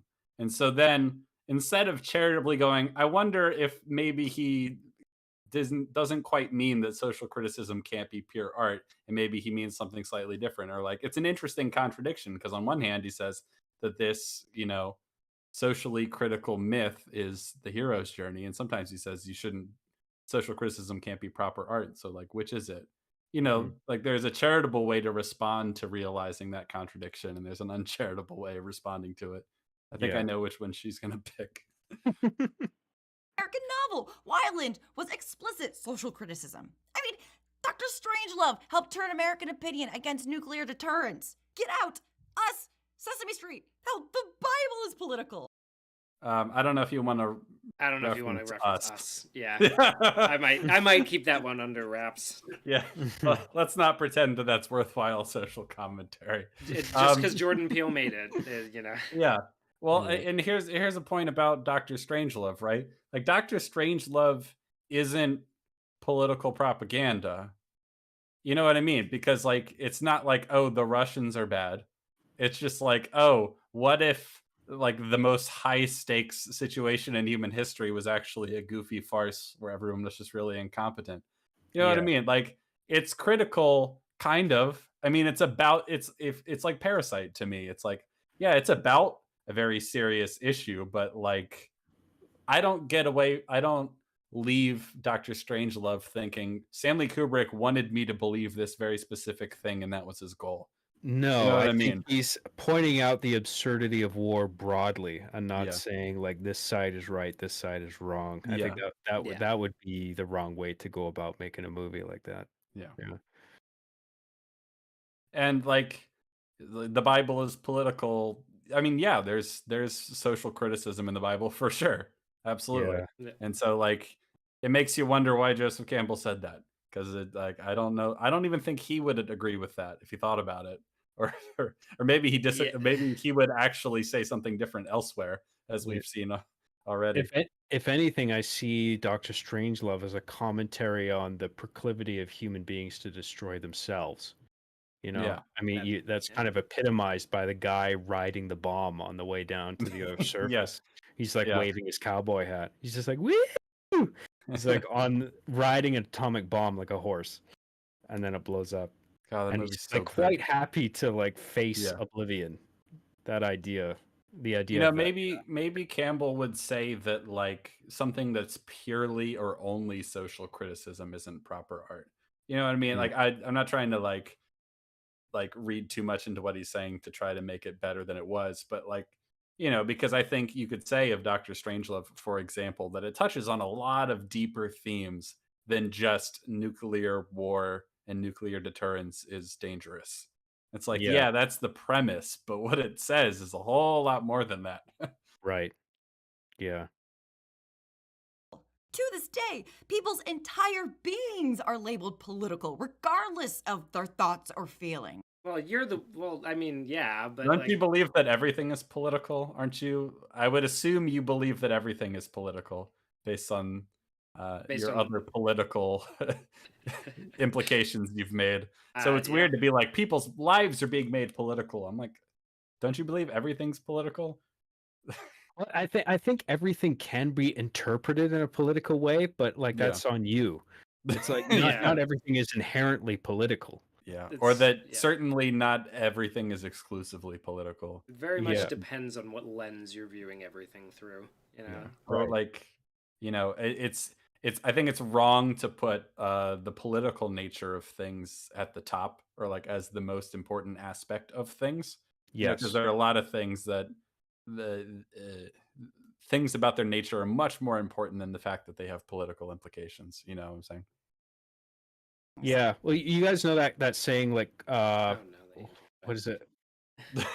Well, I misunderstood the quote, but I think like humanity comes first, and then politics is downstream from that, because that's when you start dividing humanity into one side or the other, and it's like humanity is the thing you should be focused on as an artist, I think, Yeah. rather than saying one side is good or bad. Yeah, I'm sure Joseph Campbell would agree with that. And I think if we're gonna try to take whatever wisdom he was hinting at that he didn't say well or that he got wrong, if we're gonna try to extract wisdom from his misspeaking or his bad arguments, the idea that like, social criticism shouldn't be like the highest value or the most important thing in a work of art. Like Yeah. there are deeper things that are more important. Right. I think that's fair for sure. Yeah. Yeah. Hey, just letting you know that I've been ready for a while now. So just let me know when you need me. Oh, sure. Because I got a lot of things to say on the topic. And you told me I was really... Not now. Campbell had the privilege Comedy. of viewing himself as apolitical and objective. The when, privilege of in viewing reality, himself. he, like many people in power, bends the world around themselves until it matches their personal biases. And then on the other hand... Well, okay, you're about to move on. What do you have any evidence for any of that? That's a very hefty claim. I'm gonna need something to back it up, please. Anything. Just any example of him saying, I'm the big, good, objective boy. Everything I say is true. I'm not political. Yeah. If you said any of that, please show it. Please. It's odd that she would back up certain claims with quotes and then not back up other claims with quotes as well. I just hope you don't know. Hope you don't notice the difference. Yeah. Right. Everything people of color and other marginalized identities say is considered to be our personal biases, marred by our emotional, unobjective, infantilized point of view. Who are you arguing with? What Like the who? fuck is she talking about? Do you think he does? Oh my god, he's all about looking at the wisdom of other religious myths. Like he's actually gone and studied a lot of Native American myths to try to extract the wisdom and truths from them. And here you are, like, Campbell only cares about himself. He's objective, and he thinks everyone else is just being emotional. It's like, what? Yeah. What are you talking about? I'm very irritated by these kinds of people who think they've figured out the world from their bedroom in front of their ring light and their green screen, criticizing somebody like Joseph who's actually been around the world, talking to all these different kinds of people, like these untouched like cultures and civilizations, all this world experience, and then you have these YouTubers who think they figured everything out from They read two authors who didn't like Joseph Campbell and then just went, no, I like these guys. Yeah. I heard about the hero's journey, and my base assumption was that can't be true. That seems reductive. And then I went and found people who agreed with me. So yeah. Instead of seeing us as people who might have insight into our own oppression. What are you talking about? Us. Just like, okay, got it. So it's everybody versus the white guys. I mean, of course, because that's what people of color means. It means non-white. That's the team. And apparently women as well. Like they don't count. Women aren't white. They don't count. It's just so like mind-numbing. It's funny because I do actually like her dismissal of the whole hero's journey, like saying it's all bullshit without really substantiating it. I do consider that infantile. Me too. Yeah. But like she's saying the word infantile in a funny voice, so I guess that means it's not actually infantile. We're just infantile losers. Yeah. So just like I don't know. I agree. And what are you telling me? Yeah. And the idea that someone who is like looking at all these different cultures of all sorts of different races across time, and are like, look at all these, like powerful human truths and wisdom contained in all these stories, and you're like, actually they're all different and special. It's like, who's being dismissive of other cultures here? Exactly. The person who's studying them and holding them up like, look look, they're touching on like some primal human truths here. And you're like, well, you don't understand our oppression. It's like, what are you talking about? Yeah, that's a great point. For a man who considers himself anti-authority, Campbell sure seems to view the great men of the past as essential authority figures, like a circle. They are right because they are authority figures, and they are authority figures because they're right. I don't know where this I is don't know. coming I have from no either. idea where that came from. I have no idea. There has been no evidence to support this claim. No, if He he's hasn't talking about mentioned if he's anything. talking about great men of history, are you talking about like the heroes of myths? Because I haven't heard him talk at all about like, I don't know, Napoleon or anyone like Yeah, that. he didn't mention like a George Washington or No, like he's talking. Okay, so if the idea, why would Joseph Campbell of all people say that like the heroes of myths are good because they're the heroes of myths and they're the heroes of myths because they're good? It's like all he's talked his whole career is talking about what they do to become wise and and things like that. It's all about what makes them spiritual authorities. They're not Yeah. just spiritual authorities because they're the heroes. His whole body of work is about understanding what makes a hero a hero. So to act like has this weird circular logic is just bullshit. And not only are these observations cross-cultural, they're across time. Like he's talking about these stories that emerge from peoples that have no interaction with one another. Yeah, But isn't that remarkable? Yeah, yeah, like, they keep cropping up nonetheless. Yeah. And so there's something to observe there. And he's just making that observation. But then Maggie will boil that down to just like, well, Joseph Campbell's saying this thing, so we all have to agree with him. Like he's an imposing authority figure. And then she mischaracterizes it as circular logic, even though what she's actually trying to say here is an appeal to authority fallacy. But I'm not sure she's even familiar with that. She's just calling it circular logic, I guess. Yeah. And I gotta say, I like legitimately, I find something really disconcerting and troubling about how motivated some people are to ignore or discount things that unite humanity. You know what I mean? Call Yeah. me a naive liberal or whatever, but I actually think there's a lot of value to be gained from understanding like all the things that unite humanity in terms about what we have in common in terms of values and the way we tell stories. All that stuff is really kind of fulfilling and affirming to me. Like learning about how across cultures and across time, heroic stories about people, like what it means to be a hero, have all these things in common across human history. There's something I really like about that, and I don't trust the person who is so quick to discount what unites people in favor of like, actually no, we're all very different. And you know what I'm saying? Like there's Yeah. something very, I don't like it. I don't like it at Right. all. Yeah. I mean, even if you know they're wrong, it's like there's things to extract of value. Why do you want us to have nothing in common? Yeah. Why do you want that to be true? Like, for example, I watch a lot of Steven Seagal movies. And it's like, what a segue! I love it. Well, I'm hoping to bring this into No, go for it, relevant because I watch those movies for instruction on how to not make a movie. Right. So there's value to extract even from a position that you don't agree with, right?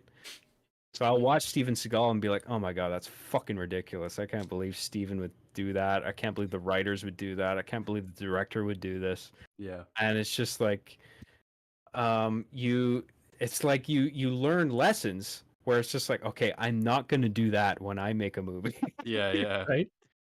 It's like you don't have to agree with it necessarily to extract value. That's all I'm saying. Yeah. I'm always really interested in the things that that seem to be true for human beings across time and across, okay, I'll give you a quick example. I know this is a bit of a tangent, but I went to Ireland, right? And I went to Newgrange, which is one of the oldest burial sites and astrological observatories, solar observatories in the world. It's a big burial tomb, right? That Yeah. predates Stonehenge and the pyramids at Giza.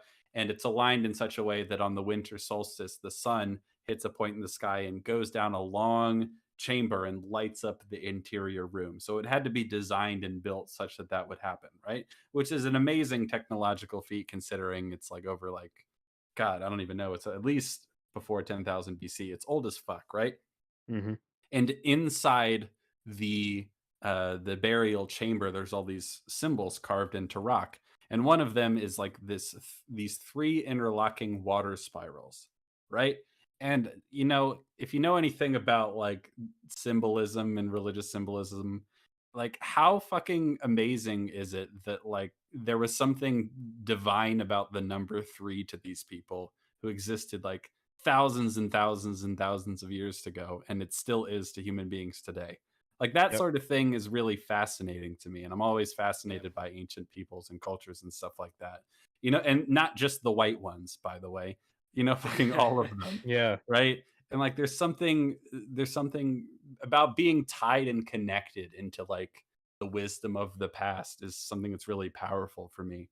And for her, it's like, well, no, we actually don't have anything in common. We're our own individual groups that are all dealing with power and oppression, and you need to like Well, you need to treat everybody differently. And we have it's just I and hate and it. she also in Yeah. a kind of a perverse way is taking that and making a value judgment on those older cultures and saying no, I'm not connected to that past that had Yeah. everything wrong. I am the new. We are the new. We've moved past these silly things that Yeah. everybody else used to think about all the time. We've moved past that, and so this is not necessary to have any longer. We don't Yeah. need these kinds of connections to our past, and we should actively seek out and, in some cases, assassinate the old ways of doing things Mhm. because of how wrong the old things are. Yeah. Yeah, Like this- who's being dismissive of traditional cultures from people around the world marginalized historically when they argue that like gender norms themselves are outdated and things like that. It's like all these traditional cultures from around the world like have all these more traditional like gender values and stuff like that. And a lot of symbolism throughout history is very gendered, right? Masculine and feminine having different symbolic meanings and stuff like that. Like who's dismissing and throwing out the value of all those cultures and all those peoples? Like the Right. person who Exactly. thinks all of that was just people being dumb until we could finally get till today where we're enlightened now, or the person who's like actually there's wisdom contained in all these books and there's something that unites the search for wisdom across peoples and times. Like who's being Right. dismissive of those people? I hate this contemporary arrogance that like this idea that these historical texts like the Bible were all written by like these dumb cavemen Yeah. basically. Yeah. You know, it's just dumb made up stories. Mhm. And it's like they're not giving any thought to the idea that maybe these people who wrote this stuff were surrounded by bloodshed Yeah. constantly. Yeah. And then going like fucking hell, how do we stop this? How do Yeah. we find some unifying idea that can bring us all together and stop us from fucking killing each other constantly, right? And then I think of like these like I'm a fan of Family Guy, but they make these jokes sometimes about like there's one gag where it's just like going back to these like biblical figures, and they say like, oh, did you hear about this baby born in Bethlehem? And then they immediately stab each other with swords, as if like that was the inception of violence or the conception of violence. Yeah, that's really That was dumb. where it all started. And it's Yeah, just like that's maybe insane. writing these texts was an effort to dig ourselves out of this fucking barbaric violence Yeah. that plagued us for so long. Yeah. You know, because they were striving for an idea that could unify us all together. Well, they've you know? never. These people have never written a story that wasn't propaganda designed to control somebody's thoughts, and so they just kind of look at every story as if it's propaganda designed to control somebody's thoughts. Yeah. Doesn't matter where Right. it's from. Yeah, it Yeah. can like, and I to totally echo your point, I think the same is true in the other way around. They like they believe that that's what all stories are, so they feel justified in doing that themselves. It's like a self-fulfilling prophecy sort of thing. Circular logic almost. Almost, yeah. But it's like it's so true. Yeah, because like that's the thing that I always hated as well, is when people think like, something that always really annoyed me is the like ancient aliens theory. It's like, oh my god, the pyramids, we today still don't know how they built them the way that they did. And like I might go, that's fucking incredible. And they go, nah, it must have been aliens. I'm like, fuck you. Like God forbid you just admit that like maybe that there were people back then that were actually more knowledgeable about certain things than we are today. It's almost like you give engineers enough time and tools to work with that they'll figure out how to work with them. Yeah. Right. Nah, it must have been aliens. And sometimes limitation can be the catalyst for like what's the word I'm looking for? Like just new ways of thinking. Yeah. It's just like, oh, we could approach it this way instead of that way because of the limitation that's put in place. Yeah. They don't have the luxury of modern technology, but they figure out a way to accomplish what they're setting out to do. Absolutely. That's like that we would consider in this time and place like remarkable. Like, oh wow, that's amazing. Yeah.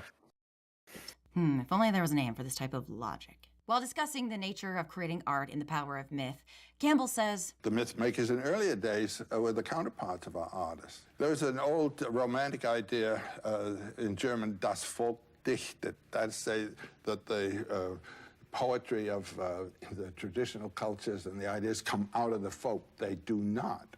They come out of an elite experience, the experience of people particularly gifted, whose ears are open to the song of the universe. Das Volk dichtet is the Grimm brothers' idea of communal creation and folklore. Okay, before we get too much further, there's more to the quote that she, I would say, conveniently left out that just provides a bit more nuance. Can't have that. So, what does he say?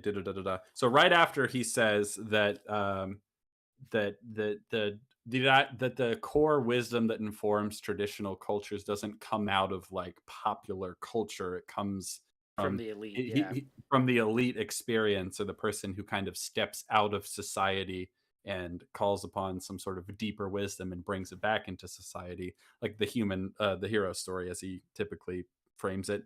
He says, they speak to the folk, and there is an answer from the folk. There is an interaction, but the first impulse comes from above, not below, in the shaping of folk traditions. Right? So he's not dismissing folk art, popular culture entirely, right? He's just saying that the core, like, I don't know, like philosophical, metaphysical truths embedded in a lot of traditional cultures from around the world aren't coming from their equivalent of pop culture. They're coming from, shamans having visionary experiences, people going on crazy journeys and discovering things about the world. And, the sort of heroic people who are calling upon a deeper wisdom in their own unconscious, if it's coming from the transcendent world, if you believe in that sort of thing, whatever it may be, right? And it's interesting that she's about to bring up the Grimm brothers, because obviously they like had their folk tales, right? That they didn't write. Some people think that they wrote, but they didn't write. They chronicled them. They compiled and recorded the stories of people across the region, right? And it's one thing that you'll notice if you read the Grimm brothers fairy tales is a lot of them are like incredibly scattershot, strange stories that make no sense, right? Some like the famous ones interestingly are the ones that have the most concrete hero's journey like structure to them.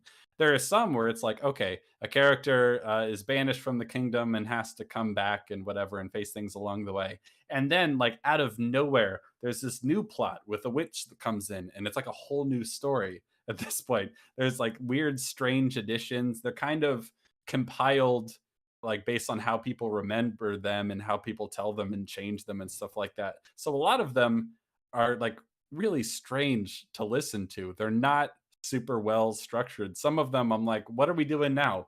Like we're going on this is a whole different story now. What are we doing?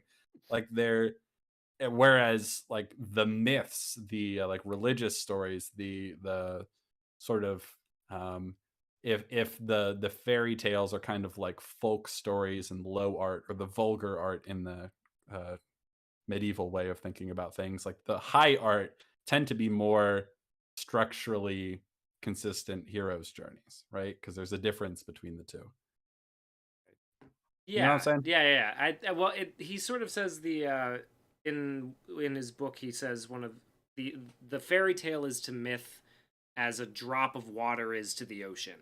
You know, so it's like they are a microcosm of what Yeah. is larger, but on that level.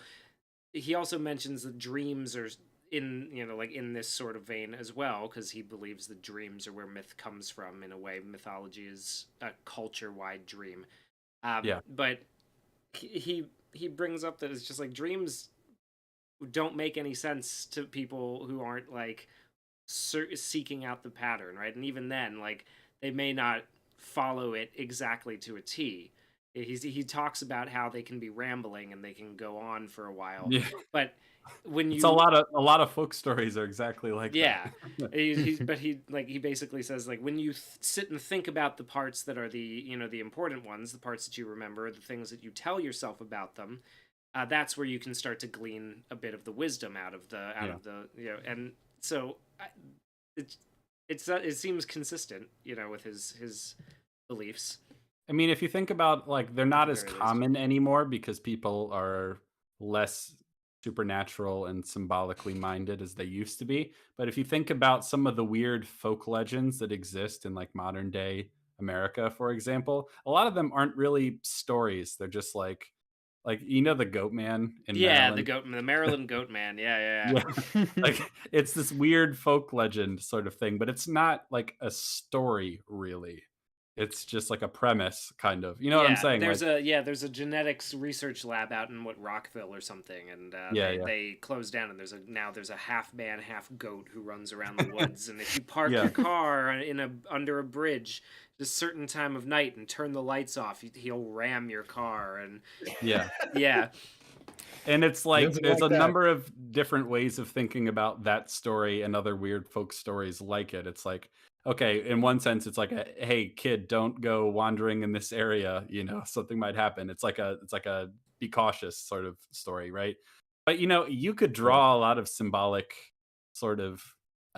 You could draw. You could have a field day trying to think about the symbolism of the Goat Man story, but it's not really a story, is it? It's like here's the thing. Right. yeah, There's no story about a person encountering it and getting lost in the woods. You know what I'm saying? It's not that Yeah. kind of story. And I think what Joseph Campbell is kind of talking about, though a lot of folk stories from back in the day in the Grimm brothers, they have more structure than like the Goat Man myth does, or the Goat Man legend.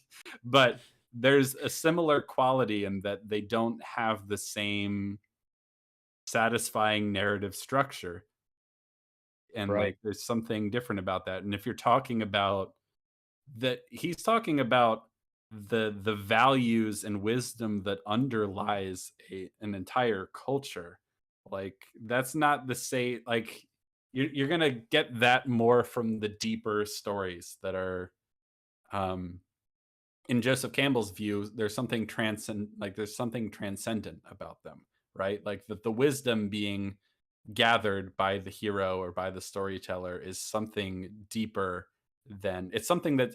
I mean, the motif is that the person has to leave their ordinary world to go find it, right? So for the Yeah. idea that it doesn't come from the ordinary world of pop culture and folk stories, it shouldn't be that surprising. I've had this argument before with like what is the definition of a story? And like there are smart people that I've argued with who think that all it is a sequence of events. oh yeah, Whereas I would say Yes. that it's a meaningful sequence of events. And Yes, so that's a good distinction. Yes. Can what do I sorry, what I do I had mean this by go ahead. so go ahead. No, you go. No, I You just go. had a fun example because I was talking with you about this a little while ago too. There's something about like what actually constitutes a story, because the definition, like you said, that you'll see online is a series of events. And it's Yep. like, all right, here's my story. Are you ready? Yeah. Okay, so a bomb Please. goes off in Afghanistan, and kills a bunch of people. And then a woman is walking down the street in Wisconsin and she passes by two people who are wearing the same outfit and she goes, "Huh, that's weird." And then we see a vampire who's hitting on a woman in a bar in Belgium somewhere, and he's like trying to get her to go home with him, but then she rejects him and he's like, "Aw, what did you think of my story?" Right. That was a Like, series of events. what am I meant to extract from that? Like, I don't know. I'm just left scratching my head, going like, what did that mean? It's Like, like, well, was that a story at all? Is Right. is a question that I would say it isn't actually. That was more journalism than Yeah.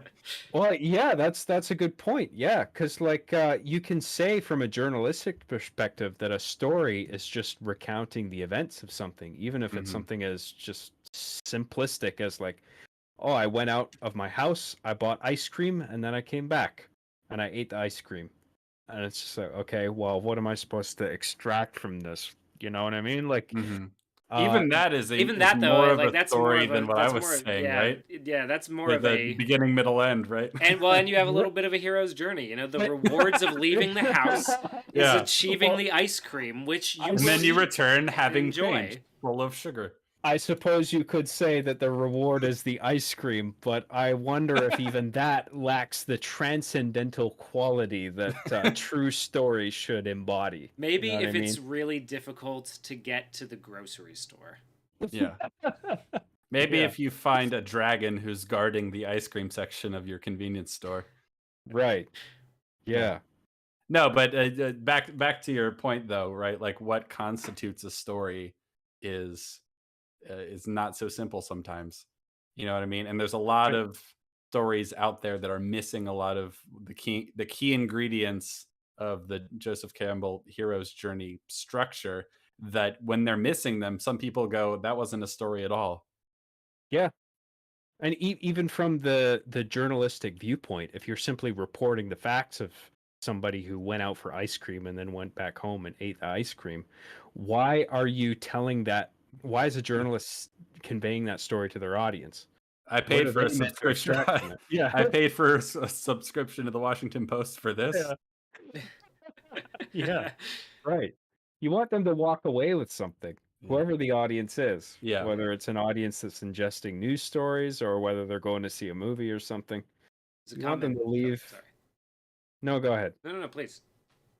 I feel like I made my point. It's just like you want people to walk away with something. Yeah. You like they analyze a pattern and they extract something from it and they leave the theater with it, or they put down the newspaper walking away with that thing, Yeah. whatever it is. It's just like, oh, I learned something reading about this story or watching this story, you know? And like before, like the reason I brought up the fact that I went to film school is that I knew a Just lot to of other flex on all of To the argue from authority, of course, of course. Yeah. Yeah, I'm just like, I made R being the chief, you motherfuckers. I'm the best storyteller here in the room. Have you ever made R being the chief? I don't think so. I sure haven't. Like, as a film school student, I encountered many other students who had this view of like trying to shake the conventional ways of making film. Yes, right? absolutely. God, I am going to endemic. trailblaze. I'm going to break new ground. I'm going to make a film that shakes off the conventional shackles of the 3-act paradigm and such, right? And I've watched like I've gone to a lot of like film festivals and like student film events. I'm like, so I've sorry seen for a your lot loss. of amateur productions. That's Yeah. a I've watched a lot of amateur productions that stray Yeah. from the conventional ways of storytelling, and most of them fucking suck because they're aimless. And the movie ends, and I'm scratching my head, going, "What did that mean?" It just seems like you're throwing off convention just for the sake of throwing off convention, Yeah. rather than actually making a point. And Or without understanding why it's important in the first place. Yeah. right, exactly. Like there's a case to be made for knowing the rules and breaking the rules deliberately, rather than like not familiarizing yourself with the rules at all and just making something completely freeform that doesn't really have any central point. Yeah, well, it's And kind of you're like playing an instrument, right? Like you can pick up a guitar, and if you don't know how to play the guitar at all and never taken a lesson, if you can improvise if you want, but it's gonna suck. Like you're not gonna do very well. Yeah. Yeah, if there's no And direction and it's just a mess of notes that have no harmony at all, it's just like, oh my God, this is this is unpleasant to listen to. Like literally, it's like yeah. it's like it's like nails on a chalkboard. You know what I It's mean? causing me physical pain to watch. Yeah. But back to the folk stories, because I mean, many of the Grimm brothers folk stories are definitely leagues above a lot of amateur films, but nonetheless, I find that a lot of them aren't incredibly satisfying stories. They're like, oh, weird little tales that meander and go in strange directions. I'm like, oh, that was a weird one. But every once in a while, you read one of the fairy tales in the Grimm brothers story, and you're like, oh, that one had a really cool arc to it. Like that one had a satisfying ending. That one was cool, and there's some usefulness and wisdom and value to be found in that. But I wouldn't say there's wisdom to be found in all of them. I wouldn't say that at all. And the larger point being that like transcendent value, as Joseph Campbell would put it, usually comes from without rather than it comes from above, not from below, is the way he puts it. Right. Yeah. So here's Campbell, who argues that there's nothing more important than preserving German culture, smacking down the idea. He didn't say there's nothing more important than it. Shut up. Idea from two people whose entire life's work was to preserve German culture. And he doesn't even give a reason for why their work is wrong. What? He doesn't say their work is wrong. He says that they're like the stories that they're collecting and compiling aren't the foundation of the culture in terms of metaphysical and philosophical Yeah, beliefs. the Grimm's fairy tales are not a mythology, that's what he says. They're not, and they're not at the heart of their society in the same way that Christian myths are and older Germanic myths are. They're not the same. I don't know how they collected the stories, but I imagine that they probably had to go sit with the people who were telling them the stories and transcribe them, right? Well, Exactly, they could have just come across somebody in a secluded cabin who made up stories to tell her kids about why not to like pull her carrots out of the vegetable patch before they were ready, right?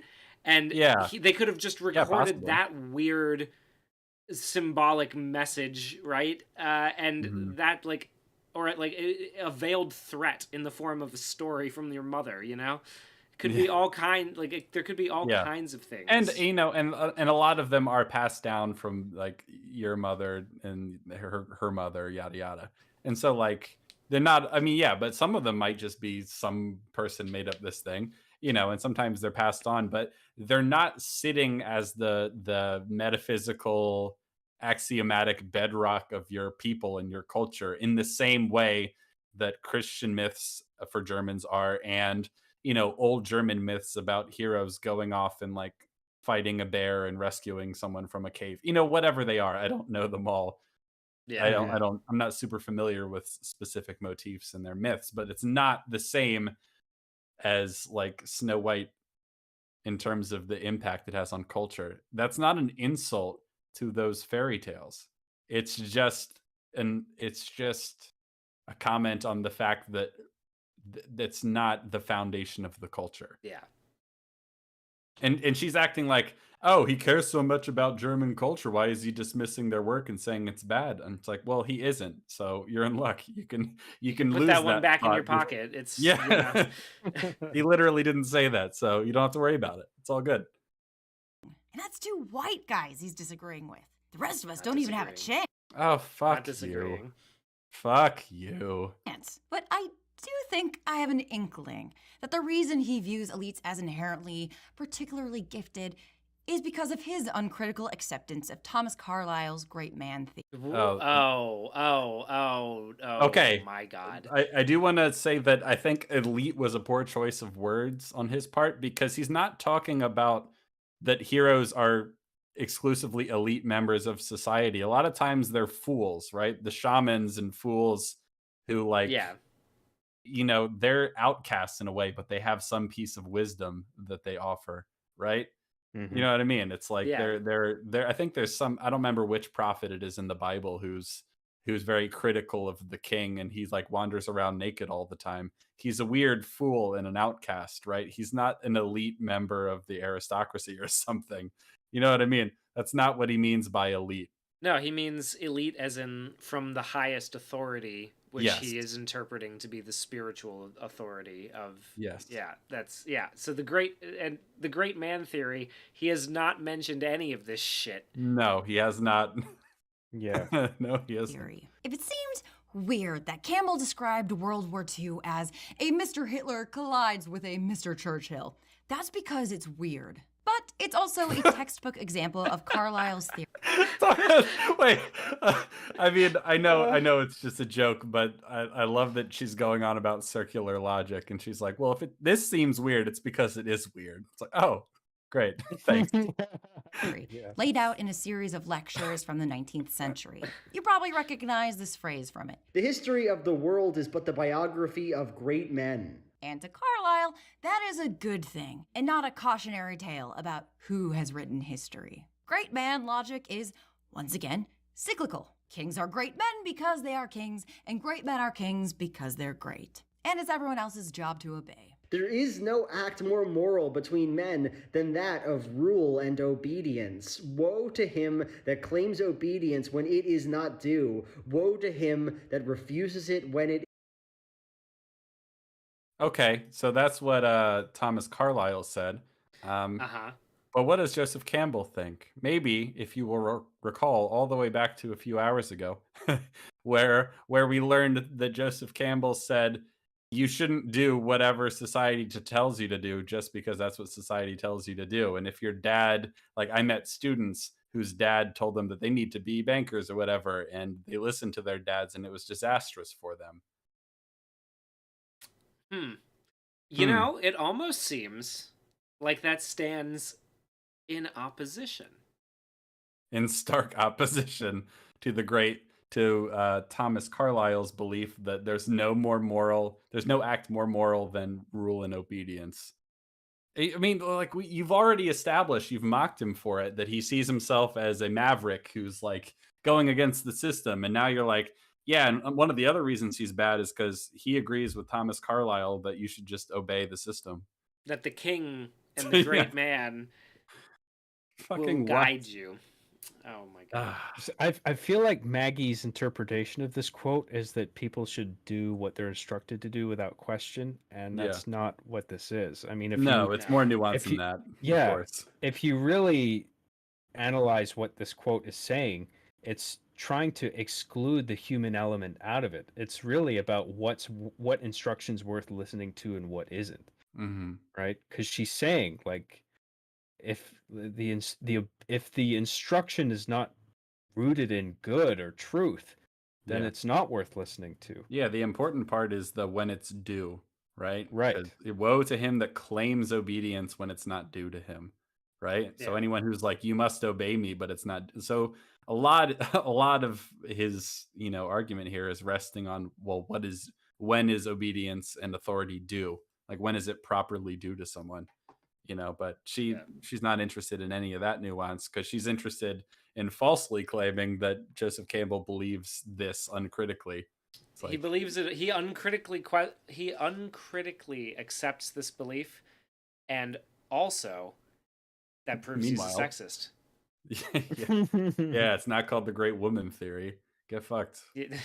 And to Carlyle, the only person who deserved this obedience is your king. Carlyle gave his great man lectures as a response to the American Revolution and the failure of the French Revolution. His theory was retaliation against the progressive ideas getting traction at the time: the Enlightenment, the scientific method, democratization, and the separation of church and state. Yeah, so clearly Joseph Campbell agrees with all of that, right? He definitely thinks all of that is bad, right? Yeah. Joseph Campbell disagrees with the ideals of the American Revolution, actually. Yeah. The Carlyle American. and Campbell ignore that they're great men or hero kings must constantly reinforce their own power through violence, occupation, and active repression. Who are you making a critique of? Thomas Carlyle or Joseph Campbell? What are we doing? Or now it's almost seems like she's critiquing kings. Just general. Yeah. She's got a screed against kings. And that's understandable. fine, because Joseph Campbell was an American, so you don't have to worry about it. It's all good. That includes things like burning books, executing dissenters, and rewriting history to justify the righteousness of their own power. Throughout his career, and especially in The Power of Myth, Campbell talks authoritatively about stories in a way that you'd think he's read every book ever written and heard every story ever told. As opposed to you, who's read almost none of those same stories. She has a passing knowledge, okay? Yeah. She has common sense, and common sense tells her that he's wrong. But this is that the vast majority of stories throughout human history have been lost. 90% of medieval heroic manuscripts have been lost. And only 7% of I bet you 90% of those 90% probably would have followed some kind of hero's journey. Yeah, that's my favorite part about this section. It's like, well, he claims to be an expert in stories, but he's only ever read the ones that we have available to read. What? It's like, well, he hasn't read all the ones that we don't have to read. It's like, yeah, okay. What about all the stories that didn't get told? Yeah. It's like... it's just like, and like, I love it because it's like, well, a lot of English medieval literature that was written in English didn't survive because at the time it was considered a lower vulgar language as opposed to Latin and French. And it's like, okay, do you assume that every single one of those English stories had this bold, new, ingenious way of telling stories about heroes that was totally, completely different and had nothing in common with the others? Really? Is that what you think? We just happened 90% of it was lost. We just happened to keep the 7% that all sounds exactly the same when you boil it. English medieval literature still exists. And that's just from one time period and continent. Never mind the mass eradication of Mayan and Aztec libraries by Europeans. And those examples are all written language. How do you even calculate the loss of oral traditions? She's actually like those of indigenous American peoples. Why stop there? Why not the ones that people just thought and never said out loud? We lost so many of those. What about the ones that never got conceived? Oh my goodness. It's like, oh my gosh, can you believe it? A lot of historical, like a lot of stories didn't survive historically. Like Gilgamesh is the first written story we have, right? Isn't it one of them? It's up there, yeah. Let's say it's the first one. Oh, can you believe it? But what about all the ones before it that didn't survive? Those must have had a completely different structure that had nothing to do with the hero's journey, I assume, for no reason. The amount of stories that we have lost far outstrips the ones that remain. But even as someone who should be aware of the patchy nature of the literary record, Campbell still feels comfortable claiming that his hero's story is universal. Oh my God! At the very well, if you really want to like make this get pedantic about this, like, okay, well, he identified a concept that's pretty universal for the 10% that did stay. So that's still pretty impressive because that's a lot of stories. Yeah, she admits herself in the video that he's read thousands of myths and noticed this pattern. And so the conclusion is, well, probably since they cross cultures and time periods and have these things in common, which she hasn't disputed yet, by the way. And she's like, well, what about all the ones that were lost to time? And it's like, well, he's read all the ones that weren't lost to time, or most of them, and has noticed this pattern, and you haven't read hardly any of them. And yet you think you are more right to assume that all the ones that were lost to time probably didn't fit this pattern. Yeah. Fucking why? How on earth could you think that? Walk me through this, Maggie. Walk us all through this. Come on here right now and tell us. And to reiterate, she's saying like his pattern, his paradigm. Like, it's not his. No. He extracted all this, and he's just saying this is what I've observed. Yeah. He He didn't just observed make it. He this up. discovered it. He put it into words, a thing that was already there. Yeah, and she knows this. Yeah, So she's she willfully does. misrepresenting it. Yeah. He is committing the logical error of survivorship bias. Okay. Oh, Jesus Christ, Maggie. Okay. It's a logical error to assume. Oh, okay, and well, we should let her continue because it gets worse. Or concentrating on people or things that made it past some selection process and overlooking those that did not. For the stories that have survived the centuries, many of them were explicitly spared because they served the powers that be. Oh, Marxism. Got it.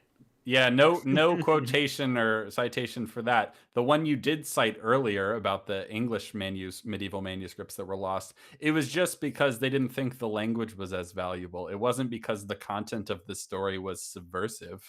No, they still wrote a lot of it down. They translated what they could into Latin and got rid of the rest. I mean, like a lot of like she mentions all these examples herself of these like traditions that were burned by Europeans. The Europeans didn't learn how to speak Mayan, went through all of their libraries and decided, these stories don't really follow the hero's journey, so we're going to destroy them. That wasn't the selection process. Like there are all these reasons why stories haven't lasted, in terms of like making it to us today.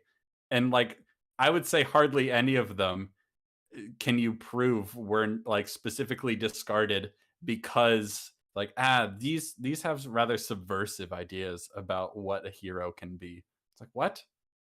You don't have any evidence of that and you're just assuming it because you're a Marxist. Yeah. Because the ones we have only served the powerful. And it's like, cool, man. Or at the very least, didn't overtly challenge them. Once upon a time, if you wanted your book to get published and not get thrown on a pyre, you'd put Christian themes in it. And the books that didn't got thrown on the pyre. Okay, so like, what does she think about all these Native American myths that we still have today? Are the only Native American myths that we have today the result of patriarchs in Native American society deciding that all the queer stories have to be thrown out? Like, is that what you actually think? And like, first of all, a lot of there's in the Christian tradition, right? Like people trying to write stories that claim to be like the high mythical culture side of things. If they were heretical, yeah, a lot of them were discarded, right? In terms of like Gnostic gospels and things like that. Many of them survive, but not all of them do. But a lot of like folk stories the church didn't like destroy because they didn't claim to be at the same level. You know what I'm saying? Yeah. Well, and I mean, how do you account for the similarities between the spiritual journey in Buddhism and Christianity? Like it's got a very similar path to it, and so like Buddhist themes and Christian themes can be very in the same way that like any with the hero's journey thing. All the themes can be the whole point of this video is that Joseph Campbell basically claimed that all the themes were universal, right? Mm-hmm. And you can see the themes in the Buddhist traditions and the Christian ones. The Buddha, do we take issue with the Buddhists throwing a bunch of books that didn't fit Buddhist themes on the pyre? Is that why they don't survive from that side of the world, or has Maggie never read a book from that side of the world to know that there are a lot of themes? Yeah, I think what you have to assume for her argument to make any sense at all, or to be consistent even in the slightest, is that across the world, in all cultures and in all times, the powerful destroyed all the stories that didn't fit the hero's journey. And so independent of each other, they all decided that, only the ones about heroes going and discovering things and bringing back wisdom. Like, she's assuming for no reason that the stories that didn't survive, that were destroyed deliberately or unintentionally, didn't follow the same pattern. Even a lot of heretical Christian stories that do survive, that were considered heretical and that they tried to destroy, they have similar structures to them. Like they're not, because human beings wrote them, and that's the point, that human beings think like this. Yeah. This is insane. This is insane. This is an actual insane argument. I mean, It's this like, well, you is haven't read all the books that haven't been that we don't have anymore. So yeah, you're Yeah. probably wrong. Yeah. And then centuries, Joseph Campbell looks at a library full of books that were spared by the church and goes, wow, what a coincidence that all these books are about Jesus. What? You know that he looked at the myths from. I know you know that he's looked at myths from across all cultures. He literally never shuts up about Hinduism and Buddhism and the Yes. Native American traditions. He always talks about them. I know you don't believe this. I know you don't. You cannot be this stupid, Maggie. You would have to believe that this same exact process has happened in literally every culture. That the powers that be destroyed all the stories that were like subversive. The Native American myths that survive, that those ones were permitted, right? Yeah, the because patriarchal ones. Yeah. He must be real. I'm assuming that Maggie has come to this conclusion because, Joseph has read all these stories and he sees Christ, the Christ figure, in a great number of them, whether or not it states Jesus explicitly or not.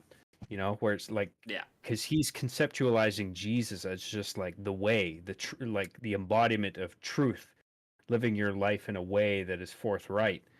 Yeah. And well, that's one way to look at it. The other way to look at it is that he's talking to a Christian man, because the host of the show is a Christian guy, and he's saying, oh, these other myths, they have aspects that are like Jesus. Jesus. I'm going to relate these other heroes to Jesus so that you can understand the similarities. Like, I don't get the vibe from reading Joseph Campbell that he thinks that every hero in every story is really just Jesus. Jesus is the one true one, and these are all just kind of like people attempting to come up with Jesus. You know what I mean? Like, that's not the vibe I get from his work at all. Well, in the book, he has one of the later sections. He has a whole bit devoted to Kant and how Kant explained how, in order to explain these truths, we use the things that we think are going to make the most sense based on what people know, because it's indescribable, right? So God is the father. In a patriarchal society, you describe him as the father to instill the sense of duty and responsibility to your elder male, counterpart that you would have, and be like, that's what he's like, It's like if God is your father, you're like the dutiful son kind of thing. He brings that up as being the main reason for using the metaphors.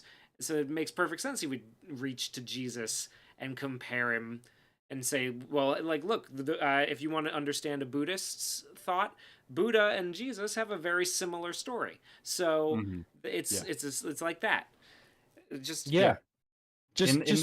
Just because you see what Christ represents in a multitude of stories doesn't mean that you're trying to box everything into a framework of Christianity, where it's just like, oh, this is just the Jesus story. This is just Christianity. This is just Jesus over again.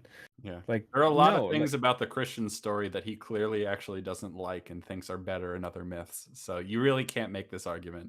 Right.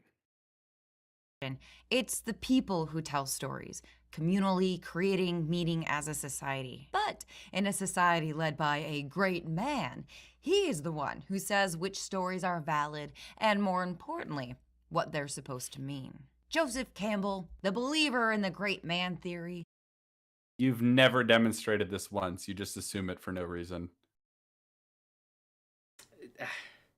She's never demonstrated him ever saying anything like, I believe in the great man theory. Like, have we gotten anything like that? I don't think we have. She showed a picture of Hitler and said great man, so. Based. Where's Kanye? Very bold of her to come to Kanye's defense, yes. Yeah. You know what? She thinks all people have value, especially Kanye. The maverick. I see myself as a maverick. Sets himself up to be the ultimate great man storyteller. He's not a storyteller. No, he doesn't. He doesn't. He's a comparative religion academic. You know what I mean? That's exactly what he thinks of himself as a comparative religion academic who wrote a book that people like. That's it. He's I really don't not a storyteller. I don't think he's written any stories of his own accord. I think he No, he just hasn't. analyzes other people's stories. Yeah. Yeah, and Yeah. he retells them in extremely short, Yeah. But Yeah, and he so I guess summarizes in them. that case, he is a yes. storyteller. Yeah. Deciphering his ultimate great story, his monomyth. As Professor Brian Atterbury notes, Campbell's monomyth provides the justification for assimilating yet another culture's sacred traditions. If all the world's mythic beings are merely, as Campbell said in another title, masks of God, then anyone can try on whichever mask suits the occasion. That's not true at all either. Yeah, he's not talking. You might have about, noticed a pattern at this point. There's not. Yeah, the monomyth isn't providing justification for assimilating other cultures' sacred traditions. He's just it's comparative. Yes. And like nowhere does he fucking... say that you can just pull the symbols from one culture and just plop them into another. Nor does he advocate for that, because that wouldn't make sense. Can't. Doesn't he say you specifically can't do that? I wouldn't be surprised. In the second episode. I wouldn't be surprised, because the symbols don't make the same. They don't have the same meanings in every culture. I know he talks about that. That a dragon is not the same to an ancient German people as it is to an ancient Chinese people. And so if you're like, oh, you can just pick and choose like it's a buffet, like he doesn't think that. No, he doesn't say that. And like the purpose of pointing out the similarities is not to just assimilate them all. The idea of that these are masks of God is just an image of the idea that like we're all pointing to the same sort of fundamental transcendental truth in a way, right? That it has different faces and different guises, right? That there's something underlying all of them, not that they're all interchangeable and that you can just kind of pick and choose which parts you want. It's not like it's not a mythological buffet line. He's just pointing out. Yeah. But believing in the monomyth does do one very important thing for society. It allows a certain demographic to feel better about the cultures and stories that have been destroyed. After all, if all myths are the same, then it's not a big deal when you lose one. Fuck off. Yes. Actually, fuck off.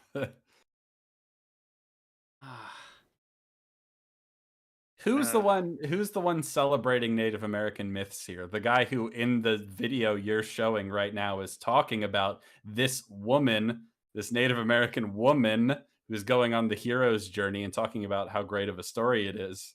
Are you dismissively being like, white people don't care about losing the stories of other traditions? Like, go fuck yourself. Or a few thousand. Or kill off a society's oral storytellers. What remains are largely the myths of the conquerors. Except for the ones that you just showed on screen. The ones he was talking about. Fuck you. Coming out of an elite experience, who believe they are particularly gifted and tell themselves that their ears are open. If every myth is the monomyth, then everybody can have the home version of a myth quest with no personal danger and no obligation to follow the rules of the society whose myths one has bought. And that is what much formula fantasy becomes. A quick and safe trip into myth with no risk and no transformation. Good fuck. Where If you on don't earth? like modern fantasy writing, just say that. But like, where are you getting the idea that Joseph Campbell is arguing that like people can just go on a mythic journey without danger and without transformation? That's like the most fundamental part of it. If every myth is the monomyth, then everybody can have the home version of a myth. What does that mean? What the fuck are you talking about? I think it's it seems like it's basically trying to say like, oh, well, if every myth is the monomyth, then everybody can just view their actions as if it's a myth quest. And it doesn't have to be a danger. Like I can meme about John getting ice cream and it being a heroic act to go out and seize it from the depths of the freezer, right? Like that's what it seems like. That's what he's saying. Yeah. Well, then why it is does very Joseph... cold in that freezer? I'm facing great adversity. Frostbite's a real problem. You know. Yeah. If Joseph Campbell's key components to the monomyth are about like risk and death and rebirth and transformation, how can you argue that believing in the monomyth means you can have a heroic story without those things? What kind of Yeah. stupid argument is that? Yeah. I think this quotation is drawing a false equivalency where it's saying, like, I don't think Campbell is saying every myth is the monomyth. I think what he's saying is the monomyth is within every myth. And so, like, the implication is, like, Campbell is discarding all the variances that are present in all the different myths across cultures and times. Like, he's not saying that. He's definitely not doing that. Yeah. Completely valid reasons for why the hero cycle resonates with people, and I don't want to discount that. Oh, you don't? Oh, well, you you've don't, just, do you've you? just talked for a good, like, hour now about how you do. One of them being that in a hero cycle story, any pain or suffering that the hero endures is ultimately purposeful. It brings him closer to the end of the journey. Do you know we've watched her pull contradictions out of Joseph Campbell's mouth from like decades of work that he did, and yet in 2 1-hour videos she's managed to contradict herself about as many times, if not more. I'd say more, yeah. But one thing I find frustrating about the way she summarizes it is like, oh, the hero's journey, I understand why it's fulfilling for people because they can view like suffering and pain as like purposeful, like it's helping them along their journey. It's like I don't think that's an accurate way to talk about it. I think the idea is that like pain and suffering, trials and tribulations are an opportunity for growth and transformation. They're not like like they're not causal, like you suffer therefore you will grow and change. It's like, no, it presents you the opportunity, right? Because there are plenty of tragic stories where people are thrown obstacles and then they make the wrong choice and then they pay a price, right? And so and she's going to go into why she thinks it's harmful to teach people that like their suffering is narratively purposeful. And it's like, I don't think purposeful is the right word. It's not like everything, like the point of the hero myth is not to say that like, oh, well, everything like suffering is just going to make you stronger. It's like, no, it's going to give you the opportunity to become stronger if you take it. But it's not, you know what I'm saying? Yeah. There's a distinction that she's not making here. And I think it's going to be important in the next couple minutes. Right. These kinds promise us that the ends will justify the means, that wading through our roadblocks will ultimately bring us the glory, the girl, or the gold that we're entitled to for slaying the dragon. But this universal idea that suffering leads to enlightenment can be traumatic for, say, victims in real life. How many times have you heard someone gloss over someone else's pain by saying, I'm so sorry that terrible thing happened to you, but I'm sure it made you a stronger person, which has been completely disproven by science and Harley Quinn. You know, psychologically speaking, vengeance rarely brings the catharsis we hope for. Yeah. But that's a whole that is not the same thing.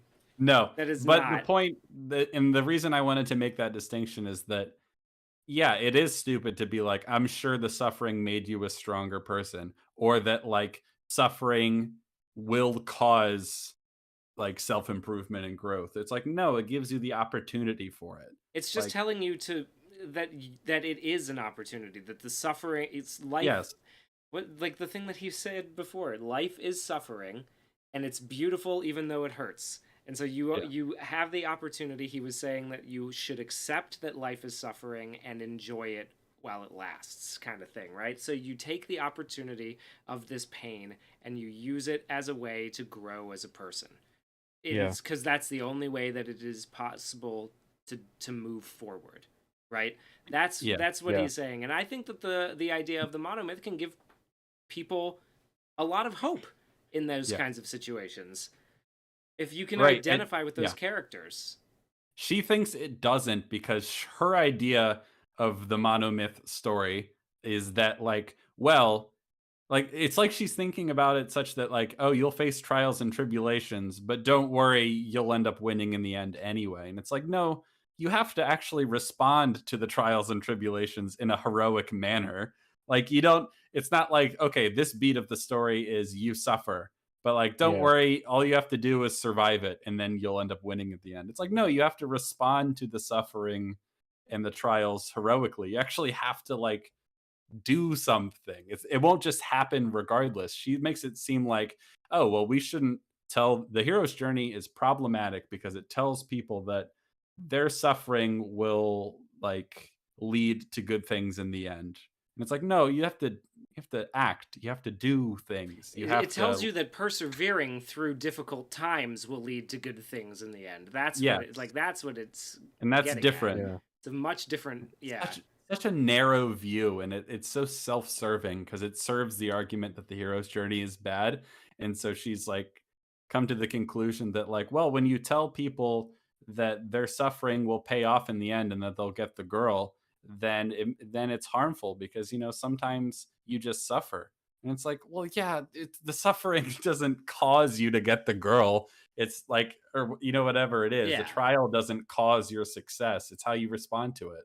Yeah. Obviously, which is what every good hero story teaches you if you listen to it. Well, and I know Yeah. she made the argument earlier about how it doesn't help systematic victims of systematic abuse Yeah. because, personal action is just an impossibility if you're in that situation, of course. I hate that. What bothers me about this part of the video is that there's the suggestion that there's no middle ground in a situation like this, where it's either an either or thing of like, Mhm. oh, this terrible thing happened to you, you're a perpetual victim, and you should always be a victim, and there's no Yeah. overcoming it. Mhm. Or the flip side of it, where it's just like, your pain means nothing. Stop being such a fucking pussy. Like, as if there's no middle ground where Yeah. you can't say like, you know what you went through, that was really tough, and I sympathize, but you can't let it rule you. Yeah. You know what I mean? Yeah. Exactly. Like there's a way to overcome this because you have to. What's the alternative? You're just going to constantly be victimized by this thing that happened in your life? I mean, Yeah. is that really, are you going to be satisfied conducting your life in that way where you're letting this thing rule your life basically? Yeah. However traumatic it was, but it's not like you're praising that suffering or Yeah. like it's just the idea that it's one or the other is silly.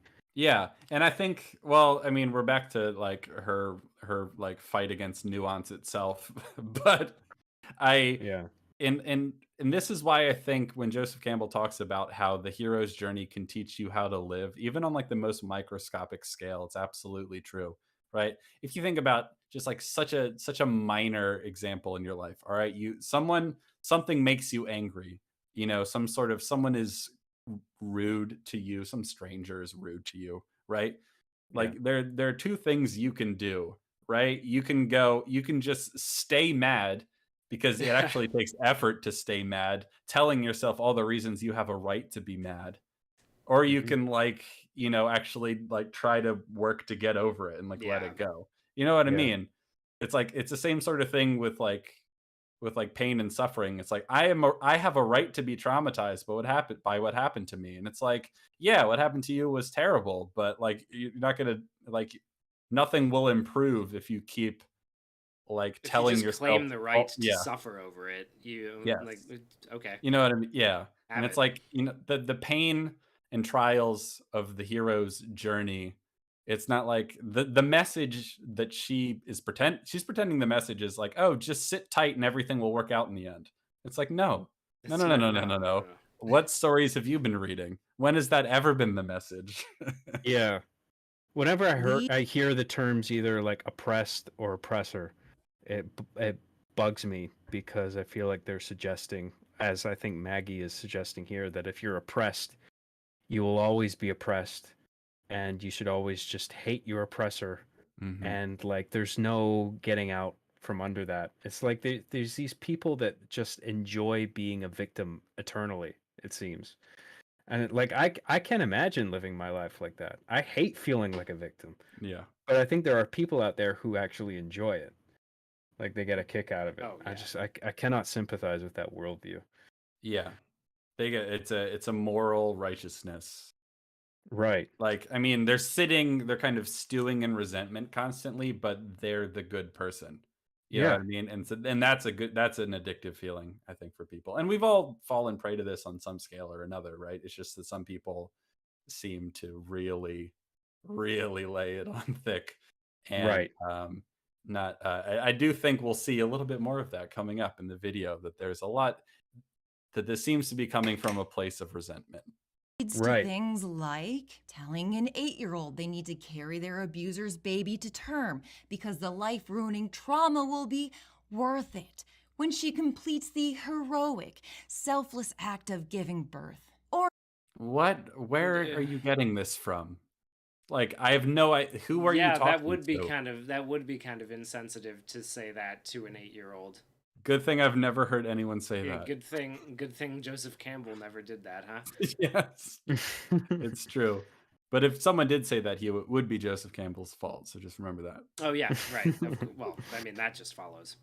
imagine the young person who signs up for the military, expecting a heroic journey, only to be killed in a faraway land away from his family. He wouldn't. Like, she's really diluting what heroic journey like means, right? Yeah. She's making it seem like it's a fun adventure, and it's like almost like very few of the classic like mythological heroic stories are like a super fun adventure, bro. Like, it's they're full of trials and tribulations and hardship and suffering, because that's what life is. We've talked about this. And so it's like, oh, you're telling people that sign up for the military that they're going to go have a blast and tour the world, when you're telling them that the hero's journey is good. Like, Yeah. what? It seems like she's neglecting the risk involved in the journey. And like, the you're supposed to suffering. come out intact at the end of it every time you Yeah. go on the journey. And it's That like, it was no, that's supposed not to how be it works. fun. You, Yeah. you accept the journey knowing that you may not come out of it intact on the other side. And that's what makes it heroic. You know, that's Right. when he's talking about soldiers in Vietnam, talking about their heroism, the scene he describes specifically are people risking their own life to go save their fellow soldiers, right? Yeah. There's nothing like, Yeah. oh, fun summer adventure, let's go to Vietnam. Like, that's not the vibe, Yeah. right? It's Where like- is the heroism if you go embark on a journey knowing that there's no risk involved? or that it's Like, just if gonna be it's fun. just all going to be Yeah. fine in the end. Yeah. Like, Yeah. you might as well just like go on a friendly stroll down a, like Go on a if- Royal Caribbean cruise or something. Yeah, if I go on like a cruise, she's like, oh wow, I went on a hero's journey. I'm back, a hero, everybody. Yeah, Look at me." I sailed around the Bahamas for a while. I ate a lot of got off the lobster boat on the once. boat. Yeah. And I got off the boat I once. came back. I went to a marketplace and people were hassling me, trying to get me to buy things, and it kind of smelled a little bit. So I went back to the ship, and now I'm back and I'm a few pounds fatter. Aren't I a hero? It's like, no one thinks that. No, nobody. No. The dead know only one thing. It is better to be alive. But that's what happens. I love that movie, by the way. It's so good. Yeah. Yeah. I find it really interesting that she's using examples from Full Metal Jacket here. Yeah.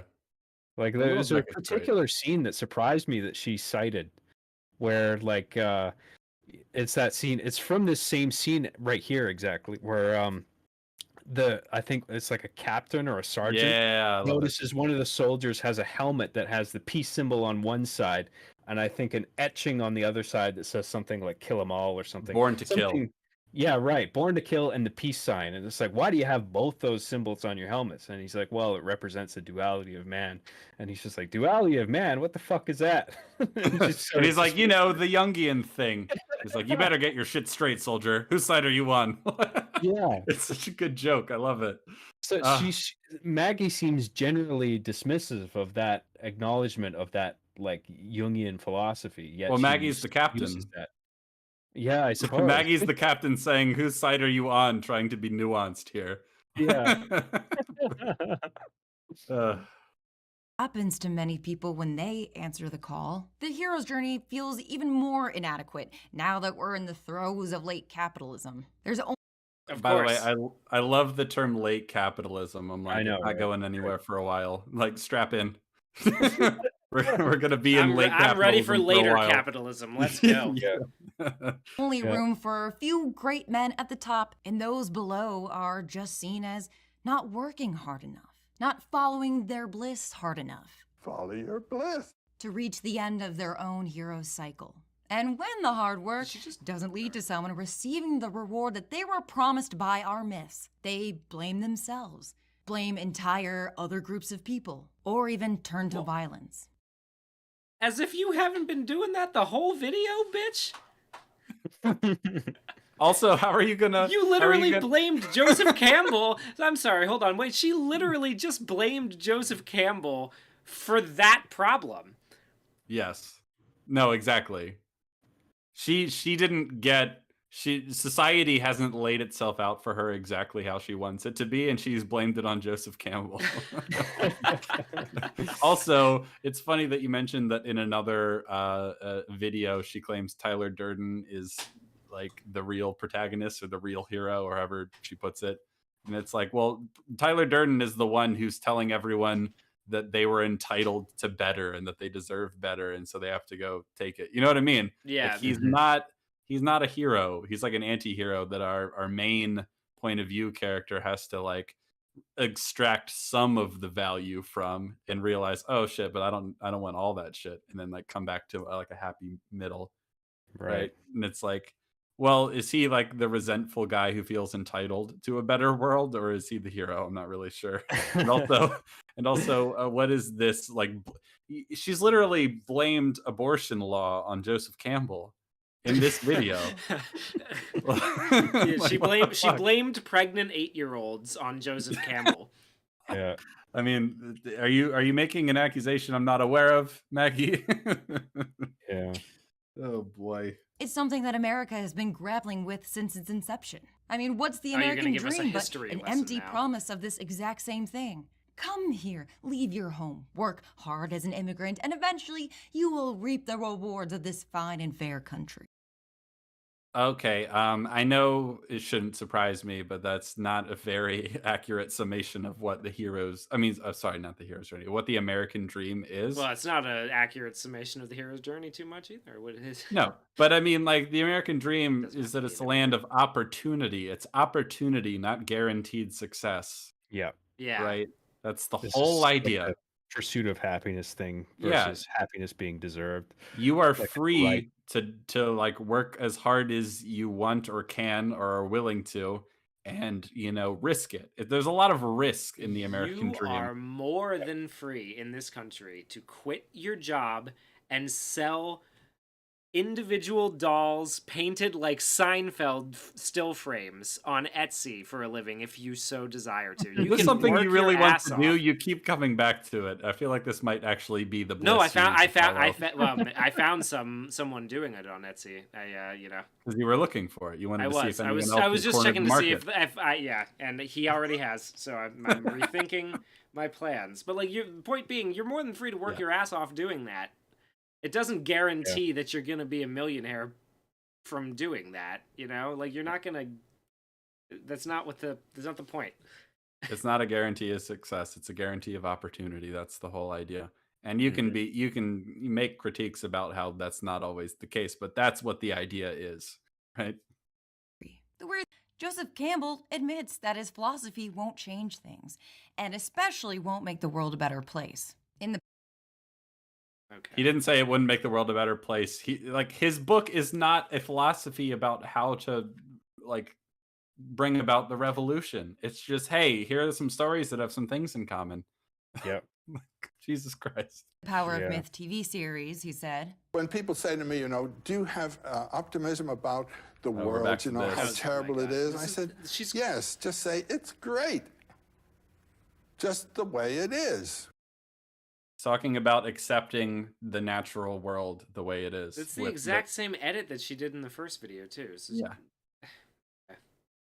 There's like 3 scenes from this TV special that's like 6 episodes long that she pulled. Yeah.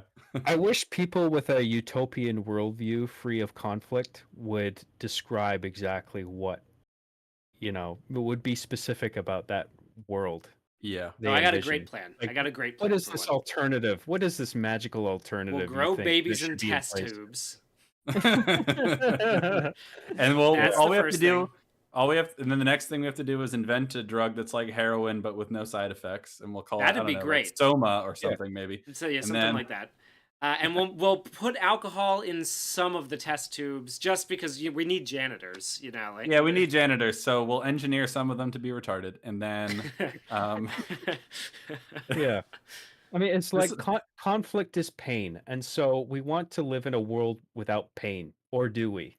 Like maybe there's something integral, instrumental about the role that pain plays in our Yeah. existence. But like, say there was a world free of pain, what exactly would that look like? Can you describe it for me? we'd all And be a in lot of them comas. they can't.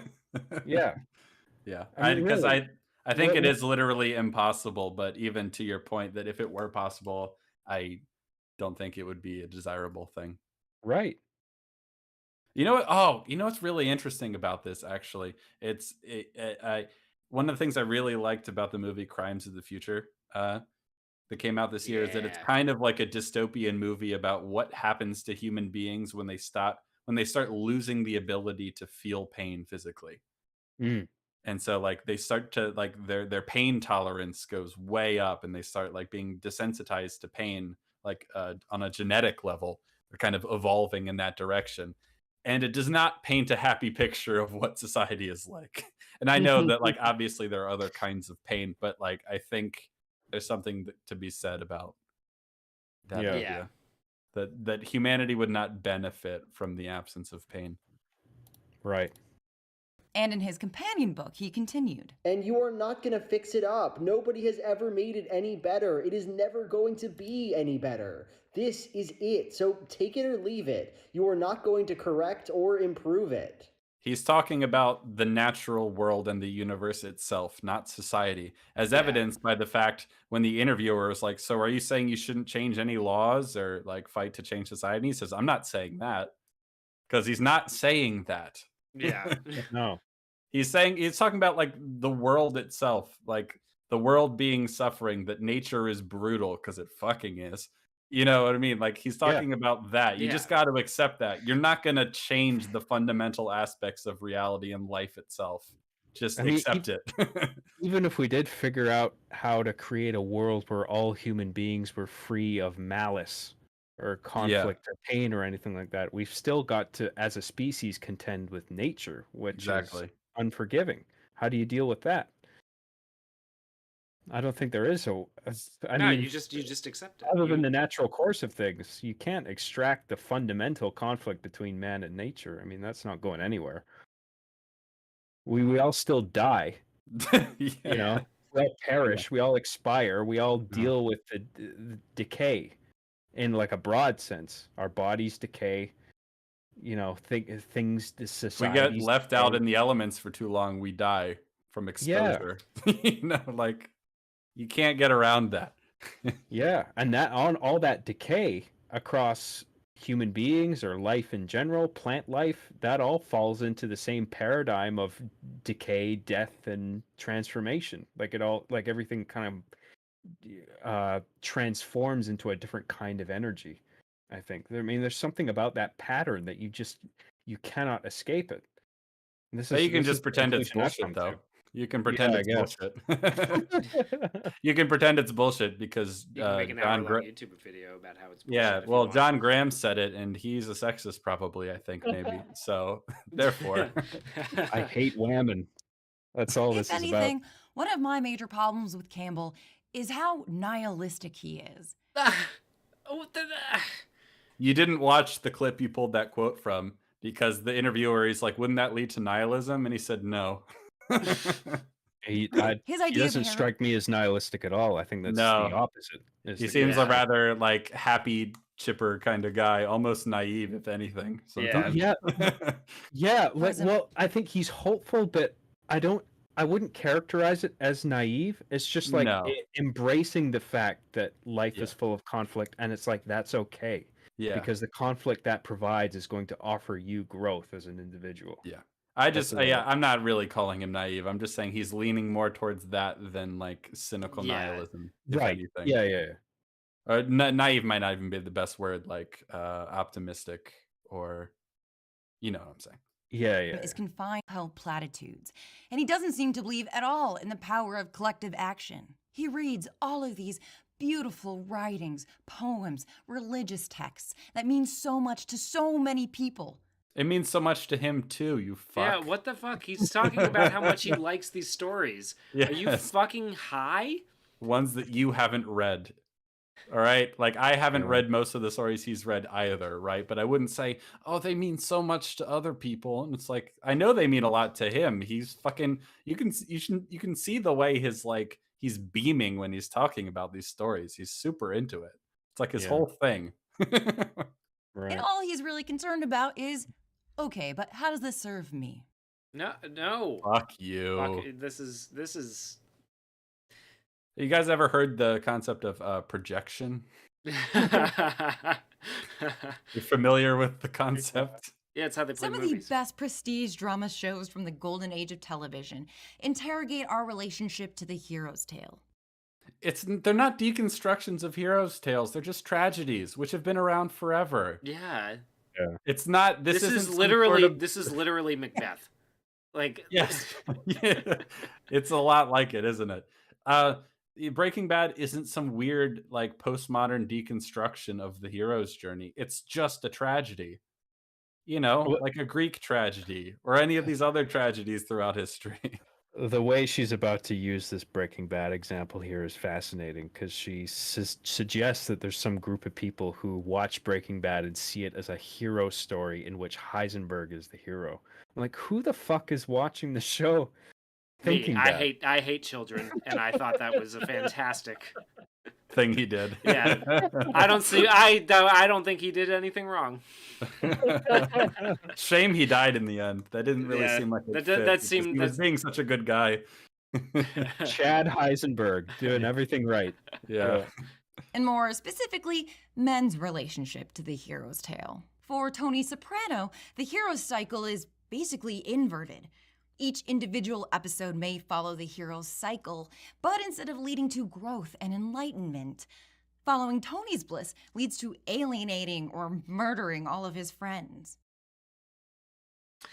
Is the whole arc of The Sopranos that it's tragic because he keeps following his bliss? Is that what's happening in The Sopranos? I don't fucking think so. No, but it's not an inversion of the hero's journey that it ends in tragedy. It's just not a story about a hero. The whole idea. He's a protagonist. He's not a hero. Part of the reason he's not a hero is because he doesn't do heroic things. You know what I mean? Yeah. Not that he doesn't have any good qualities, but it's not a hero story because it's not about a hero.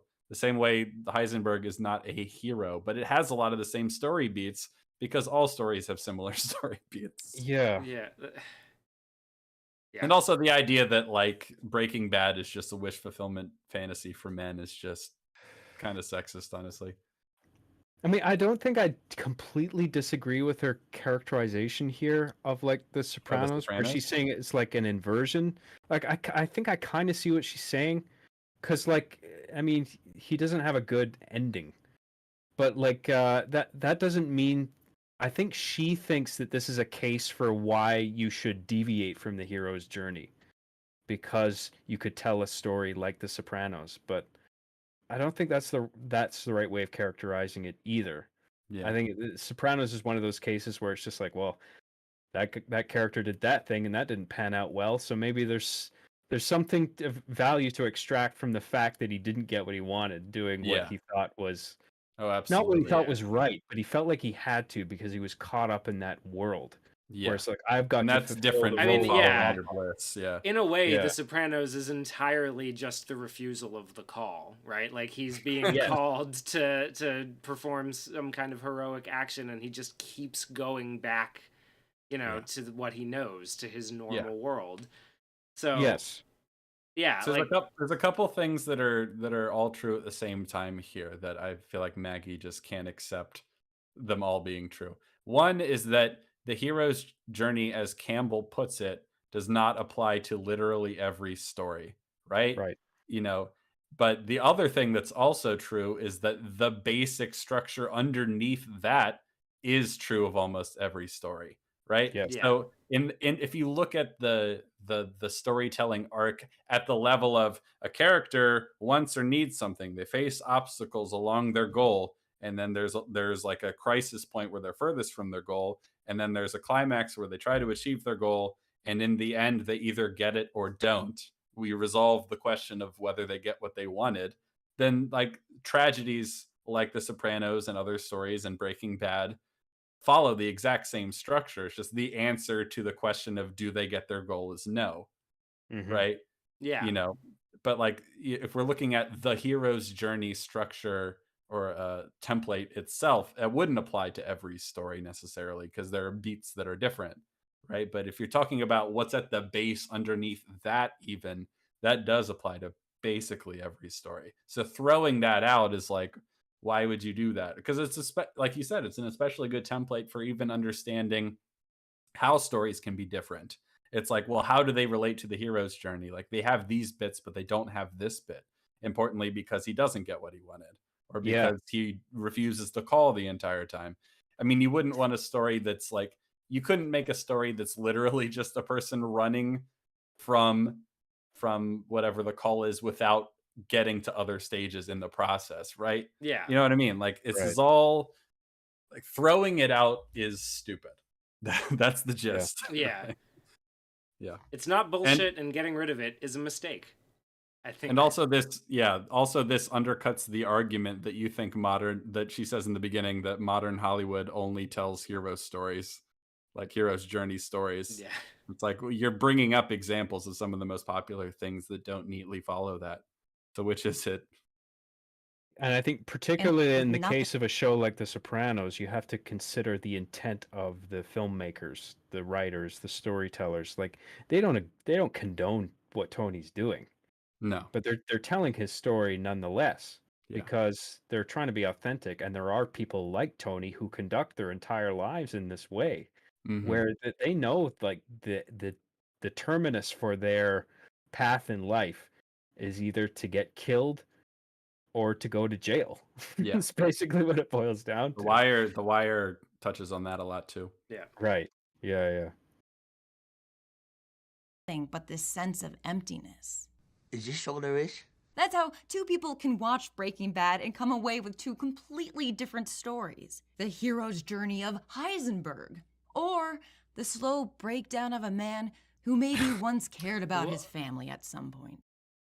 What the fuck? I mean, the hero's journey of Heisenberg? Like, I'm sorry, what?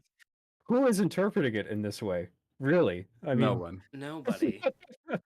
He's called an anti-hero for a reason. Yeah. And also, even the one, okay, so there was the interpretation that she obviously thinks is untrue, that he's the hero, right? And she's kind of saying that, oh, especially young men who are indoctrinated by Joseph Campbell are going to think he's the hero. But even the other alternative, she says in such a dismissive tone, I really don't think she likes Breaking Bad. She's like, oh, it's about a man who maybe at one point cared about his family. Like, what are you talking about? He definitely cares about his family the whole time. It's just like it's he just an makes these arrogant, wrong it's a selfish, choices. tyrannical kind of care. Yeah. You know what I mean? And like he ends up prioritizing other things above it, but he never doesn't care about his family at all. But like the way she says it makes it seem like she just really doesn't like Breaking Bad at all. Yeah. That's the vibe. And it's like, all right. I mean, hey, I guess it's not for everybody, but it is considered one of the best TV shows of all time. So maybe you could take it a little more seriously. Just to like maybe see if there's anything of value in it. Yeah. Even in Mad Men, we see Don Draper sell CEOs the hero's journey and enlightenment under the guise of their cool new product. The Coke ad is not the hero's That journey. is literally the conclusion of the entire... That's the conclusion of the hero's journey. That's him receiving the tranquility and wisdom to bring something to an advertising campaign that became very popular, right? He goes through all of that, the hedonist, purge that he goes through over those 7 seasons, and by the end of it, he's meditating on a ranch out in California somewhere, and actually trying to spiritually better himself. Yeah. trying to resolve that issue that he's had, and we get this scene to imply that he has then gone and brought back this campaign. That the exact conclusion of a regular hero's journey. I don't understand. Yes. Also one of the best TV shows ever made. So again, while Draper's own life lacks the comfort and fulfillment that was supposed to be his reward for success. What you call love was invented by guys like me. But that's I don't know, that quote you pulled doesn't match your point. That quote you pulled is him being cynical, right? Yeah. Not him being cynical to entitled. show off, yeah. Yeah, he's not. That's not evidence of him being entitled, like he thought he deserved all the rewards of the hero's journey or something like that. Which, he does get eventually through like self-improvement and all sorts of other things. Well, and through calamitous loss, he loses a lot of. He loses his former wife and his new wife. He loses the respect of and love of his daughter, you could say. He loses touch with his sons pretty much freaking completely. So it's just like he goes through a lot to get to the Coke ad at the end. You might even say it's not worth it if if you had that mindset. But one of the things I like about the ending of Mad Men, just personally, is that like it has all the makings of a tragedy, but in the end you get the vibe that like maybe he can actually sort of lead something of a better life going forward. Like we don't see it, but we get some sense that like, he doesn't die in the end like a lot of tragedies do. You know what I mean? Yeah. He loses a lot, but at the end there's like some amount of hope that like, maybe he can actually he's just going to go forward. He's going to move forward because he's not in one of these kinds of stories where the stakes would merit that, he has a tragic fall, he can recover. And the fact that he's cynical earlier in the story is just it's just a point on the character arc. That's right? like literally from the 3rd episode of the show, and then the part of him having enlightenment is 7 seasons down the road. So like there's a lot of TV in between. Yeah, and that's the thing I think she probably believes about a lot, and she brings up all these prestige television shows as like evidence against the hero's journey, and it's like, you don't understand. A lot of TV shows are just the hero's journey stretched out. Like, if you think about a show that runs for 7 seasons in terms of like character arcs, there's like little journeys along the way, obviously. Like episodes have a little like fractal sort of self-similarity to them where like every episode is a little mini hero's journey, or at least it can be that way. It isn't always, right? But like you have one like an episode that's its own relatively solid story in and of itself, but the overall arc of the character going on the hero's journey or some sort of tragic fall can be stretched out for a long time, where it's like seasons 2 through 6 of a 7-season show are the trials and tribulations, you know what I mean? And the return happens in the last 20 minutes. Like that can happen. That's, a lot of TV shows don't have the same pacing, but it's the same structure. Yeah. I want to jump back to where we started this off. Joseph Campbell and Star Wars. George Lucas famously wrote Star Wars as a monomythic tale. He and Campbell were credited for updating the hero archetype from the childish Flash Gordon serials to the modern blockbuster. According to Campbell, the Star Wars movies should be a worldwide phenomenon, since they're the gold standard of his universal story structure. Oh, but this is my favorite part of the video. I don't think you're ready for this yet. Let's go. So to be clear, she's saying, well, if the hero's journey is all that, then Star Wars should have been a universal phenomenon. Okay. All right. Except they aren't. Most notably, Star Wars never caught on in China. You're shitting me, right? Wait, let's let it play for a little bit. Let's let it stew for a second. Who was in Rogue One. Chinese audiences didn't grow up with Star Wars culture, so unfortunately, it didn't work. I don't think enough Western filmmakers have spent the time to really analyze the Asian market. That's why you'll notice a lot of American films don't work over here. Their audiences have entirely different expectations for their story structure. No. Is she fucking kidding? She's not fucking kidding. This is Star a real Wars. argument. Okay, number one, Star Wars is based off of samurai movies, including the adventure serials, but there's a lot of samurai movie stuff included in that. The Hidden Fortress is very, very and they're hero's journey familiar with a centric. lot of Japanese culture. Yeah. You know, for the most part. Go ahead. Number 2, China makes like all of Hollywood's money. Okay, no, like hold on. So here's the main point, right? So he's talking about, the guy in Rogue One was talking about how The Force Awakens and Rogue One and some of these new Disney Star Wars movies did not do well in China because people in China didn't grow up with Star Wars. And Maggie Mae Fish is like, yeah, Star Wars wasn't a universal phenomenon. The hero's journey must be bullshit because Star Wars is based on the hero's journey, but it didn't appeal to Chinese people. And it's like, bitch, are you for real? Do you know when China started letting American movies be shown theatrically? Do you know? No, I don't. When was it? 1994. Oh my god. Oh wow. They literally didn't show Star Wars in China. It didn't catch on there because they literally were not allowed to see it. Do you know when Wow. Do you know when the original 3 Star Wars films were first shown theatrically in China? No idea. 2000? 2015. What? Holy shit. Oh, I guess the hero's journey must be bullshit because Star Wars never caught on in China. Fucking stupid. And the first Star Wars like 1970 something, wasn't it? 1977, yeah. Yeah. It caught on literally everywhere else. And that's the thing, right? She's like, well, it can't, the hero's journey must be bullshit because it's not a universal phenomenon. It's like, it was everywhere that it was shown. Like, what are you talking about? Yeah, the new ones, surprise, the new ones didn't do well because the nostalgia bait didn't work. Like, yeah, exactly. They didn't grow up watching it. So the movies that were almost entirely written to be like, hey, remember the old ones? They're like, no, we literally don't. Like, we didn't see them until like a year ago. The other thing though is that just by that logic, any Western movie that goes over to China should just lose money in China, right? Because it just doesn't appeal because they have different expectations. Oh yeah, for like Avatar. Structure. Like Avatar fucking killed in China, didn't it? Yeah. First one? Every Marvel movie kills in China. Like or the big ones did. Yeah. For a while. Yeah. That's how Infinity War made the $1 billion that it made. You know, like. Mm-hmm.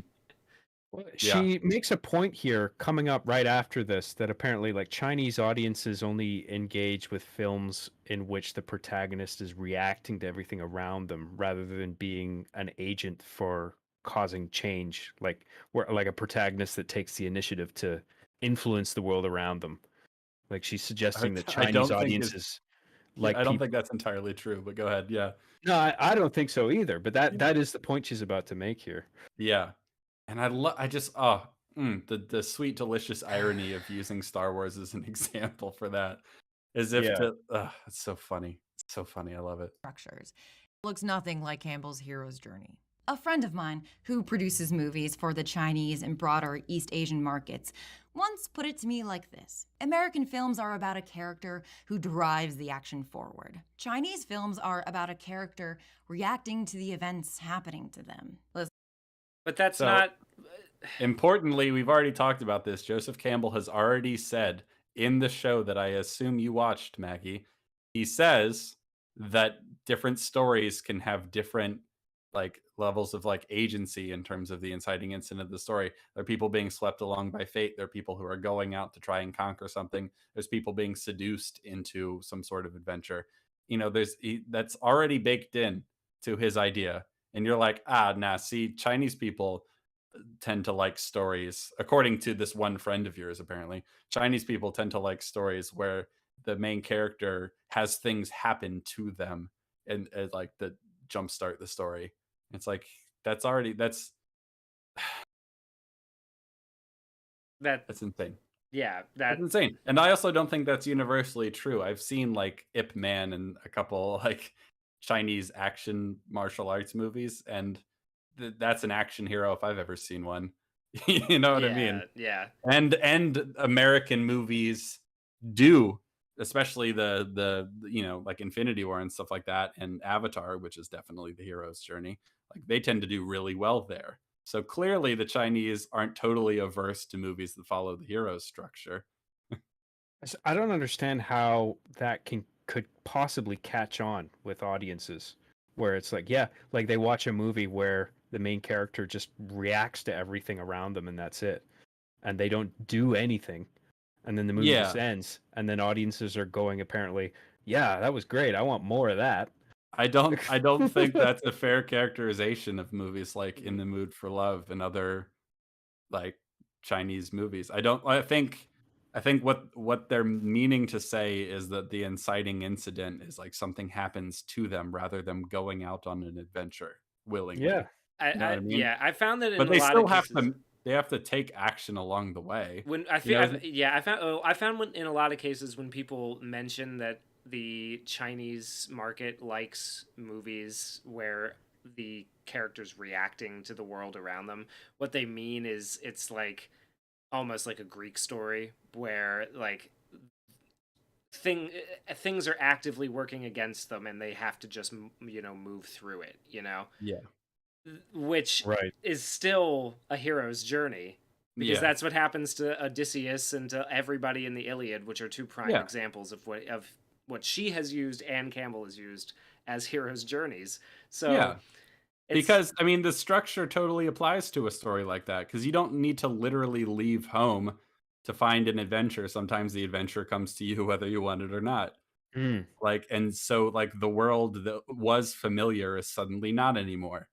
You don't need to actually leave yeah, like to go find it. You know, like life comes at you. You know, there Yeah. are plenty of stories and across every culture that are like that because sometimes the adventure comes and finds you whether you want it or not.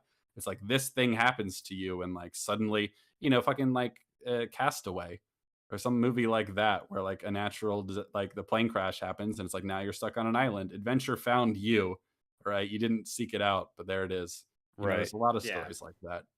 That's And interesting. if that is a motif that exists that is more common in Chinese stories, okay, that doesn't discount anything about the hero's journey, Right. yeah. as far as I can tell. And I'm not qualified to unpack that. And there's a lot more written on this. We'll include a bibliography below. But the basic idea remains. Story structure and the values within those stories vary from culture to culture. And while, yes, we are all human and have things in common, I think we have much more to gain from trying to understand what makes each story unique, rather than trying to retroactively shove every story into one mold. No. No. No. That could have been the whole stream. This is No. the thing that she does, right? It's Yeah. like Joseph Campbell's trying to wedge every fucking story ever made into his paradigm that he pulled out of his ass. Like, no. It's the other way around, and you know it's the other way around, Mhm. and you are being disingenuous. And it's rich that your example for why stories aren't universal is Star Wars was really popular almost everywhere around the world except for China, so therefore it can't be universal when China just like didn't show the movie. Yeah. They didn't get to watch it to find out whether it appealed to them or not. Yeah. Ugh. So like that's such a failure of Yeah. thinking.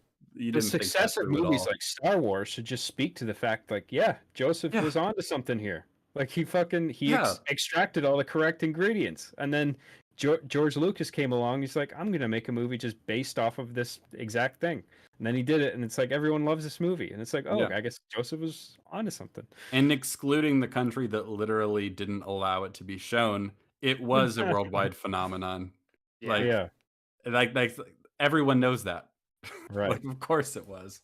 And it appealed to everyone, even if they weren't white Christian heterosexual academics from America. It appealed to everybody. Yeah. Go figure. And I don't think it was just because Star Wars had like sci-fi shit. You know, No. it's like No. the revolutionary uses of like rear projection and like matte paintings and whatever. Yeah. Like It was a it wasn't worldwide just that. phenomenon because of the matte paintings. Yeah. Yeah, yeah. Especially when we've decided in advance that every hero is a metaphor for Jesus Christ. He never said that, so Yeah. it's all good.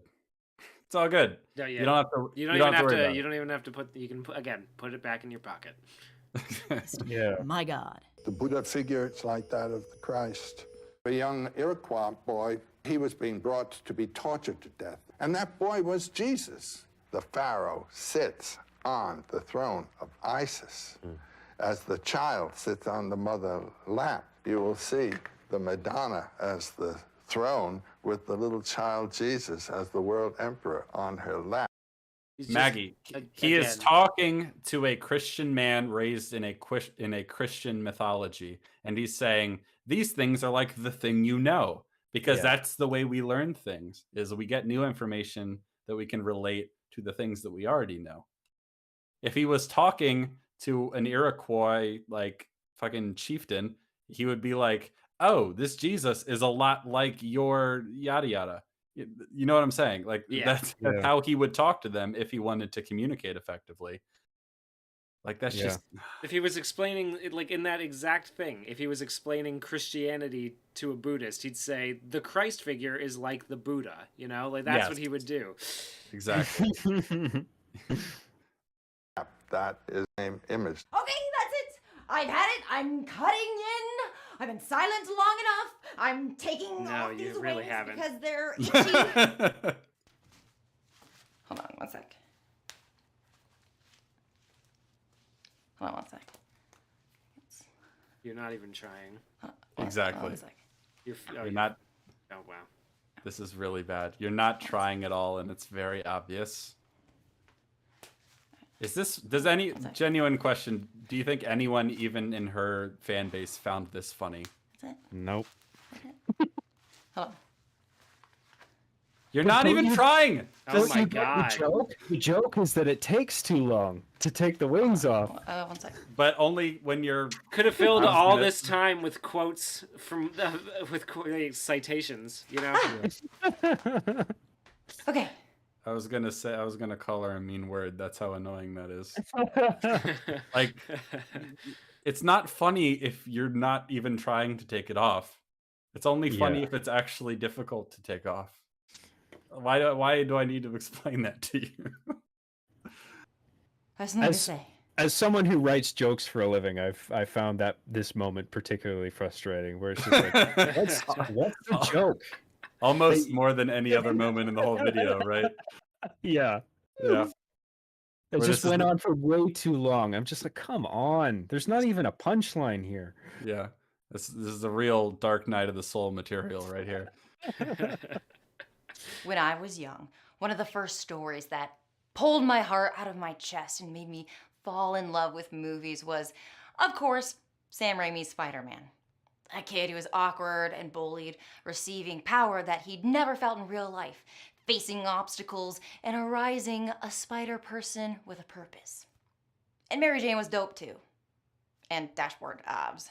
I really believed that when I came across difficult parts in my life, like being bullied, it was okay, because it would all pay off in the end when I'm older.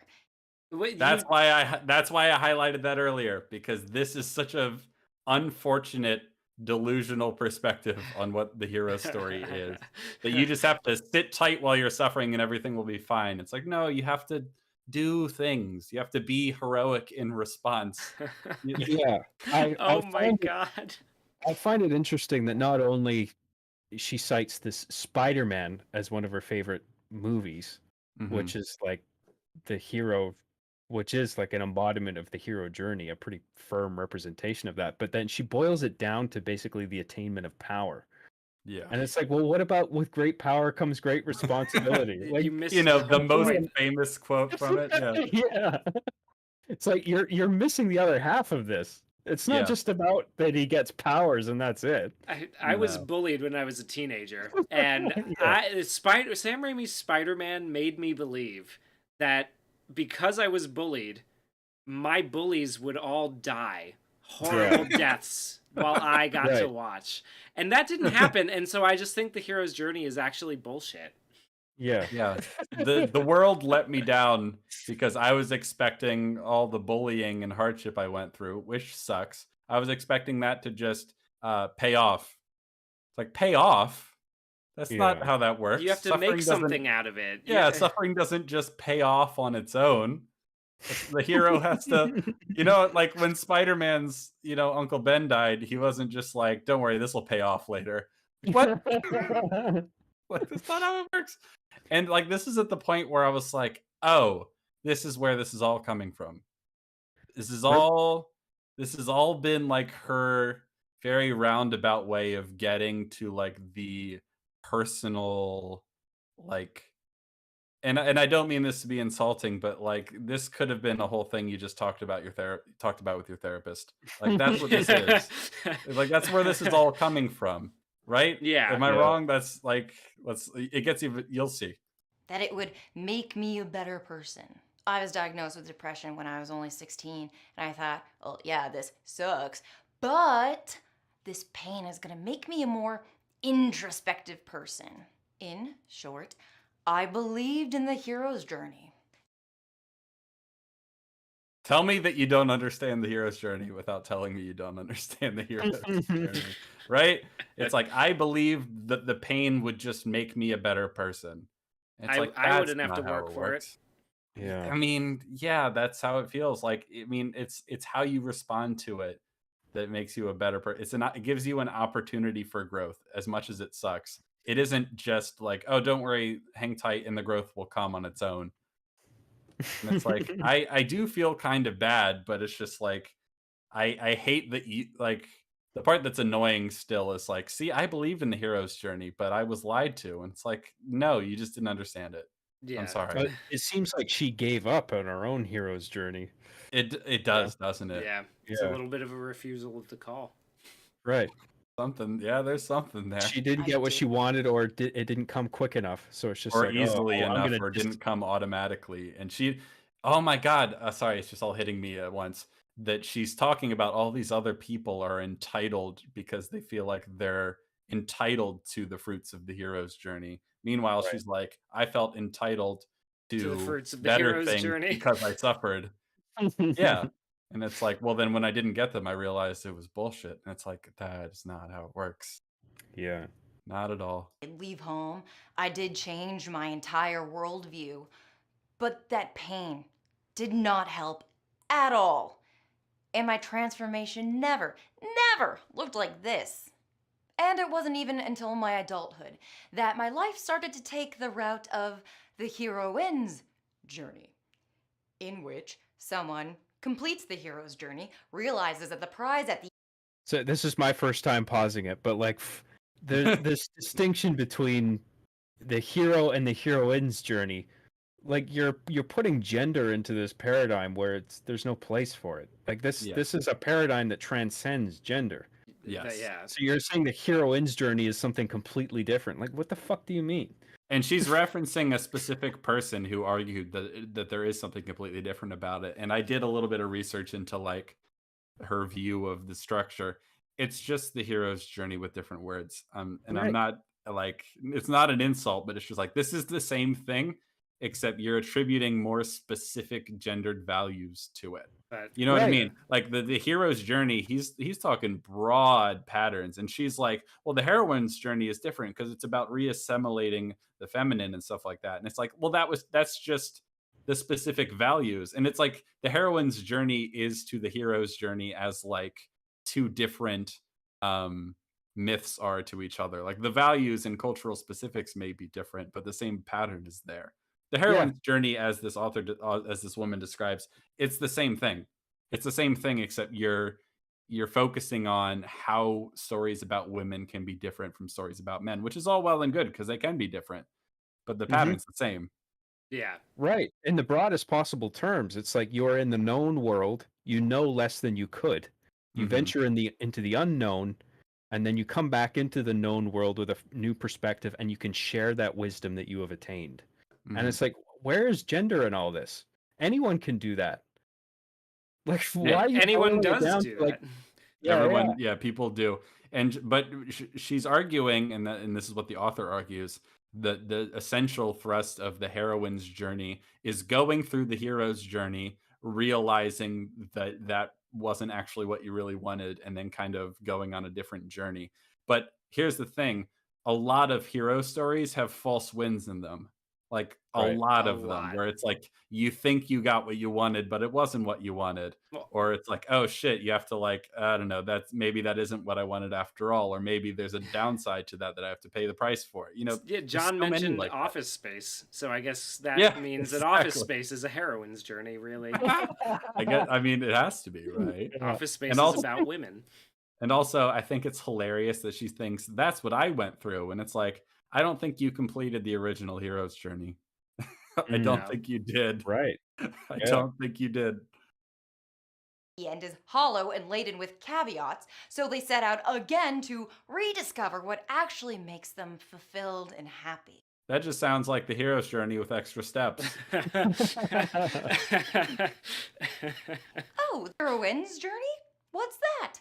Oh, just one of the many, many, many, many, many alternatives to the hero's journey. This Many? one. I don't think there's many, first of all. And why would you only bring this up at the end of your video to just say casually and then never go into detail? Like, that's insane to me. You're like, the hero's journey is bullshit. It's not the only way to tell a story. And then you only introduce alternatives at the 11th hour of the two-part video. Like, oh, by the way, there are alternatives. Okay, thanks for watching. It's like, what the fuck are we doing here? And because I Yeah. remember watching it like, oh shit, now I got to do all this other research because you won't talk about it at all. Yeah. One happens to be written by that very woman from the first video, Maureen Murdoch, the student who told Joseph Campbell, "I want to be the hero," which frustrated him to the point that he said he was glad he was retiring. It might sound familiar because She was anything the like popular you. franchise I would Hunger want Games to. actually follows this heroine's journey. The first film is Katniss completing. Oh, my god! Wait a minute, she's actually pulling the Hunger Games. That's the first one. It follows the Hunger heroine. Games is actually the heroine's journey because she wins originally, but in the second book, she realizes that, oh, there are other problems still to go. And it's like, yeah, that's just the hero's journey stretched out over 3 films. Like, It's a trilogy. It's a trilogy, and they have that kind of fractal nature to them. A lot of stories like that do. Like, A New Hope is the hero's journey, but so is the entire overarching structure of the first Star Wars trilogy. And it's like, just because everything isn't like happily ever after at the end of the first movie, because they haven't defeated, you know what I mean? And like, and because I was looking at like a summary of the Hunger Games, and I'm like, this is just the hero's journey.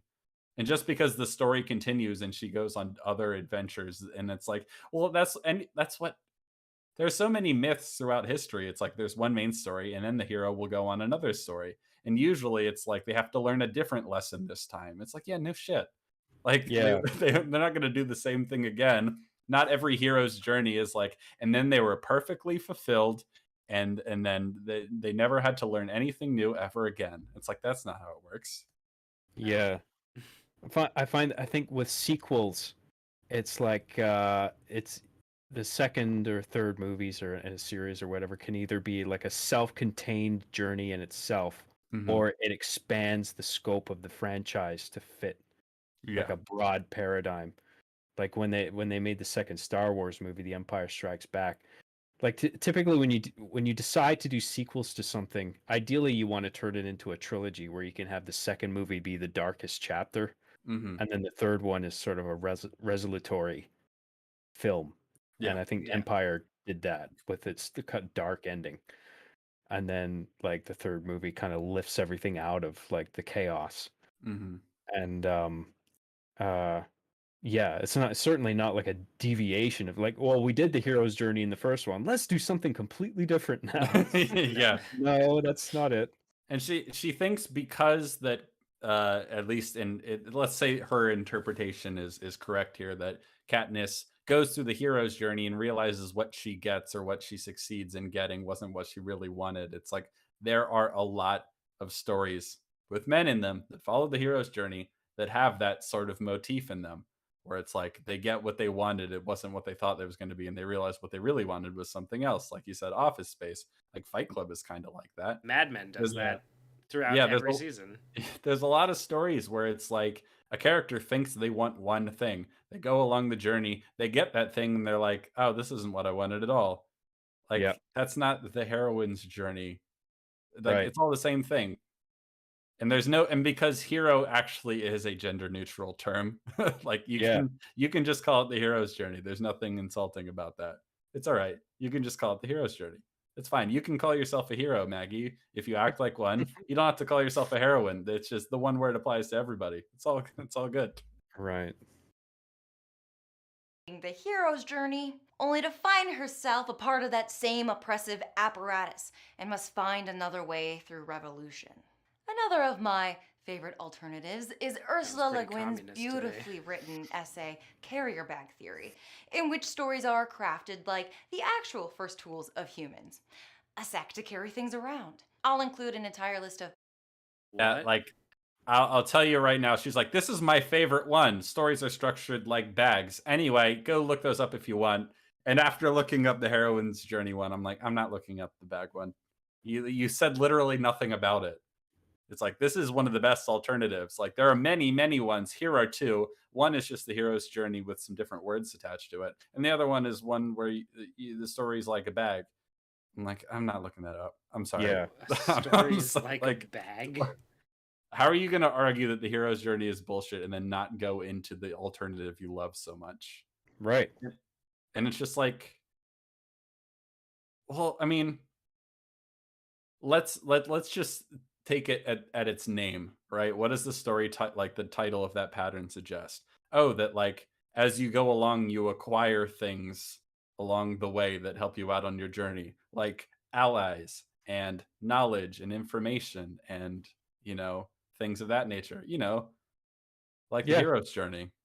It's ridiculous, right? Like they don't propose, like you said, they don't propose any alternatives, but they'll say like, well, if you adhere strictly to the hero's journey, you're excluding yourself from all these many alternative methods of storytelling that are just as satisfying. And it's like, name one. Talk about one. Describe one to me, please. Name the one that is nearly as satisfactory as birth, death, and rebirth. Please. Yeah. This is there isn't one. That's the problem. I looked up the carrier bag theory, and essentially it's the description that she gives is before the tool that forces energy outward, the spear, we made the tool that brings energy home, the carrier bag. I don't understand what that would have to do with fiction. Okay, well, setting aside her anthropological claims about what the first tools were, does it say anything about what the structure of the story is? No, it doesn't. Okay. Well, as Maggie Mae Fish said, it's one of her favorites. I won't describe it. You can go look it up if you want.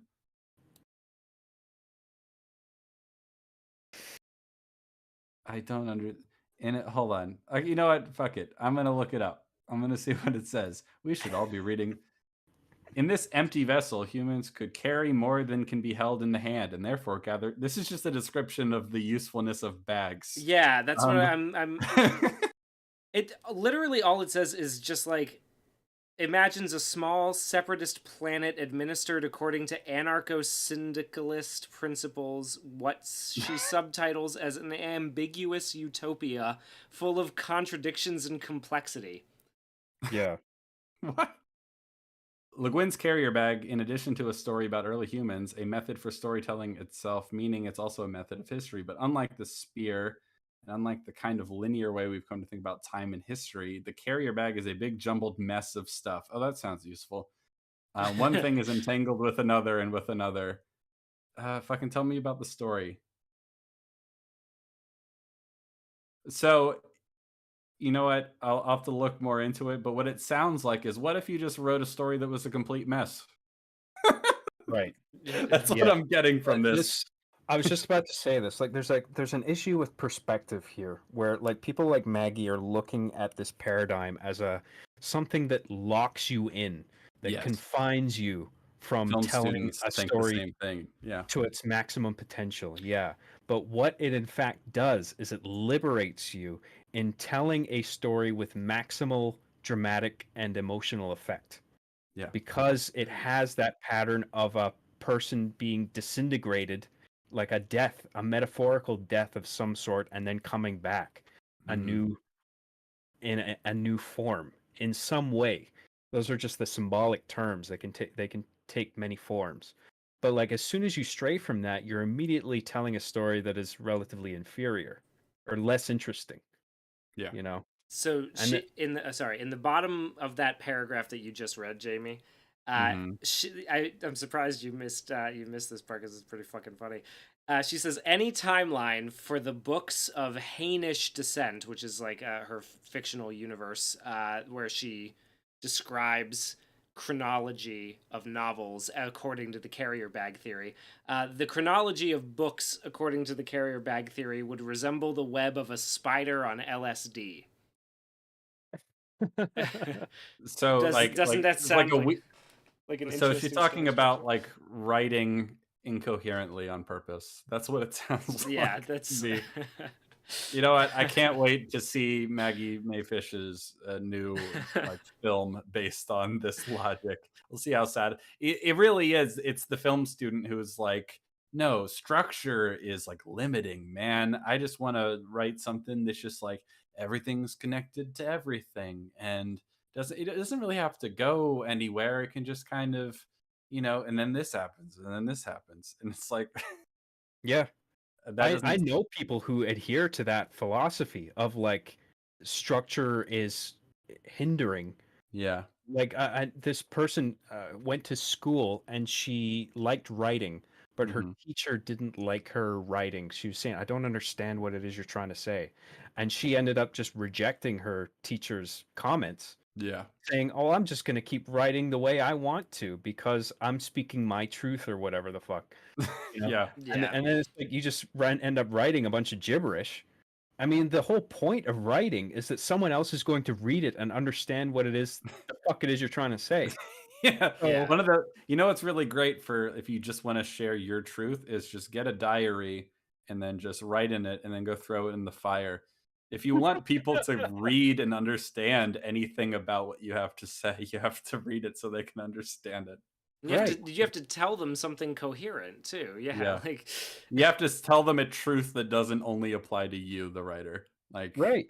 I mean, if you just want to write a bunch of gibberish notes for yourself for as some kind of like aid to do to some other creative endeavor, then that's fine. But like, if you're expecting other people to interpret your work and make sense of it, like, I'm sorry, you need to adhere to some rules, like to make people understand. Because I mean, that is the objective, right? If like you want other people to ingest your writing and understand it. The other thing I find especially funny about this carrier bag theory is that it seems entirely hypothetical. Like I don't see any examples of this story in action. I'm like looking through this article and I see this person writing about Le Guin's carrier bag theory and about how fucking amazing it is. And it's like, oh, she does have, okay, Le Guin once described temporality in her, she does have a number of books. Yeah, that's the one. The Hainish books are like a spider web on LSD. So here's I will not go read any of her books because they sound terrible. But let's just assume that they're really good, right? If they're really good at all, it'll be because they have aspects of the hero's journey. Here's another fun thing to consider, that if you're telling a story that's not in chronological order, that doesn't mean that it won't follow the hero's journey. I think Ursula Le Guin's most famous novel is called A Wizard of Earthsea, about a hero who goes on a journey. Yeah. You know what? Maybe we're all just sexist, and Ursula Le Guin has actually cracked the code to how to tell another story. I'll believe it when I see it. You would think if this is your new favorite story structure and like the perfect example that you'd talk about it more in your video, but apparently not. Books, articles, and other story structures below, and guess what? They were so easy to find. If you love literary criticism so much, how have you never Googled alternatives? Or criticisms of the work, or read works by women about the hero's journey? Because Campbell sure had a lot to say about them. Aren't you curious? I purposefully started with Campbell's misogyny in this video series because Oh, because I wanted to poison the well. That's why. yeah. You know, obviously. No, and it's just like here's the thing. You gave 2 examples. You claim that there are many and that they're readily available, but you won't talk about them. The one example that you talked about in any detail is pretty obviously just the hero's journey thought about with like specifically feminine language. And it's like that's not actually meaningfully different. I'm sorry. And what is the more interesting alternative to a human being venturing into the unknown, experiencing a metaphorical death, and coming back a new person? I mean, because otherwise you just end up with my story about going out to get fucking ice cream, and it's just like, well, what am I meant to draw from this? Or There's my nothing story here. about a bomb going off in Afghanistan, and then a person in Milwaukee, and then a person in Belgium doing completely unrelated things. It's like a jumbled timeline, like a spider web on LSD. It's great. Yeah. I did a simple search for the word woman in one of his books, and wow. The problem is that in this woman's movement, they yeah. started out in a perfectly legitimate way. A woman doing the same job as a man ought to get equivalent pay. That's Okay. the way it started. But now it comes that women are losing the appreciation for their own domestic life, their own domestic potentialities, to bring up children and so forth. They are turning it all over to the state and the school. That's that's the follow up from the interview. These are the only 2 things that he ever said about the women's movement, as far as I can tell. Yeah. You know, it's funny about this quote is that right after this, she immediately characterizes this as him being, I think, quote, cartoonishly misogynistic. And But I really don't see it that way. No, it really isn't. I mean, especially the first half of this. Yeah. Like men or women getting equivalent pay for doing the same job. Sure. Yeah. I can see how like women might have a problem with being like, well, I'm a woman, so I need to be locked into this role of staying at home and raising a family. Like if women don't want to do that, that's fine. But like I don't like the idea of that being dismissed as like women wasting their lives just because they stay at home and raise a family and give other people a platform to thrive from which they can perhaps get a fantastic position influencing the world in a drastically positive way. Yeah. I mean, there's absolutely value to providing a stable home life. I think if you it want to do seems that, fine. But like, yeah. First of all, he's not saying everyone has to, right? That's not not what he's saying at all. And I don't know, maybe it's just me, but the idea that modern feminism has lost an appreciation for domestic life, that seems so obviously true to me. Yeah. You know what I mean? I mean, I don't think it's a stretch to say that more women are having careers outside of the home than ever before, right? And they're having children later. But it's not even just. It's not even just that. But what I'm like, it's just there is a sense of derision on some part of the modern feminist movement for women who decide to stay at home and raise children and have a family. Yeah, you see it a lot actually. And it seems like he's speaking out against that, right? Like that's what that says. You know, it's just like, you should be allowed to go and work the same job and get paid the same, and and all that. It's just, let's not lose sight of the fact that it is a good thing if someone it's an equally good thing if somebody decides to stay home and to do the traditional and thing. that there's something noble and heroic about it. Yeah. And this cautionary message of like being wary of turning over the upbringing of your children to the state. Yes. Yeah, I absolutely agree with that. I mean, that's something you should be wary of. Are you fucking kidding? I mean, like, yeah. I mean, to just completely dismiss the idea of the family bringing up children, and it's like, oh, just let the state do it. That's what I'm saying. We just gotta grow them all in test tubes. We grow them all in test tubes. Yeah. We'll teach them in their sleep. This cartoonish 1950s misogyny is just Fuck right off. there. That is not cartoonish. It's not cartoonish misogyny. I can show you cartoonish misogyny. It's if you want. it's cartoonish misogyny now to Yeah, believe not gonna like that it. women deserve equal pay, Yeah. according to this argument. And I mean, listen to this.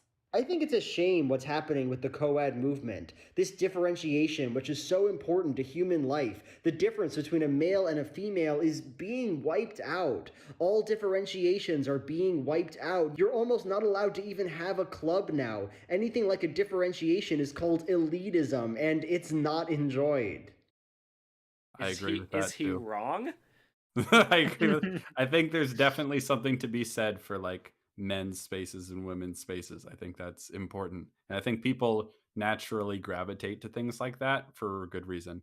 Like I was in a fraternity in college, and it's interesting. It's a music fraternity, and an interesting thing happened because it was a professional music fraternity for many years, and then in I want to say in the 1970s or late 60s, as a result of like I think it's Title IX of the Civil Rights Act, if you were a professional fraternity, you literally couldn't discriminate against the people, men or women, right? And so they like opened themselves up to being a co-ed fraternity for a while. And then they eventually decided, we won't consider ourselves a professional fraternity anymore. We'll just be a social fraternity. That way they can have just a men's space. And it's like, I think there's importance and value and utility to that. I think women should be able to have sororities. I think women, like, you know what I mean? Yeah. I think people should be allowed to go to all men's and all female colleges and schools. You know what I mean? No one should be forced to do that, but like that should be allowed. And I think there's some utility to it. Right. Yeah. If that's what people want to do, sure.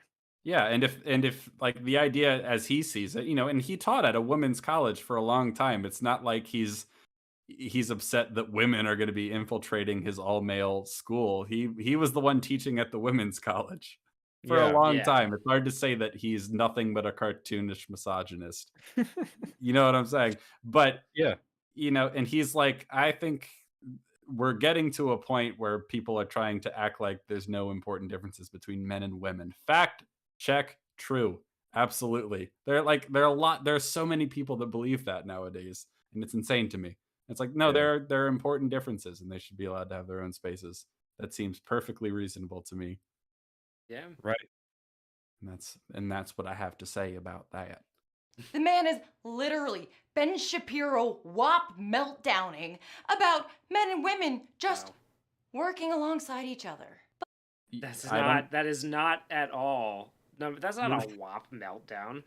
No, I mean, if you want to call Ben Shapiro's hilarious critique of a WAP by Cardi B a meltdown, I mean, fine, but that's definitely him like lamenting the downfall of culture because of like vulgarity and stuff. It doesn't sound like he's meltdowning at all. If anyone seems like they're having a meltdown, it would be Maggie. It might be you. He seemed rather agitated about it. I would bet he said this rather casually and like a stuffy academic would, Right.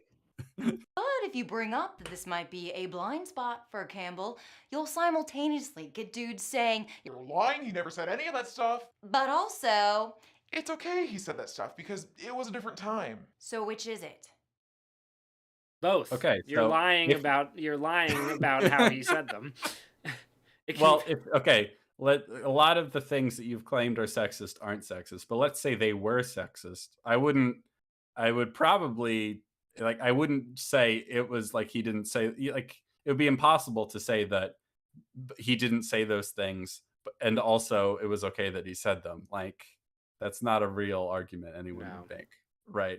So a lot of the things that you've claimed he said have been lies, and some of the things that you claimed he said that are true, he was wrong about. And we went, I don't think he's right about that one, but I think they're charitable and less charitable ways of interpreting what he probably meant. And I think it's funny that you've paused on this image here, because this look in her eyes right here kind of embodies a problem that I have with so many YouTubers, where it's so much of what is off-putting to me is just in the delivery and the attitude. Yeah. It's like she can make the arguments that she's making, and that's totally fine. But she could frame it in a much more acceptable way. where it's just like, here's the conclusions I've come to. Here's what I think. If you don't agree with me, let me know in the comments. I'm curious to know what you guys think. You know, like I know YouTubers who phrase their controversial opinions like that, and it's fine, right? Because there's a genuine exploration on their end of the conversation to like, this is the conclusions I've come to. But if you think you understand the issue better, let me know, because I'm seeking the truth here. But this look in her eyes here, it's just like, I've made up my mind already.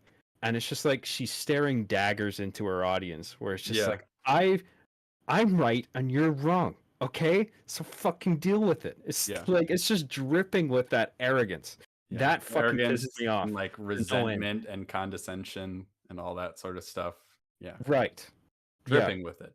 Yes. And well, Oh, and the little headshake. Yes. Oh my yeah. God. And it's I understand why you were bullied. Oh boy. It's like it's so obvious in that instance. It's like you are driven by bitterness here. Yeah. Remember, like the part when he was like, artists their work shouldn't be driven by loathing. She was like, I resemble that comment. Well, Thank you very much. Exactly. It's interesting. He's like, oh yeah, artists shouldn't be driven by loathing. But she said the thing about how like, oh well, Harley Quinn proved that the hero's journey doesn't always bring you what you want, and the main thing was vengeance. That like it's like, oh, I wonder what you want for your hero's journey. Yeah. Revenge against the world for it being the way it is. For allowing me to be bullied into a dark depression. Yeah. Regardless of the arguments being made, if somebody has an attitude of like, I've figured it all out and I'm here to give you a lecture. I'm here to educate all of you. That's what she thinks Joseph Campbell is doing, but it's like, that's what you're doing. She ends up doing exactly what she's criticizing him of, which I don't think that is accurate. Like, I don't think he's doing that.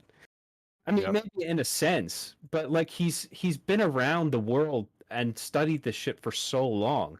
I think you can accept a bit of assuredness on his part. He's sitting in an interview with somebody who's interestedly asking him questions about the work that he's been doing and asking him to explain more. This is just like, she just made a video to yell at her camera about why she hates the hero's journey. Right. And if you watch that whole series of Joseph Campbell, there are numerous parts where the host of the conversation interjects and says, well, you know what, Joseph, I don't know if I agree with that because such and such. And then Joseph will just like be quiet and be respectful and just like nod and be like, okay, like actually listening to him. Yeah. And then he will offer a thoughtful retort. It's not just like, I've made up my fucking mind and I'm here to lecture you. Like, that's the vibe I get from Maggie Mae Fish and a lot of other YouTubers. It infuriates me. And I think if anything, Joseph Campbell is critiquing that when he's talking about people who make social criticism as art, and they like put the it's like it. I mean, I have this problem, so maybe I'm projecting it onto him, but I have this problem with people who think the highest form of art is like social criticism. It's like, seems like a lot of time it's like, I have the right view of things and I'm going to make art to convince other people of my right view of things. I already have it all figured out. And if I succeed in my art, then they will agree with me by the end. It's like, what if hypothetically you had a topic you were interested in and you like set out to explore it through your writing instead of going, I already know what the truth is and I'm going to tell you. Right. And then you end up forcing an outcome. Yeah. As opposed to letting your, like if you were writing a story, for example, letting your characters and your plots kind of take you organically to an outcome. Yeah. You know? But also, it's okay he said that stuff because it was a different time. So which is it? And while, yes, I agree that people from other time periods don't have the benefit of hindsight. But as we know, he was confronted with his views by Maureen Murdoch, by Thomas Mann. The dude just doesn't listen. Fuck you.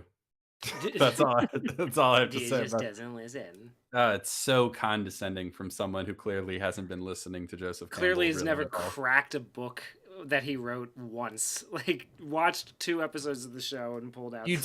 You honestly, and like some of the stuff he said with Thomas Mann, it's like, yeah, that's a little cringe. I don't know why he said that, but like, you don't get to say like the dude just doesn't listen when you're not engaging at all with his actual arguments. Well, and Like, we don't know if he responded to Thomas Mann in private and was like, hey, maybe you're right. Maybe that was a bit insensitive of me. We don't also, know. I mean, I'm just taking it on Yeah. faith, right? But like, We even only get that still- one thing about how it was just like, oh yeah, well, he just said that Thomas Mann was a shitty artist afterwards because he spoke out against the Nazis with no substantiation, no direct citation. Yeah, but you're right. It's John. It's the attitude that's really driving me crazy Yeah. at the end here. The fucking like, Yeah. it's big Karen energy. Right. I mean, she could make all the arguments that she's making and frame it in a completely different way, where it's just Yeah. like in a much more like friendly, non-aggressive way, where it's just like, this is like, what I it think. could be kind of sad that like in her view that like, it's a shame he just didn't learn the right lesson from these interactions, but she's like condescending, like, yeah, see, I told you he was a piece of shit. Like, Yeah. it's No like, oh, charity at okay. all to the opposition. Yeah. Right. Yeah, exactly. Campbell's claim that all myths are universal implies that he has listened to all myths. But he doesn't even listen to other people. Oh my god. Just keep He doesn't keep even going. listen to his own hero! Which should make you wonder, did he even really listen to the myths that he was writing about? If you don't have experience navigating so the world as a arrogant. feminine creature, here's how I used to describe it for my guy friends. And just a heads up, this is a very binary example, but I trust you understand the point. Is she gonna explain what it's like to be a woman as if that has any relevance to the argument? Okay, please tell me what it's like to be a Yes, woman. explain. Men get to be movies. People watch them with rapt attention. No. Sorry. No one, like, hardly anyone is paying attention to me. I gotta be honest with you. You know what I mean? It's like, Yeah. there's a few small select people, just like everyone. It was all men until Jennifer Lawrence came along and saved the film. It's true. It's like, you really wish that this is what men's lives were like, don't you? Like, why I don't like that it was actually just whatever. They always assume something is going on. Their depth and gravitas are a given. No one No. assumes that half of men have any depth or gravitas to them. What are you talking about? Does anyone look at Hassan Piker and just assume there's They depth there? really look at him and go, there's something going on behind those eyes. Yeah. Cogs are Oh, turning. for sure. And how often in media are men portrayed as fucking idiots? Yeah. Like Homer Simpson, All the Peter time. Griffin. Every Like- commercial. Yeah. You know what's kind of funny is that, like, I think it was Jordan Peterson who was talking about this. He's talking about like the distribution of IQ across like the genders and sexes, right? That like all the smartest people in the world, like the top 1,000 smartest people in the world are almost all men, and the top 1,000 stupidest people in the world are all men too. Just because they're just like, it's a more extreme distribution, right? And it's just Yeah. like all the dumbest people in the world are men. It's like, and we all know that, right? Yeah. Like, I mean, like it's such a trope just in real life, not even just in media, that like, oh, like my clueless husband. Like, no one assumes every man is like this deep well of like introspective meaning. Like so many people are just like, oh, my husband, he just wants to watch sports and talk about cars and stuff, and that's his thing.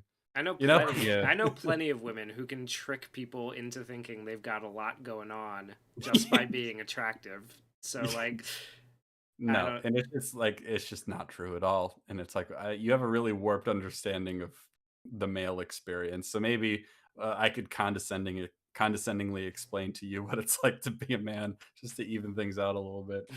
Yeah. And And both not play that only game if you want.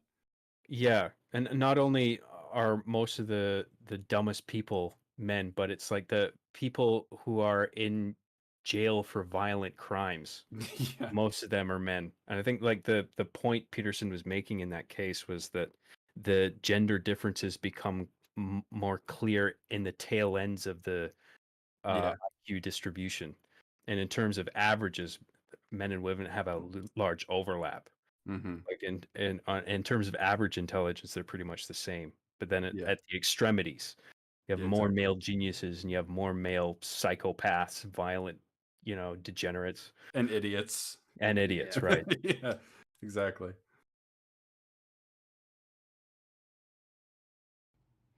When you're a woman, people project things onto you like you're a blank screen. You're Oh, the irony. So Joseph Campbell, famous woman. It's like everything she thinks people are doing to her, she allows herself to do to other people. Yeah. And it's like, ugh, that's not good. purpose in life is to be projected on.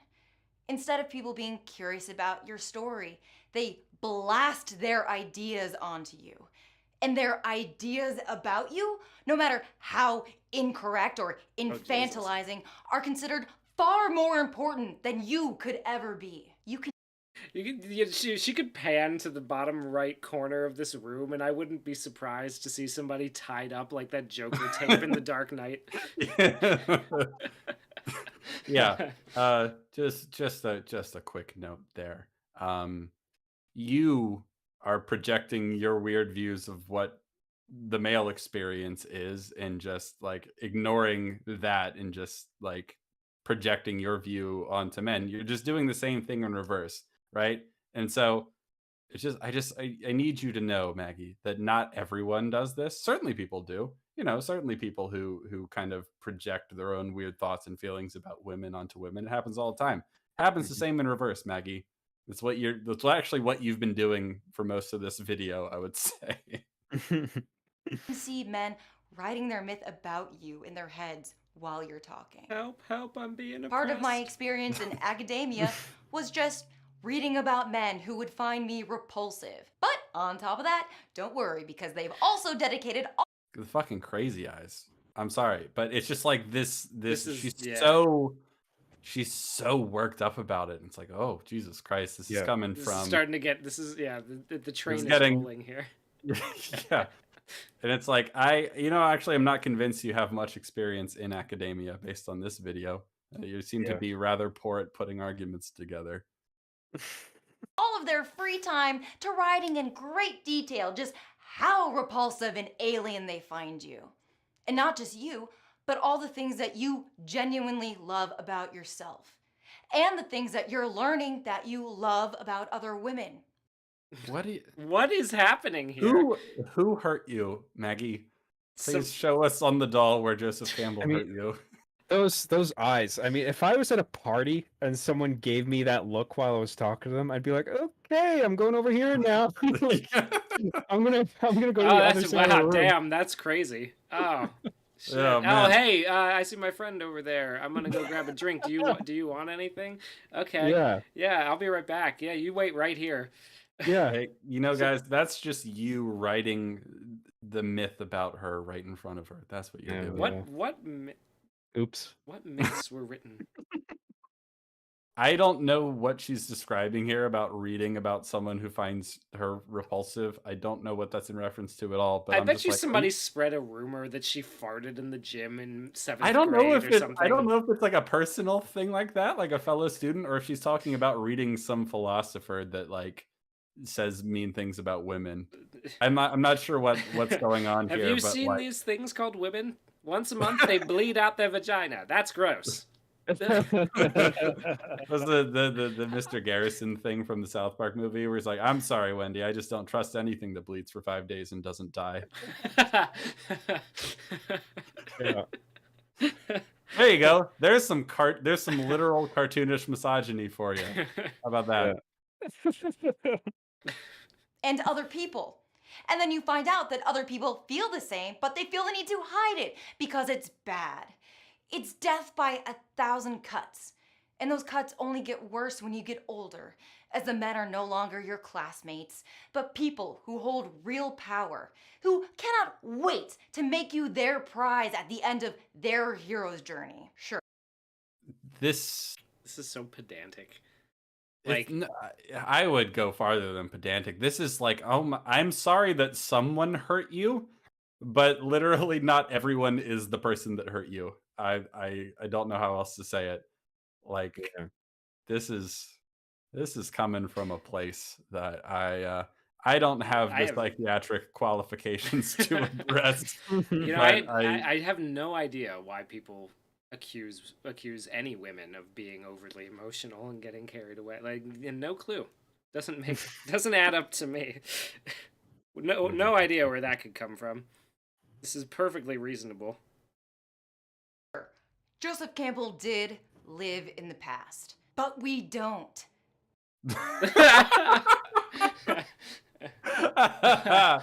Oh, that's great. You're right. There's no wisdom to be found in the past, people. No. The past is garbage. Yeah, the past is Just garbage. crumple it up and throw throw it it out. away. Yeah. And yet these exact same bigoted ideas are found everywhere you look today. And the pain of misogyny and all of his other weird hang-ups are here with us in the present. And they're all his fault, So, too. Can you believe it? Yeah, the hero's journey is bullshit. Oh, I love it. Oh. That's the conclusion. Not that he was a bad guy, but suddenly his whole idea is stupid, even though we never really talked about that. It's incredible. The monomyth is full of logical fallacies. Oh, really? Oh, really? Oh, my Fucking- God. oh, driving me crazy. This is like such debate bro language, too. And the reason you is because a proto-Jordan Peterson told you to. That's really Oh, condescending. Jordan as well. Very Peterson? condescending. Proto. The reason you believe that the hero's journey has some truth in it is because like Joseph Campbell was a bad guy and you're just a sucker who believed him. Like, okay. Condescending little. And he's a great man, so he must be right. And he's right because he's a great man. Oh, the fucking smugness. You think you're so goddamn clever. You think you're so clever for, I reincorporated this dumb thing that was dumb earlier and is even dumber now. Yeah. It's a very satisfied smirk right there. Yeah. It's so, oh my God, you just get a nice good whiff of that fart. Mm. Do I think Joseph Campbell was a horrible person? No. It does. Could have fooled me. Yeah, you could have fooled a lot of people. I mean, He was a Nazi sympathizer, as He's a implied by Nazi the title of this video. He was a Nazi sympathizer, misogynist, colonialist, scumbag, piece of shit fucker. Who hurt but- a queer's feelings one time. I'm amazed. And also, that she's he even- ruined my life specifically for inspiring Peter Parker and Spider-Man. So, yeah, he actually was a piece of shit. I believed in Spider-Man. I had hope, and that's his fault. Also, it's his fault for abortion law. You know what? Actually, I take it back. He was a piece of shit. I just think he was a person. And Nope. way too many have uncritically seen him as much, much more than that. I've never met anyone who thinks he was more than a human being. Can't say I have either. Oh, and it's so smug. Like, do I think he was terrible? No, I just outlined all the reasons he's terrible. He's just a person. It's like, do you think all people are terrible? I'm getting the vibe that you do actually think all people are terrible. Right. The amount of people I have seen Oh call my Joseph God, Campbell their guys. guru. Do I want you to pull his books off of your shelves? No. I don't want you to burn his books. But I do want you to start filling your shelves with books from the people and places that Campbell took his ideas from. Oh, fuck you. He took them. But before he was imposing them on other didn't cultures. read any of those? No. Half of those Native American myths probably weren't even written down. Yeah. Yeah, I love the idea that before he was imposing his hegemony over their stories, and now he's literally stealing from them. It's like, okay, cool. He just took his ideas. Oh, he just took his ideas from all the Browns, did he? Is that what happened? Fuck you. And read some essays from some women and Neil Gaiman. They're out there. Trust me. Women are out there. Trust me. Women and Neil Gaiman are out there. Trust me. Oh, that man, I'm not going to be able to sleep tonight. Cue the X-Files music. I want to believe. I want to believe that women are out there somewhere. You just have to step outside of your comfort zone. Are you really about to? It's so smug. It's so smug. Ugh. Go beyond your doorstep and be willing to have your point of view challenged by people that are not telling you exactly what you want to hear. I feel like some of you may just now be embarking on your own heroine's journey. So, go buy some sports bras. It's gonna be a bumpy ride. Okay, fade in. I knew I was missing something. A sports bra, of course. You know what? Actually, you know, if I was getting the proper support I needed, I actually think this whole experience might have gone a little better. and that is the end of the argument. We did it, guys. Go on a hero's journey, except call it a heroine's journey. Exactly. I love that. She's like describing that, like, oh, maybe you go outside your comfort zone and encounter some things that change your perspective. Like a heroine's journey. I'm like, you didn't read anything he said, did he? Did you? Yep. Like you just described the hero's journey. Or like a hero's journey that a man or woman goes on. You know, like he said. Now, before we have any concluding thoughts, I do want to play the video for a little bit longer. I know, hang in there, because there's a really funny joke that made me laugh coming up. Unintentionally, I would say. Let's do it. Go for it. Picture this. You've written an amazing screenplay that totally defies the hero's journey and sets a new paradigm for storytelling. Great. That was easy. Now, you just gotta make it. Lucky for you, Patrick Willems has an entire Nebula class on how to make a movie. See,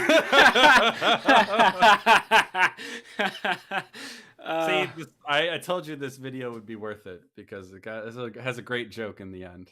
You know? She really stuck the landing there. That's my favorite joke she tells in the whole thing. Oh man, I need to sign up for this.